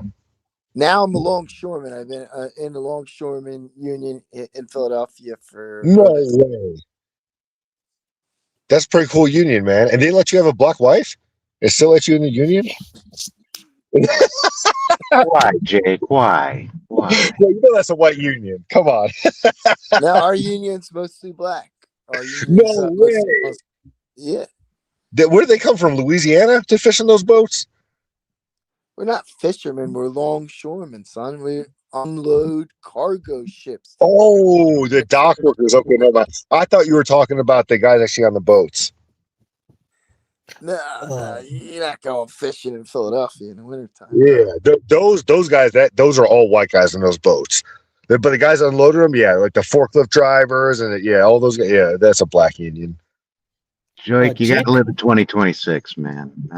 It's not 1926; it's 2026. Yeah, the docks are racially unions in certain cities. Every city is different, but there are certain unions that are like it's kind of divided. It's kind of segregated, and people self-segregate, and it is what it is, man. Jake? Bro, I'm here, Asvern. What's up? Yeah, Jake, I wanted to ask you a question. You are a Marine, right? So you could easily do muscle ups also. Like you've done muscle ups as well when you were taken to the fitness test along with pull ups. Well, yeah, I mean, muscle ups aren't included, but we just do that like for fun when we do our own workouts, like in the mornings. So, like if you want to do a muscle up, should you at least get 10 pull ups correctly in one shot so that you can be able to lift yourself up like that? I mean, a muscle up is like a different technique. I mean, when you do pull-ups in the Marine Corps, you have to come to a dead hang, which means your elbows are all the way locked out, and you're not swinging. You can't swing or kip, and you pull yourself straight up and down. You got to do at least 20 to get 100% on that test. A muscle up is like you swing when you do a muscle up, like you swing your feet forward, and it's more like a motion when you do muscle ups. So muscle ups and pull-ups, I mean, they're similar, but it's a completely different technique. How many do you do now? I mean, I still do at least 20. I mean, I used to be able to do like way over 30 when I was in the Marines, but now I still do 20 now. That's still good. Man. That's real good. Yeah. I mean, I still, stay in shape. You know what I mean? But I don't. I'm definitely not nowhere near as good a shape when it was when I was in the Marines. I mean, there was one point I was working out like 3 times a day when I was in the Marines. I mean, it was awesome. I was in like phenomenal shape then. Mm-hmm. But now you're getting older, right? What are you, 45 or something? No, I'm mid 30s, but I don't work out that much. I mean, I work at my job as construction work. So somebody said you've been in the mid 30s for the last 5 years. Well, I don't know about 5 years. I mean, I was in my low 30s probably when I came on this show. Okay, no, that's cool. That's cool. Yeah. Awakened Zen says, Mr. X, Buddhists don't have kids and they are at peace. Everyone has difference of enlightenment. No right or wrong. Yeah, that's, I mean. It's fine. I have no issue with it. Yeah. I'm just saying it seemed a little bit oppressive, that's all. But, it's fine. We all got our own different opinions, and there's nothing wrong with that. Yeah. Brother Ali says, I'm non-white, and I tend to end up in areas full of white people. You just, Brian Nichols. Yeah, well, I mean, Drew does some. What's wrong with Brian Nichols? Drew's making some serious cash, man, even though he's on the docks. But there's a lot of white guys on those docks too. I mean, Drew's white, so you can't just say. Yeah. So speaking kind of like what both you guys are saying, so the docks. If you're on the dock and Jake, let him finish. Jake, finish. Go ahead, Drew. The docks are, right, racially segregated. You got different groups, but in Philly, it's mostly blacks and whites. There's not really much else. A little bit, but mostly blacks and whites. And historically, you have different locals. Like my local is mostly black, but then the 2 other locals are almost predominantly white. Or almost exclusively white. Well, that's what I'm saying. The union's like self-segregate. So why'd you end up in the black one? I ended up in the black one probably because of my political beliefs, to be honest with you. Bro, could you walk up there with baggy jeans hanging below your ass cheeks and a side? Come on, Jake, we don't want to make this a fucking clown show, man. You want to act like a fucking clown, you're not going to be on here. I'm tired of this shit, man. You know? Act like a goddamn man. No, seriously, man. First thing you were crying, little white boy, and all whites are getting outbred. I'm not putting up with this shit, man. It's getting late. No, I'm tired of this shit, man. Did you just, you know, maybe you weren't beat enough as a fucking child, man. I'm tired of this shit. I'm fucking tired, bro. Real question. How did he end up in a black union? It's a real question. No, why don't you just be quiet, man. Well, it's predominantly black, but it's still at least 30 to 40% white, you know, or in South Philadelphia, there's still the longshoremen. Drew, do you understand that the most important thing in Jake's life is freaking race? and he don't want to talk about it. He's so fucking scared of not being white or white people gonna get bred out. And this is why, you know, you're on the show now, Drew, because that's why I'm here. You know, he might not know how exactly. much experience we have, like, with this and with my former radio station and what happened with that. And Kyle Hunt, I don't know if he realizes, but my former almost partner or whatever on the radio led the white man march. So I had a nightmare once and I woke up and I was black. I almost jumped off a bridge. Hey, what the fuck, man? Come on. You see, this is the thing, Drew. A lot of white racists will do that. They hide their hatred and their anger behind stupid ass laughs and immature behavior. And they think I don't realize that. They think I don't see that shit. You know, I spot that shit. I don't like to harp on it.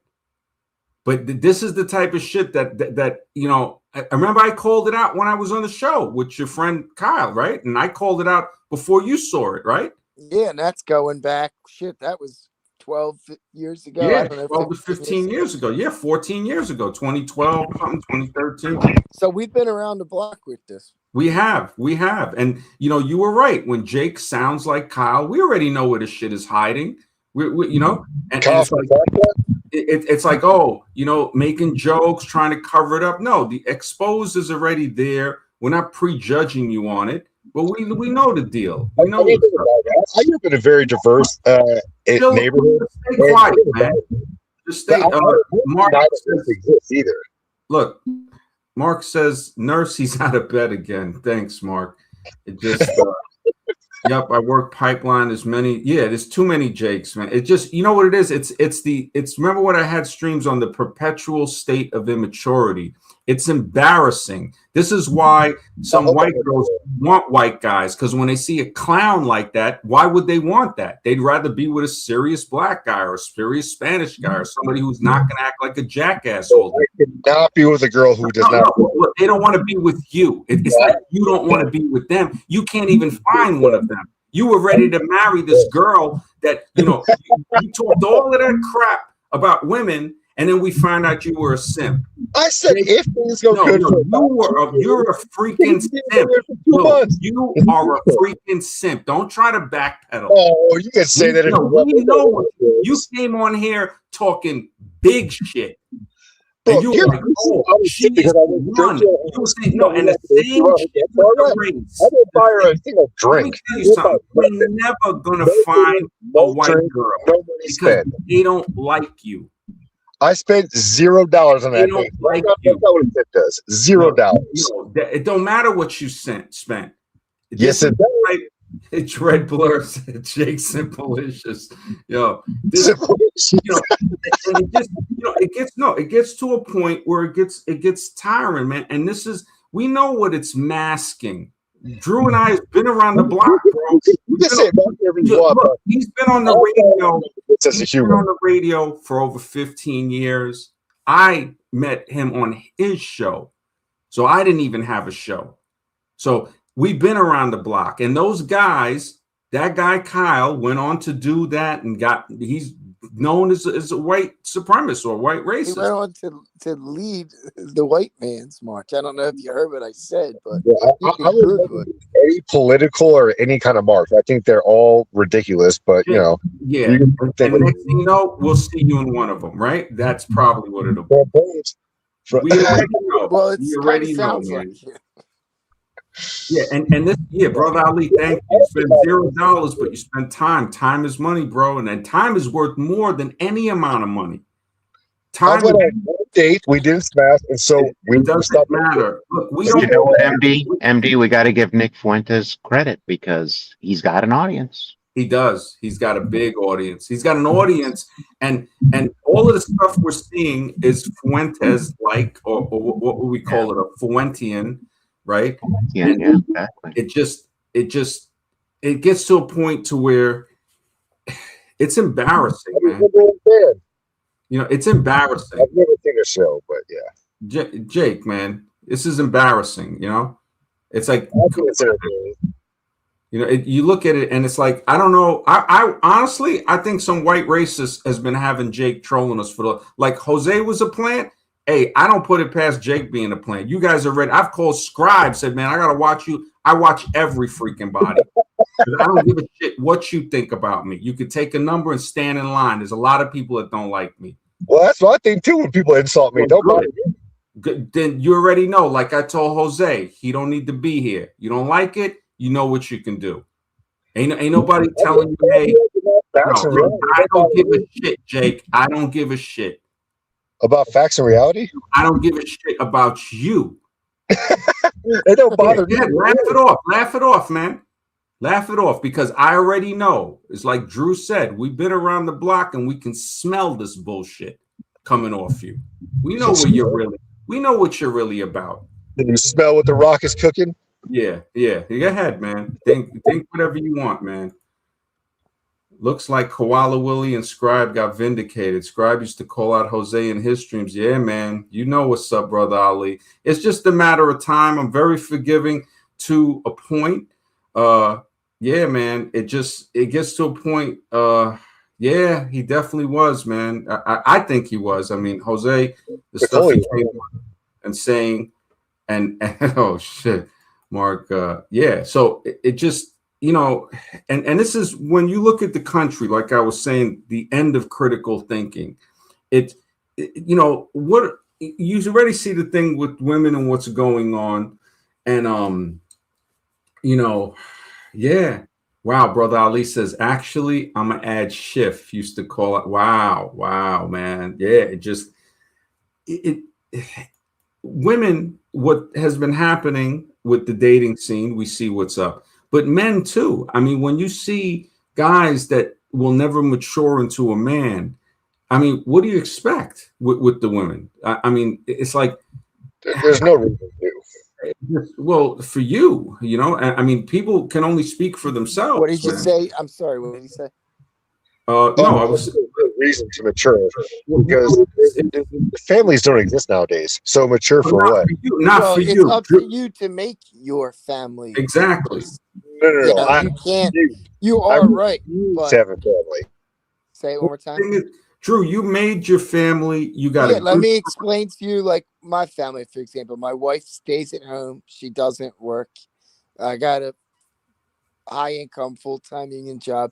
My two kids are homeschooled by my wife. We grow our own food, a lot of it. I'm vegan. They're not, whatever.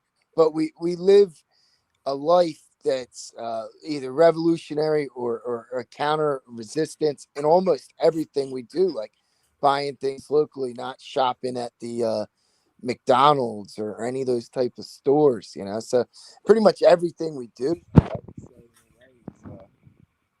That's good, man. You actually have done what most men can't have an accomplished to where. And it's hard. It's hard. I'm not saying I'm a hero. I've got my flaws too, big time. Everybody does, flaws. Drew. But what you're doing is commendable because you're making enough money. You're working hard. I know you work 12 hours, 16-hour days. That's like unbelievable. And you're allowing your wife to stay home because you're the breadwinner, and you're doing the right thing by having them eat healthy. They see how food is grown, and above all, they're homeschooled. I mean, that's like a win on so many levels. And those are the main things, guys. And it's about, you're right, Jake, that we lost his country, we lost the family values, but we can't just give up because you're right. It's almost a lost fight where it's like 98% of the way a loss, but you gotta keep fighting. And now if you're not into kids or having family, that's fine. Everybody's different. Some people are into black women, white women, whatever. Everybody's into different things. That's all good.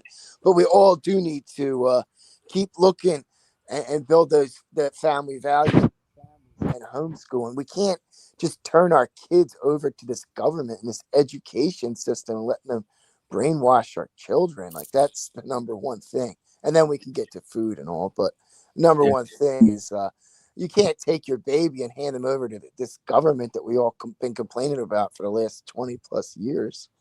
Yeah. I mean, why would you brainwash a kid and then now you got to spend the rest 20 years reverse brainwashing? I'm about to be 40, and I literally spent the last 20 years reverse brainwashing myself. Mm-hmm. Yeah. No, we have to unlearn, they call it, de-learn, unschool. Deprogram, yeah, whatever you want to say.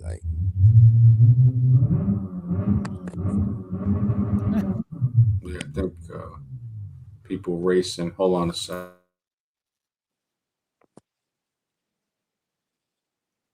Drew? Yes, sir. I wanted to ask you a question.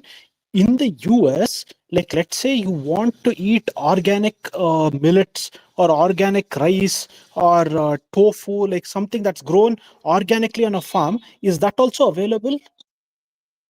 Is that available where? I mean, where they don't use urea and other chemical fertilizers, where they use natural fertilizers to grow crops, and in the farmers market and other places, do they grow it locally? Is that available in the US, where you stay? Yeah, like organic and then just local produce as well. Okay. Yeah, we can get local from farm. Like the county I live in, I'm in the little city part, but you got to wait 5 minutes out, and it's all farms. And if what you're asking is there local produce you can go to farm stands and shop for, I think is what you're asking. Okay, so even millets will be available. Millets, brown rice, and what quinoa, all that will be available locally. Well, we don't grown. grow that in New Jersey. We grow. I live in New Jersey, so they specialize in tomatoes, corn, squash, melons, stuff like that. Blueberries. So millets. Peach. So these grains like millets and all is not available in New Jersey. That's grown in the Midwest, like Nebraska. Each place in the United States kind of specializes in growing different things. Okay. Thank you, Drew. Yes, sir. I don't grow a ton. I just do a little more each year. So last year I did 65 fruit and vegetable plants. This year I'm going to do 100 in my backyard. And part of the kids homeschooling is kind of learning how to do some of this stuff. Why did we not learn how to grow food when we were in school? Like, duh. It's crazy.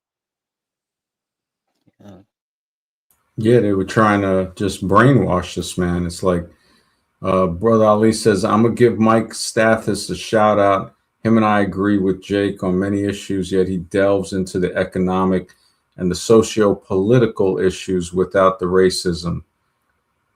Ava Analyx, yeah. I mean, there's a lot of different views that, I'm entertained different views. What did the comment say about the socioeconomic or something? What did it say? You see it in the chat?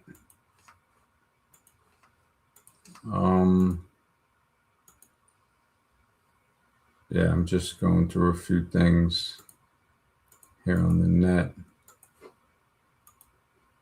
But yeah, Drew, you're doing a lot, man. I mean, a lot of people, that's like above and beyond, man. It just, I think about that like, wow. I guess kind of trying to lay some groundwork. I mean, homeschooling has certainly grown in the United States, exponentially. And I guess it's gotten to the point now where it's about at a revolutionary point.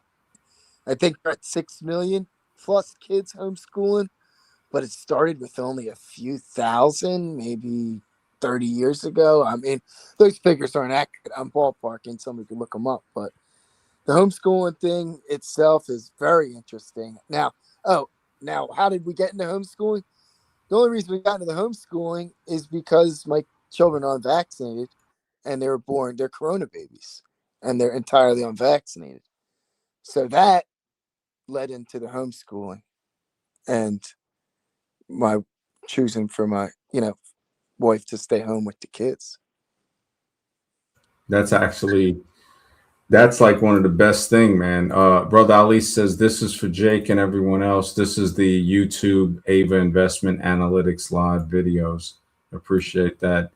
Yeah, man, the homeschool, a lot of people aren't hip to that we have to actually unschool ourselves from what we were programmed with in school. I mean, I thank goodness that I left high school and started to work, but I still got trauma when I think about stuff in high school. I think it's actually good that you homeschool your kids, but the problem is that, homeschool is you don't get the social thing. And that's kind of what I was saying about the self-government. Okay, first, let's stop there. So that is propaganda. So the social aspect is, I'm going to give you a real life example, bro. I agree with Drew. All right, so my stepson, he has autism and he goes to regular school, guys. I'm sad to report 5 bomb threats in the last 2 weeks.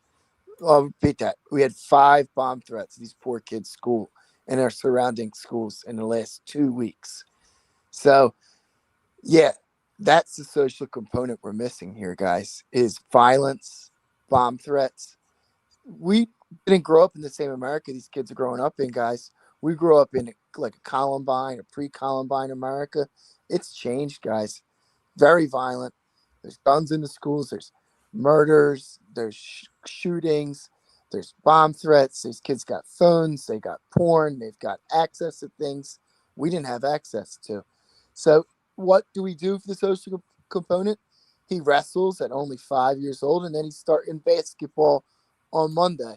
And he's right now hanging out with his cousins over at his grandmom's house. So there's plenty of social things you can do. You can go to the playground, the community playground. You can meet and hang out with other kids. You do not need to go to public school for a social component. Most of the stuff they learn is well, Ali's saying they're not only, you got background noise. They're not only socialized improperly in homeschooling, but also you need teachers who specialize in certain subjects. Not everyone is a Renaissance person.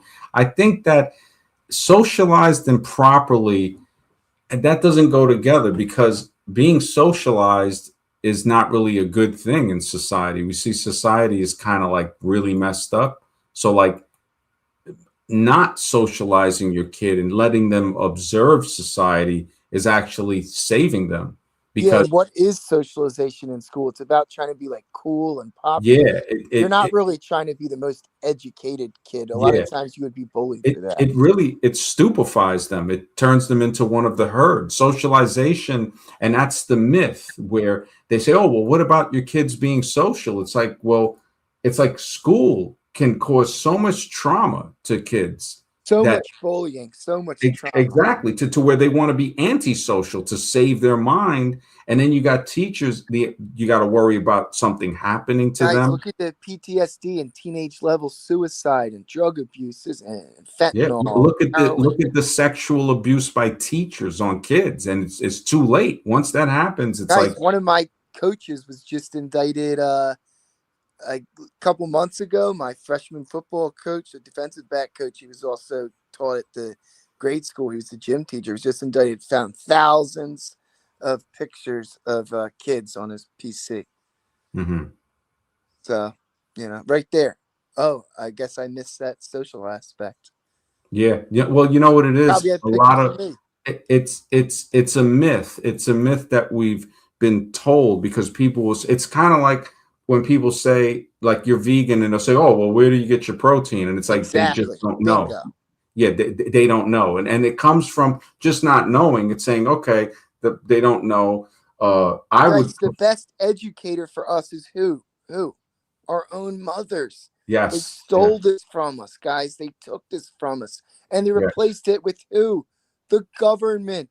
Yeah. They're telling you the government, which really means to govern your mind, to brainwash you, is supposed to educate you, not your own mothers. Yeah. That's crazy. And we accept that. And Well, we look, defend it. Too. Then they have guys like Eminem come out who just basically spews rap about hating his own mother and his baby's mother. And it's like, what type of message does that send? You know? And it's like you see that influences generations of young white kids. So just the way Tupac and these other rappers destroyed black kids by having them call himself the N-word and all of this stuff in society, the same thing Eminem did to the white population. And nobody really sees it. Also, on his cover, on his album, had the pills, the Xanax. So with him, they want to be like Eminem. You see people trying to imitate him with the t-shirt and the blonde hair. Then they're going to imitate his behavior, hating their mother, hating any chick they have a kid with, and using pills. And what do we see? A massive epidemic in not just the white population, but a lot in the white population of people taking Xanax, oxycodones, the Roxys, all of that stuff. And you start to wonder, could it be the music? And that's all they're listening to. Yeah, it's a part of it. Yeah. It's crazy, man. It's like Red Blur says, my theory is that if your kid is not good looking, then it's a better idea to homeschool. Even if he's, that's definitely a part of it. But also, going even beyond that to say, like, it's dangerous to say. Here's the other thing I got to mention. My son, he's only 5, but he's very smart for his age. So he should only be in kindergarten, but he's doing math and reading already at 2nd grade level. So if he was in regular school, they would have to hold him back and he would be slowed down and it wouldn't be tailored to his specifications. School is meant to destroy the kid. I wouldn't even say, like, if you're going to college, Engine Swap says, it's like, why not go to trade school? If you're going to be a lawyer or a doctor, fine, you go to college. And we already know lawyer is based on who you know. If you know, people in the establishment, you can get things that you don't even have to, it's all based on bribery. But medicine, you're getting a license from college. I would think that trade school, somebody learning a skill is Nazi says, I mean, drugs are getting promoted. Yeah, this is crazy. A kid is not protected by all of the stuff that preys on them in society. And when they say socialize, I think that is the conditioning thing that says, why don't you throw them to the meat grinder? Like Pink Floyd made the song, Another Brick in the Wall. And he had the kids on the conveyor belt dropping into the meat grinder. This was exactly. Let's not forget AI is going to be taking over teaching anyway. It's already starting. Yep. Yeah. And this is we got to live in reality, guys. The world is constantly changing. Well, yeah, and that's a good point too. Insane. A lot of the work the kid does and he's only 5, but he's already typing on the laptop and working on there and using a laptop. Kids are not going to be writing anyway in school. Yeah, they're not going to be writing, like physical writing. I still write here and there, but it's like you got people that are over 20 that can't write cursive. Yeah, like my 5-year-old's almost as good as laptop as I am already. Like it's almost like they're not even going to need to write, It's going to be a whole different world. They're going to be using hand signals and wearing glasses and in another dimension. Yeah. Honestly, the world constantly changes. It doesn't stay static. Too many people think it's going to happen this way or that way based on the past. It's like, no, man, the world changes every day. And they literally could have brain implants where you might be doing like a voice to text that's much quicker than texting or cell phones. They'll have something. That what I think is going to happen is they're going to make up fake jobs for people because of my belief system that people need to inhabit this earth, so AI will come up with fake jobs. I think that's what's going to happen. It'll be like a virtual office that you'll go to every day. I mean, you really won't physically leave your house. You'll be at some office or something like that. I think I've had a fake job before, and it was interesting. It was sorting screws for the government where they're going to put these screws in the planes. But we're all going to get chipped. It's coming. It's coming, whether we like it or not. It's going to happen. It hasn't happened already. That's where You the know? vaccine thing ties in, where it's talking about it's not just the homeschooling or just the food, but the vaccines is such an important component to this freedom of humanity that we're all searching for. You can't accept the vaccines and have freedom of humanity, because, like you're saying, who's to say that's not the mark of the beast, or that's not And microchip? this is in Yeah. your opinion, just to stay within YouTube guidelines, just saying. Right. This is not Yeah. medical or scientific. Yeah, this is not advice. medical This advice. is my personal opinion Yeah, as personal. to the marisol and the components. This is not to combat vaccine science. Vaccine science is sound. This is to do with the preservatives that are in Yeah, no, the we don't want to vaccine. even talk about that. Like, something was mentioned on another. Yeah, that's a topic that we just leave it like with the censors. Just let it. I mean, it's so the fact that we got to be censored with that just says a lot, right? Okay, so if that's a hot topic, that's fine. We can Yeah, leave that one alone. yeah. We can just keep it at that if you rather focus on. But we already homeschooling. know most people. Like, when you look into so-called science, we already see the lie with the science in human origins. We see it in medical.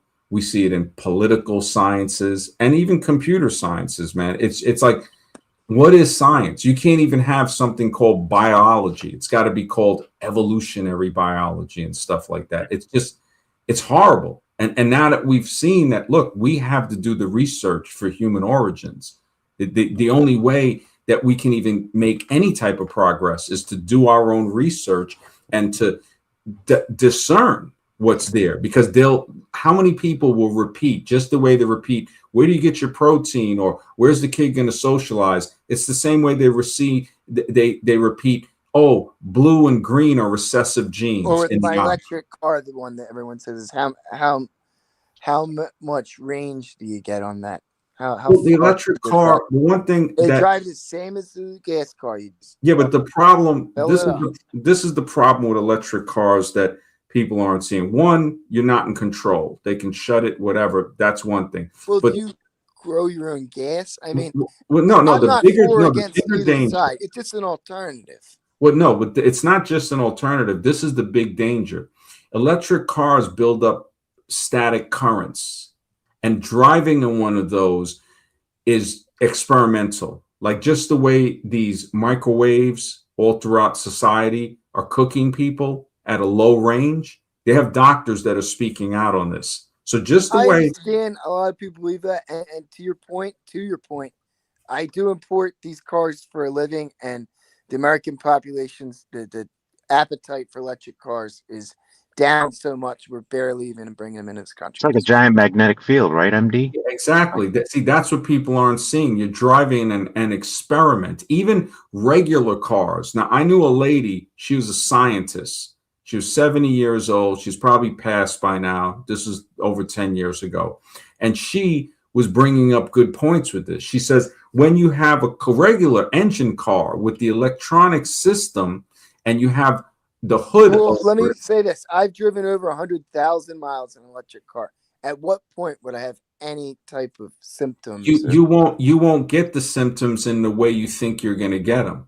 They could be cumulative over many years. It affects your mood. It affects your behavior. So these are things like road rage was linked to that in cars with metal hoods. This lady had a convertible. She goes, this is why I drive a convertible with a rag top. She goes, the electric signals bounce around in the cab. And they were linking road rage to this on certain electrical systems. If something is hit out of whack, now you can get something that's not expected. That's what they saw even with television. Well, it could be, and just to counter it's not that it point, could be the science is there. One counter I'd like to say your point is, who founded our public education schools? Well, that's Rockefeller. Huh? Rockefeller. Well, that's what they that's what they say. Guys, whatever they all say, been brainwashed our entire lives. I'm not saying Rockefeller couldn't have started it. I'm just saying it. I would think it's more than just Rockefeller. It's always, it's this person. It's okay. Well, person. It's a fact that he's one of the main. What if it's the government? What if it's the government and you got these people They spit in from, oh, it's Rockefeller, it's this. It's the freaking government, man. Well, he donated to the government. It's the government. The government itself is a form of mind control. And it's a fiction. It's a fictional entity. John D. Rockefeller heavily influenced United States schooling. Yes. Look, when somebody says the government is going to fix something, Larkin Rose said it best. That's like saying Santa Claus will take care of Christmas. Yep. Santa Claus ain't taking care of Christmas. You got to put the tree up. You got to put the thing. The government, it's such a mind game, because that fake government, that fictional entity creates what? Authority, another fictional entity. And that authority creates what? Another fictional thing called laws. So laws, and people might say, well, what do you want to live in, a law society? I'm like, well, I would rather live in a moral society, because laws allow you to break reason and logic. To say, well, the law says you can put this much pollution in the river. No, there's no acceptable limit of pollution in the river. And that's the problem with laws. And people There's always going to be pollution on the river. And they're selectively enforced, I might add. Like in Florida, I think it's illegal to take a naked shower. Yeah, see, this is the thing of what Drew just glazed by it. There's always going to be pollution. Well, then jump in the river then. It's like, what the fuck? Like, when the fuck are you, it's like, think about that statement you just made. I spend my life working on the riverside. It doesn't, and that doesn't mean that, when you have a law that allows pollution on the river, people start not to care about it. Why do you think the Native Americans went to war with this government? Do you know? Well, swimming in the Hudson, if you don't believe that, Do you know the reason why the Delaware River? It used to be, what the river I work on is. It used to be uninhabitable to life. There was no fish. There was no nothing. The main river in Philadelphia. Now, do you know the reason why? The main reason why now it inhabits life is because, guys, we lost all of our jobs, and all of our jobs left to go to other countries. Well, think about this. 200 years ago, the river wasn't polluted. Right.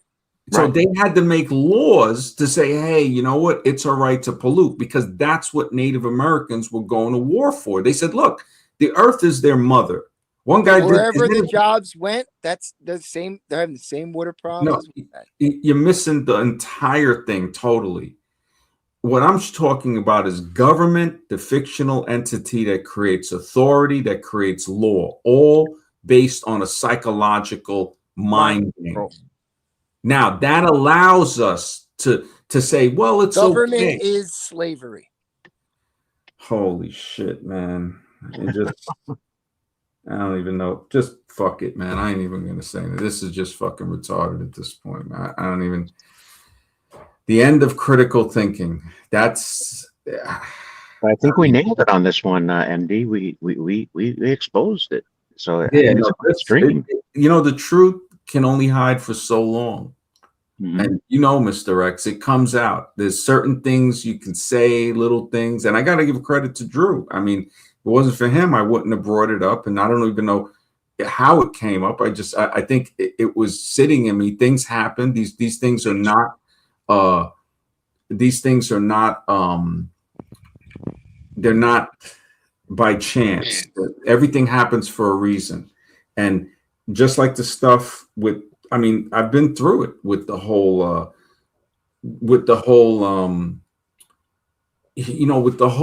you've seen it with the streams and stuff. And it's like a level to where you have to alienate yourself from society to a certain extent, like Terrence McKenna said, to keep your sanity. And he was an evolution zombie. He used to be on that stoned ape theory, all BS. It's like, when you study stuff for yourself and you become a some people say, a self-scholar, whatever. Hey, it's better than having a freaking degree written by a government. Now trade school's different thing, because you're learning a skill. You're learning how to build stuff. You're learning how to do physical hands-on stuff. That's a necessity. But even in that, we know there's better ways to do things. What people don't think about, I remember a researcher came out and said this 20 years ago on a radio show. He said, he was doing research on the paint coming off ships.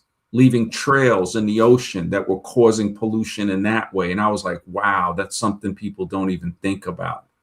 So you got the trails from just regular jets, you got the paint, you got all, it's like a polluted planet. Like that's what we see from people that say, oh, we built everything in this country. You built things to destroy our paradise.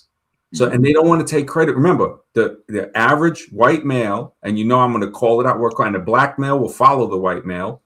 They will drive the bus off the cliff, and we're all arguing of why we don't have a better seat on this bus. Instead of saying, "Stop the bus, man. We're headed toward the cliff." You're polluting the stuff we eat. But that's not bumblebees. 90% of bumblebees are not being seen in North America. But the solutions are simple, and it's for us to grow our own food. And that's like going to bring the bumblebee back. So the farms that are spraying the glyphosate, that's not going to stop. You growing your own food is going to help you, but it's not going to bring the bumblebees back. Like I told Jake, you start your own town or pollute the river right next to you. This is what they do to Native Americans. The bumblebees, absolutely, yeah. By you growing your own. Well, look at where they put reservations, right next to uranium mines. Nobody gives a shit about that, but it helps it. One person. It ain't. I don't know, bro. Alexis, brother, thank you for the support, bro. He says, "Why MAGA zombies always Christian zombies?" Well, I had put this out there. I said, look, not every white American Christian is a Klan member, but every Klan member is a white American Christian. So think about that. I'm not saying, and this is the truth. This is a fact. Anybody can, use their freaking brain. When you got a terrorist organization that's 150,000 people, and when Jake defended that, it showed the true colors. I'm like, what are you saying? So Black Lives Matter is, it's messed up. Without a doubt, but it's worse than the Klan? Are they burning crosses on people's lawn? Did they lynch anybody? Right, exactly. You know what I'm saying? So the true colors comes out. It comes out. Christian, Protestant, white, Anglo-Saxon. Yeah, WASP, WASP. They used to also call it "We Are Satan's People." Catholic, and they'll even kill you if you're Catholic. It's such a culture of hate. And you and I already saw it on the radio back 15 years ago. You see it, it surfaces, and then you got to get away from, say, holy smell. And you saw what happened to that guy. So when that came out, I smelt it right away. And I'm like, wait a minute. And so did the mind. He goes, hey, this sounds like white fear, man. What are you talking about? White people getting. And I'm like, oh, so you're a Fuentes fan, but you never watched Fuentes. Yeah, really. What do you think? Who's Fuentes? Nick Fuentes, the racist guy who just preaches hatred, and it's just like a YouTuber. He got kicked off of YouTube and he went to Rumble, and it's just so insane because he has a big following. And to answer Alexis June's question, that's it. Not every white American Christian, not every one of them is a Klan member, but every Klan member is a white American Christian, a white Anglo-Saxon Protestant. That's what they want. They also, when I was in school, they used to call it WASP. We are Satan's people. And what do you see? It creates such a mental sickness that you see these people drive themselves insane. They will start, the white girls will be cutting their hands, cutting suicide marks. The guys will be taking drugs. And to make it worse, they'll hit them with rock music. AC/DC, Dirty White Boy. That's just like a black guy listening to rap music, calling himself the N-word. Same thing. A degenerate, like in Gattaca. A lesser gene, a degenerate. We are under something to where it's like a constant ray of bullshit that the government puts out on us every freaking 24 hours a day. It's not even every day. The internet has so much hatred. And I remember I was talking with a guy years ago. He's a computer expert. And he goes, man, they're all Nazis. And this guy's blonde hair, blue-eyed. He had it with it. He goes, look, man, he goes, it's ridiculous.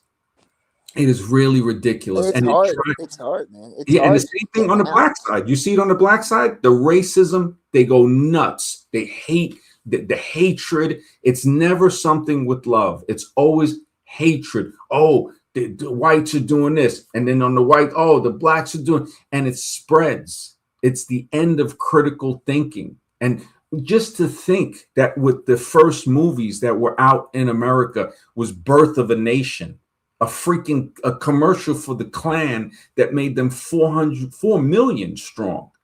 And I said, this is horrible. They were the ones that were marching with American flags saying, make America great again, because they were mad that black people had guns. I think one of the first gun laws was no black can own a gun.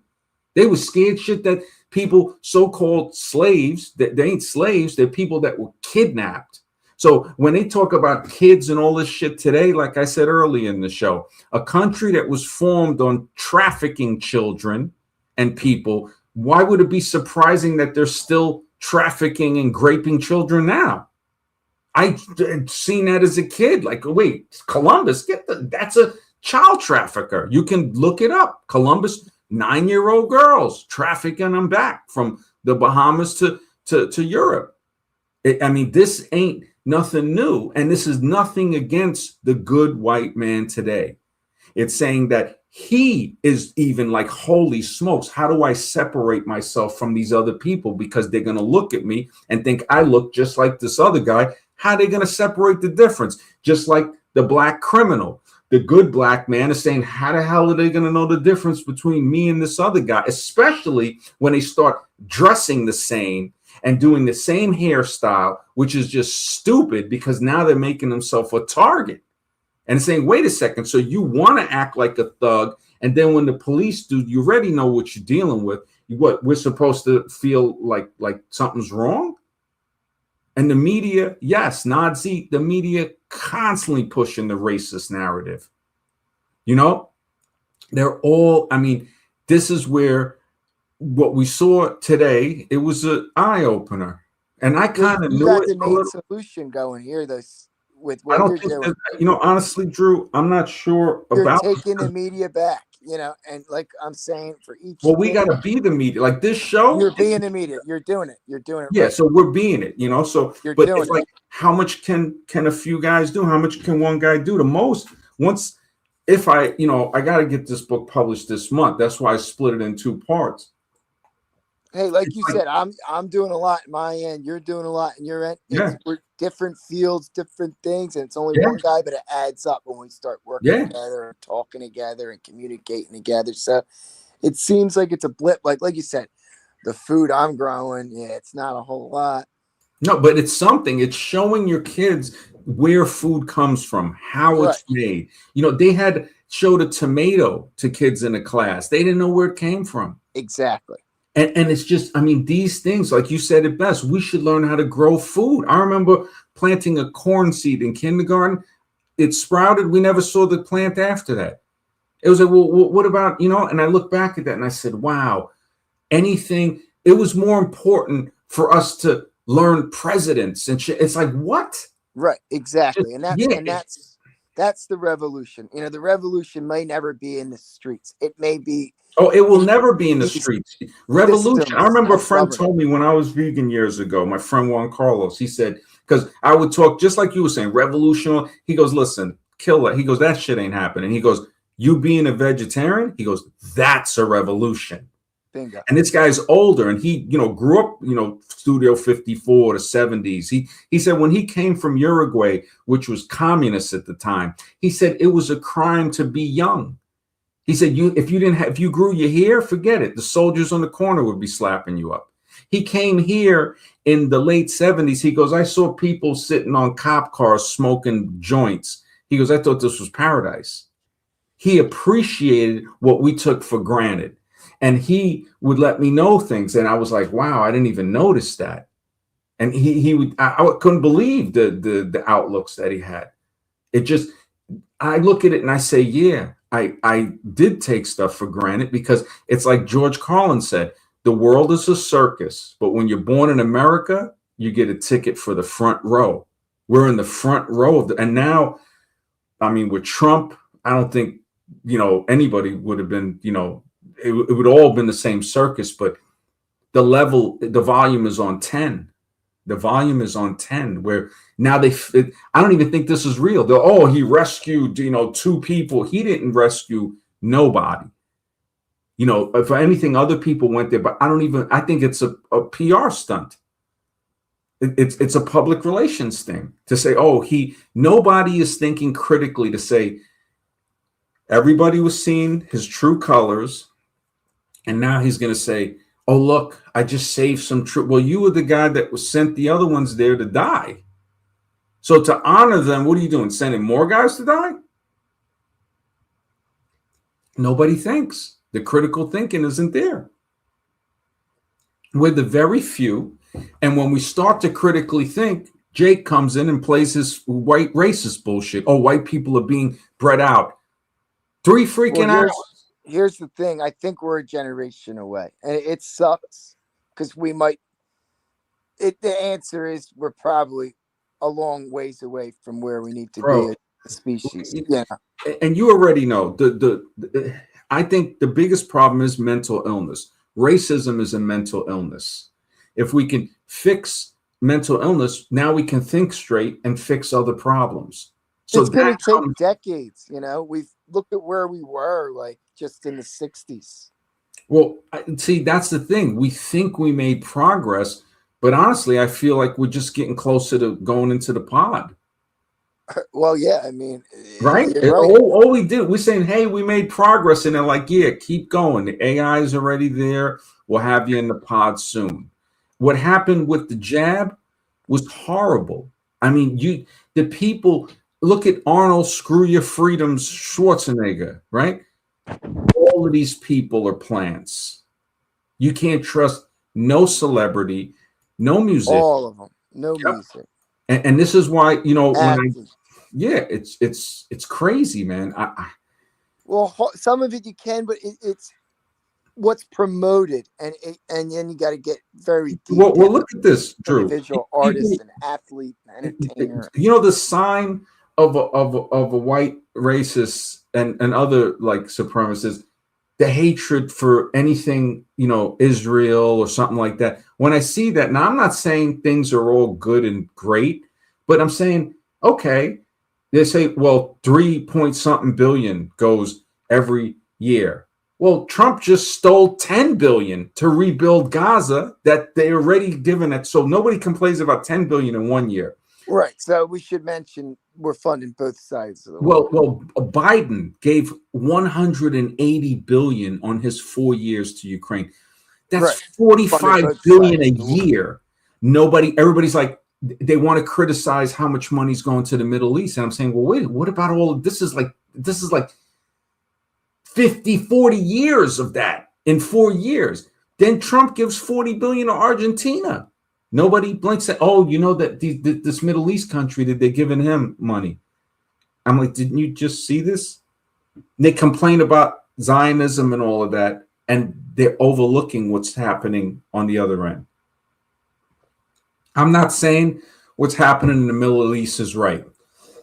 What I'm saying is they're using people's prejudice.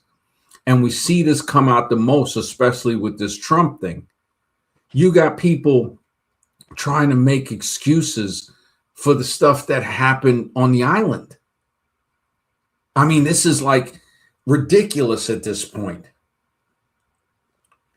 I mean, what else? I can't really. Well, things have gotten ridiculous. Like Venezuela and capture Maduro was ridiculous. Turning off all the power in Cuba is ridiculous. And a potential invasion of Greenland is beyond ridiculous. So, yeah, I mean. Anything to distract from the Epstein files. Anything to distract. When you those people that stormed the White House when this nutcase told them to do so, they had pending rape charges and pending child rape charges, and they were all pardoned. All those charges pardoned. So not only invading the White House, which black people would have got shot if they did that, they went in there, did that, and then got pardoned by somebody who's being accused of child crimes himself. 2 plus 2 equals 4. But we're in 1984, so 2 plus 2 equals 5. Yeah, And the all they second hear part about, has been- when you got somebody saying they're worried about white people getting bred out, that just shows you how far their head is up their ass. It's to Right. say that person becomes a danger. Right. Like that's You know? what they started with. That Kyle Hunt started with. I remember he started with that shit. That white people getting bred out back then 15 years ago. And that was 15 like how years they ago. started, And you know, and that's the thing, for Jake to come on and say that shit today and then backpedal for 3 freaking hours, it says a lot, man. It says, I just look at it as, hey, keep your friends close, keep your enemies closer. People might say, Yeah, well, I mean, if he's concerned about it, he can have babies with a white he girl, but ain't he's no not white chick interested. ain't no white chick want to breed with him. Yeah, That's the okay. problem. The I don't know white what to chick, tell you. the white guys that can get the white girls never complain about that shit. They're too busy banging pretty white chicks. And You there's a don't lot of hear them. it from, you only hear it from the subpar guys that can't get what they want. And then they act like, oh, these other guys are breeding. No, why wouldn't any woman want to be with you? You're an asshole. You know, it's like, you look at that, it's like, I would never want my daughter to even speak. I'd be like, look, you tell me about him and we'll dig a hole. Because if he tries to even talk to you, and this is why fathers needs to be more protective. Right. And I understand when these guys are like, who would you look at Nick Fuentes? I think he's like a 28-year-old virgin. No wonder he reminds me of I don't even want to say, just like a Muppet character. It just, you look at him and it's just like, wow. And then he's on that, you know, I don't think he's fully hetero, you know. I mean, it's really sad because I never hear this stuff from the guys that are doing well. Well, that's the funny thing is the way are you allowed to say the P word on the show? What? Like kitty cat P word? Oh yeah, you could. Yeah. The best way to get the most pussy is to not be racist. Mm-hmm. That would make the sense. Exactly. You're not discounting anybody. You're opening yourself. Exactly. Now, if you're only going to narrow it down to one race, you're really limiting yourself, obviously. You're absolutely right. I've known guys that, well, I've talked to them online, and they, you know, open white racists, right? And they've told me that they've dated white girls that have left them and slept with black guys. And I said, you know why she did that? I said, because you were complaining so much that everybody wants the forbidden fruit. If you would have shut your mouth, maybe that wouldn't have happened. But that's an insecurity. Like, I can see it as a man, like, damn, what's on you? Why is you always thinking about these guys? You know, what's wrong with you? Same thing with black guys. Like, look, what you know, oh yeah, towns were burned. Yeah, and it's horrible, but there were some good white guys that helped black people. So don't act like it's every person. Like I said, not every white Christian is a Klan member, but every Klan member is a white Christian. And same thing with black supremacy. Not every black guy is a black supremacist, but every black supremacist is a black guy. So you start to think, and now critical thinking comes in, like, you know, and this, yeah, Brother Arabian, you're right. Don't forget that Nick Fuentes is 20% Amerindian. Yep. Fuentes, they got a clip of a cop approaching him saying, oh, you're a white supremacist. And he immediately jumped ship. Oh, no, I'm Mexican. It's like, yeah, but all that shit you were saying, yeah, Fuentes, fine. But, you know, you can, you know, hey, this is what you said, man. You know, we see it's basically like cowardice disguised as some type of bravado of, oh, you know, this. And with the research that I've been doing, it's showing the opposite. It's showing that no, the gene, the albino gene, is actually stronger. And it will actually eventually breed out anything over time. You know, it just, you know, And that to me, maybe it'll bring people together. Scribe was telling me, he goes, man, because he was the only one I really showed the research. He goes, look, he goes, what are you trying to, he goes, people might try to take this and start a race war or something. I said, I'm not going to let that happen. I said, I've already put parameters in the book to be like, look, this is research. This is scientific research. And the more that I do research, I start to say, okay, well, there's different albino templates that gain melanin. One, it dispels the hatred that one side is trying to say they were first, because for people to say, oh, they're black and they're first, well, then that goes with evolution saying, well, you're closer to an ape. You're not going to win that way either. And this ain't a contest in winning. This is us trying to walk each other home, because we all going to die.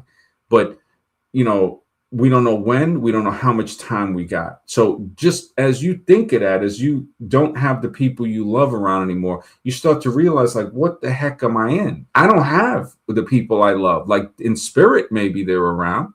But I know one thing, because Scribe was like, well, I said, there's nothing. Matter of fact, even when people were alive, they couldn't intimidate me. Now it's just basically Darth Vader. It's like they want to play around, fine. And he was like, oh, well, people. I said, I don't have family. Blood makes you a relative. Loyalty makes you family. And most of the people that are related to me don't mess with me because they know about the Darth Vader. It could come out at any time. And at least I can understand that. Some people will say, well, no, I'm a good guy. Well, I'm not. Sometimes I'm good. Most of the times I ain't trying to be good. You don't try to be good. You either are or you ain't. I ain't. I might be good sometimes, and then it's like Carl Jung said, you have to be in touch with your shadow self. If you're not, if you don't understand your subconscious, that will rule your life, and you'll call it fate. He, everything he said ain't right, but he makes sense with that. The same thing with Nietzsche. Nobody converts to a religion. You got to be mentally sick enough to accept it. Little bits of the Diogenes said it best. He said, he goes, being proud of the country you were born in is like a maggot being proud of the rotting flesh it was born out of. I was like, holy smokes, that's some deep stuff. I want to comment on that. So, it was so crazy. They had the World Baseball Classic. I'm a big sports fan and sports bettor, so I'm watching that, trying to root for the USA.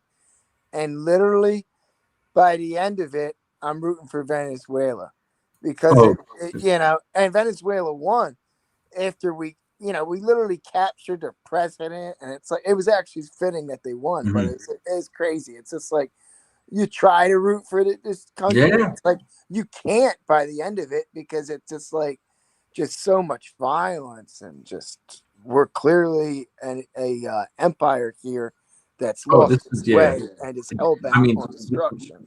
Absolutely. What do they call New York? The Empire State Building, the Empire State. So this is definitely an empire. It just, we fall asleep and we don't realize it. The machine, it keeps us. Look at Venezuela, like you said. They can capture presidents, but they can't find missing children. Exactly. So they think, what I'm saying? It's so logically easy to look through. And this is why they got to make sure critical thinking doesn't exist. So they can capture a president almost unscathed. I think like one pilot got shot, but almost unscathed to go into a big country like Venezuela and just capture their president. Like, you're exactly right. Like, we can do so much, but instead we decided for our resources to be squandered, to be wasted, to like you said, fund both sides of conflicts, to fund this global war machine that is a weapons contractors and military industrial complex. Mm-hmm. And I wonder, that's what led me to say the architects of humanity, something is behind it. Whatever created us, the misnomers to think whatever created us just magically flew back into the sky or something. No, that's right here. Maybe it's under the ocean. And maybe that's why we're always distracted by saying, oh, look at the moon, look at the stars. Now, I've looked through it with telescopes and all of that, and it's like, okay, it's cool, it's amazing, the celestial objects. It's definitely, a starry night is just beautiful, makes you wonder. But like there was a Buddhist saying, he goes, the way is not in the sky, the way is in your heart. And that's one thing, philosophical, but when you look, you say, well, wait a minute. If you're telling me we mapped 100% of the moon, 100% of Mars, but we only mapped 5 to 10% of the Earth's ocean, that doesn't make it's saying, wait a second, why wouldn't you map the Earth's ocean first? Something seems to be hiding there. Anytime there's an archaeological find, it becomes almost militarized. People don't realize that. I've been studying it for over 20 years, and I'm like, wow, Göbekli Tepe, they're burying it again. They're not letting people excavate anymore. They've excavated 5%, and they found that it pushes the date back. It goes against evolution. The pyramids are guarded. The Egyptian army had stepped in once when people tried to dig and find the tunnels and stuff by the Sphinx. They brought the army in.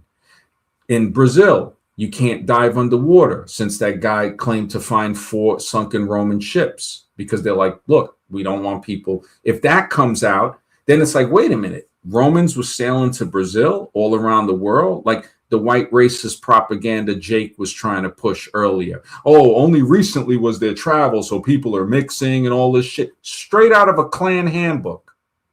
And he knows, hey, we can be cool, but I'm gonna call that out. You better go talk with your racist buddies about that shit. If you talk about it here, you already know what's gonna happen. And it came out right away. And I'm like, wait, if Romans were traveling, Egyptians, so in other words, it couldn't be in as advanced as what the white guys are doing now, because you're a white racist and you don't even know it. That's the worst thing. At least other guys will admit they're racist. He might know it, but he already knows, hey, I don't mind, because you keep your friends close, you keep your enemies closer.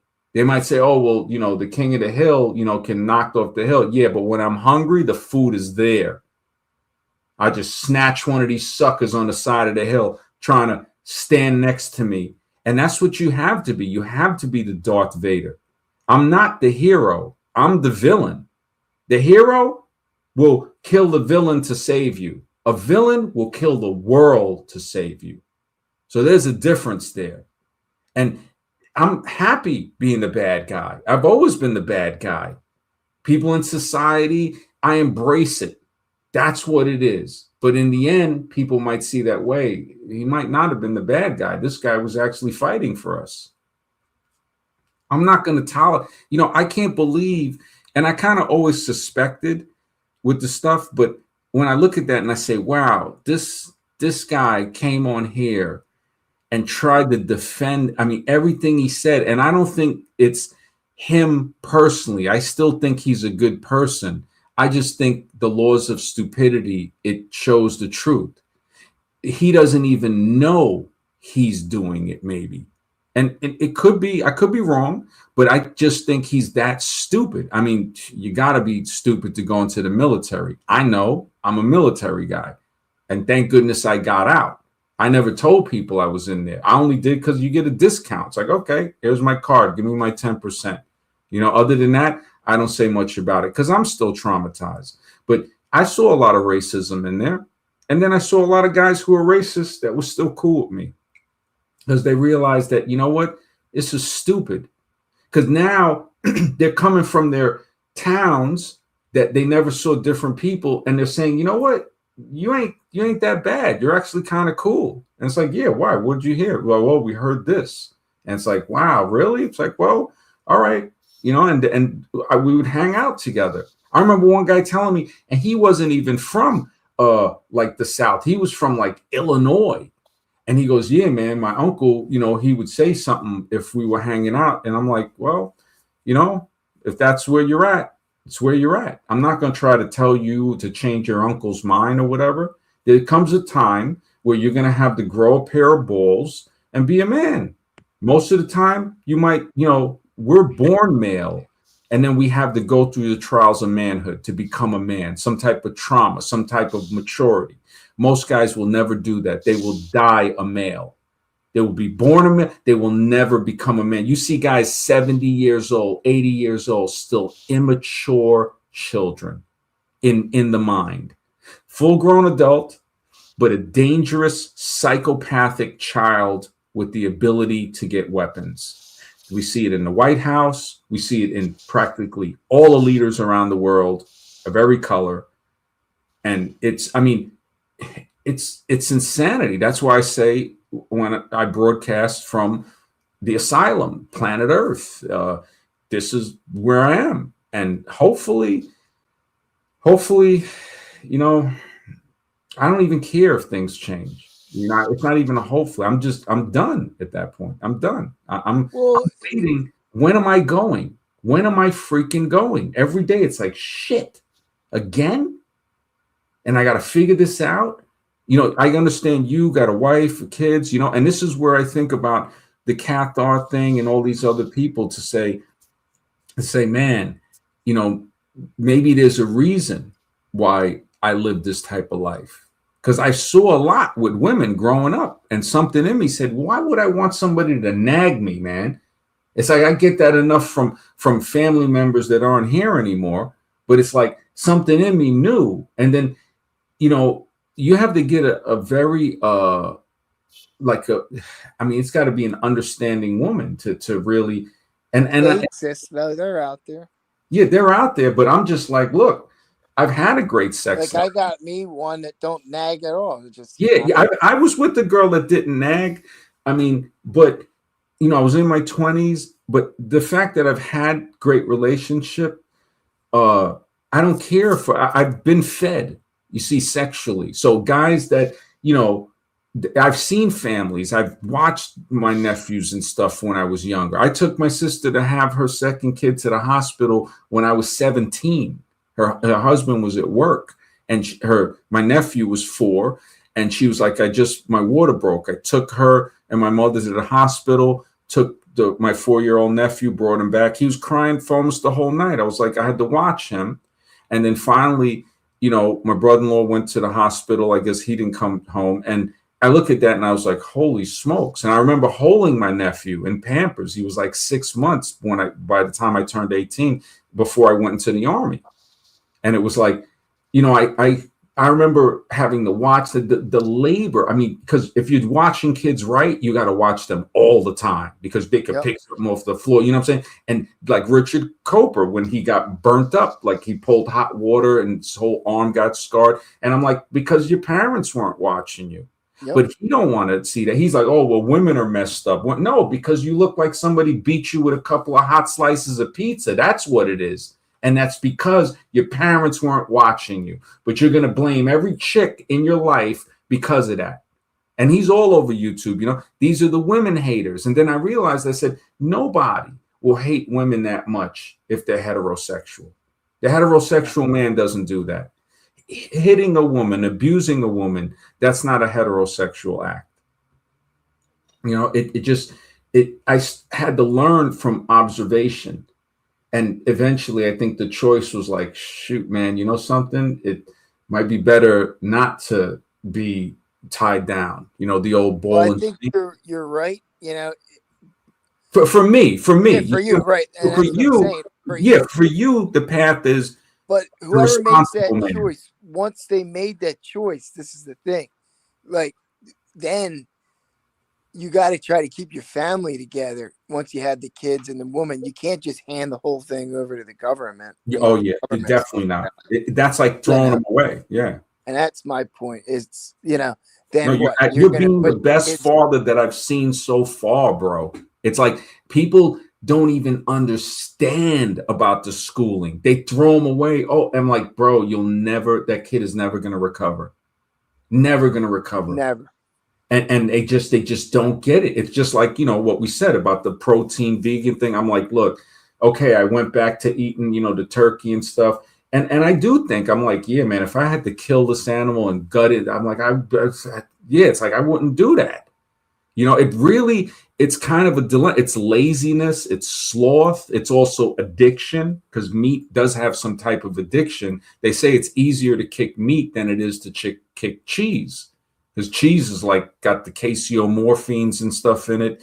And yeah, man, I mean, well, that's the coolest thing about the vegetarian or the vegan isn't so much, it's not about whether you're into eating animals or not. That's not here nor there. The coolest thing is you're not hardly ever supporting this system, this beast system that's Burger King, that's the McDonald's, revolution. Domino's, and Yep. Exactly. So that's the revolution. It's not about being in the streets. Yeah, without violence, without, that's the real, because the only thing, we're not going to win violently. Again, they'll cry. I know, I've been in the military. Other guys could speak. It's like these guys, oh, we got weapons. No, they got tanks. They got helicopters. They will turn the poor, like in the gangs of New York, when they said we can always pay half the poor to kill the other half of the poor. And that's exactly that. It has to be like vegetarian. That's vegan. Yeah, like look what they just did to Fidel and El Che's revolution in El Cuba. They literally just turned the lights off on it. Yeah. So, yeah. It's like if you don't have the ability to make technology, there's a guy, I had saved some of his videos a while back. I got to see where they're at. He says he realized that it takes like 30 machines to build civilization. And he has a way to build all of them and repair them. Basic stuff, basic bulldozer, basic this. And he shows people this. And that's where I'm like, okay, that makes sense, because making electricity isn't really that hard. If you understand tech, not like batteries you can make with hemp and stuff like that. Now they got silver. They're using silver to make batteries that last way longer. So this stuff is hidden from us because they don't want us to free ourselves. Why would they want us to? We're like, I wonder, why did they even leave us alive? It's like George Carlin said. He goes, the poor are just there to scare the shit out of the middle class. It's like, oh, you don't want to do what we tell you to do? Well, look at these guys. Well, the wealthy don't want to grow their own food and farm. And there's a lot of laborious things that go on in society, from the goods and the movement of society, everything. I mean, we need a lot of people. Yeah, I don't know if it's we don't need all of these people. But. I don't know if it's true, but they say the wealthy grew lawns, like to show that they're so rich that they don't have to grow food. Like the lawn was a symbol, a status symbol. And it's like, it's horrible, because I know you probably like saw the thing he was before then. That's amazing. Yeah, what was the movement? Food, not lawns, or something, where they were trying to get people to grow. Yeah, because it makes sense. I remember a guy told me that once years ago. He said, "Why would you grow a tree if it didn't bear fruit?" Exactly. And I was why like, would you decorate your property with this, and some stuff, poisonous berries, and then go out to the store and pay exorbitant money for a lot of times produce that's contaminated? Yep. It's crazy when you can really. I know there's chemtrails and things. We can't control things 100%, but within your own property, you can do a damn fine job of growing some pretty clean produce. And maybe not everything, but you can grow a lot of tomatoes. Last year, I probably grew maybe 100 pounds of squash. I mean, and maybe a few hundred tomatoes, and even one person can grow a lot of food. Mm-hmm. Oh yeah, no, tomatoes grow so easy in the north. It's like tomatoes are an amazing plant. Cucumbers, squash, like you said. Eggplants, a little harder. Peppers are very easy, guys. You can peppers are easy. So in the city, guys. I was in the hood in Philly, and I grew on a vine in my back little plot. I had 12 cantaloupe, and I had all types of stuff growing. Now there was nasty mosquitoes, and it wasn't the best experience. But no matter where you live, you can put potted plants. You can do tomatoes. I think everybody should try this spring something, even if you live in the city, because if you really want to be on the radio all night, and we do these shows, and me and Sid have been talking this stuff for Drive for 20 years, you can talk all this freedom nonsense you want, but it's going to come down to actions. And sometimes it might be unconventional, like a homeschool or something you didn't even plan on. But growing food is something we all can do. We all have to do. Yeah, we have to. It's like if the trucks stop, the food is out of the supermarket in 3 days, probably less. If they say anything, it'll be out in hours because everybody's going to run to the food And store. they ran the experiment during Corona, and they showed us. I don't know what you guys saw where you live, but in Philly, I saw it. We got very close. Very. Oh, yeah. close. I saw it here. Yep. I saw stuff, just everything was gone. People was, dying, fighting over toilet paper. It was crazy. It was like, holy smokes. And it showed like, and you know what the crazy thing is, in the midst of that, once it was over, everybody went back to sleep. Mr. X, did you have something? Yeah, you're asking about why do they need to keep around the people, the poor? And that's where we get into the metaphysical arguments. You know what I'm saying? Mm-hmm. We have to look at that. Is this earth created for a purpose that they can't, are there rules that they can't break?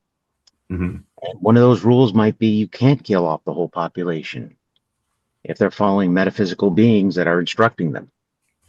That's the only thing that could make sense, because why wouldn't they? You know what I'm saying? There is natural law. For sure, there's natural law. Yeah. Yeah. Well, if you do this and get rid of so many people, that earth is going to reset.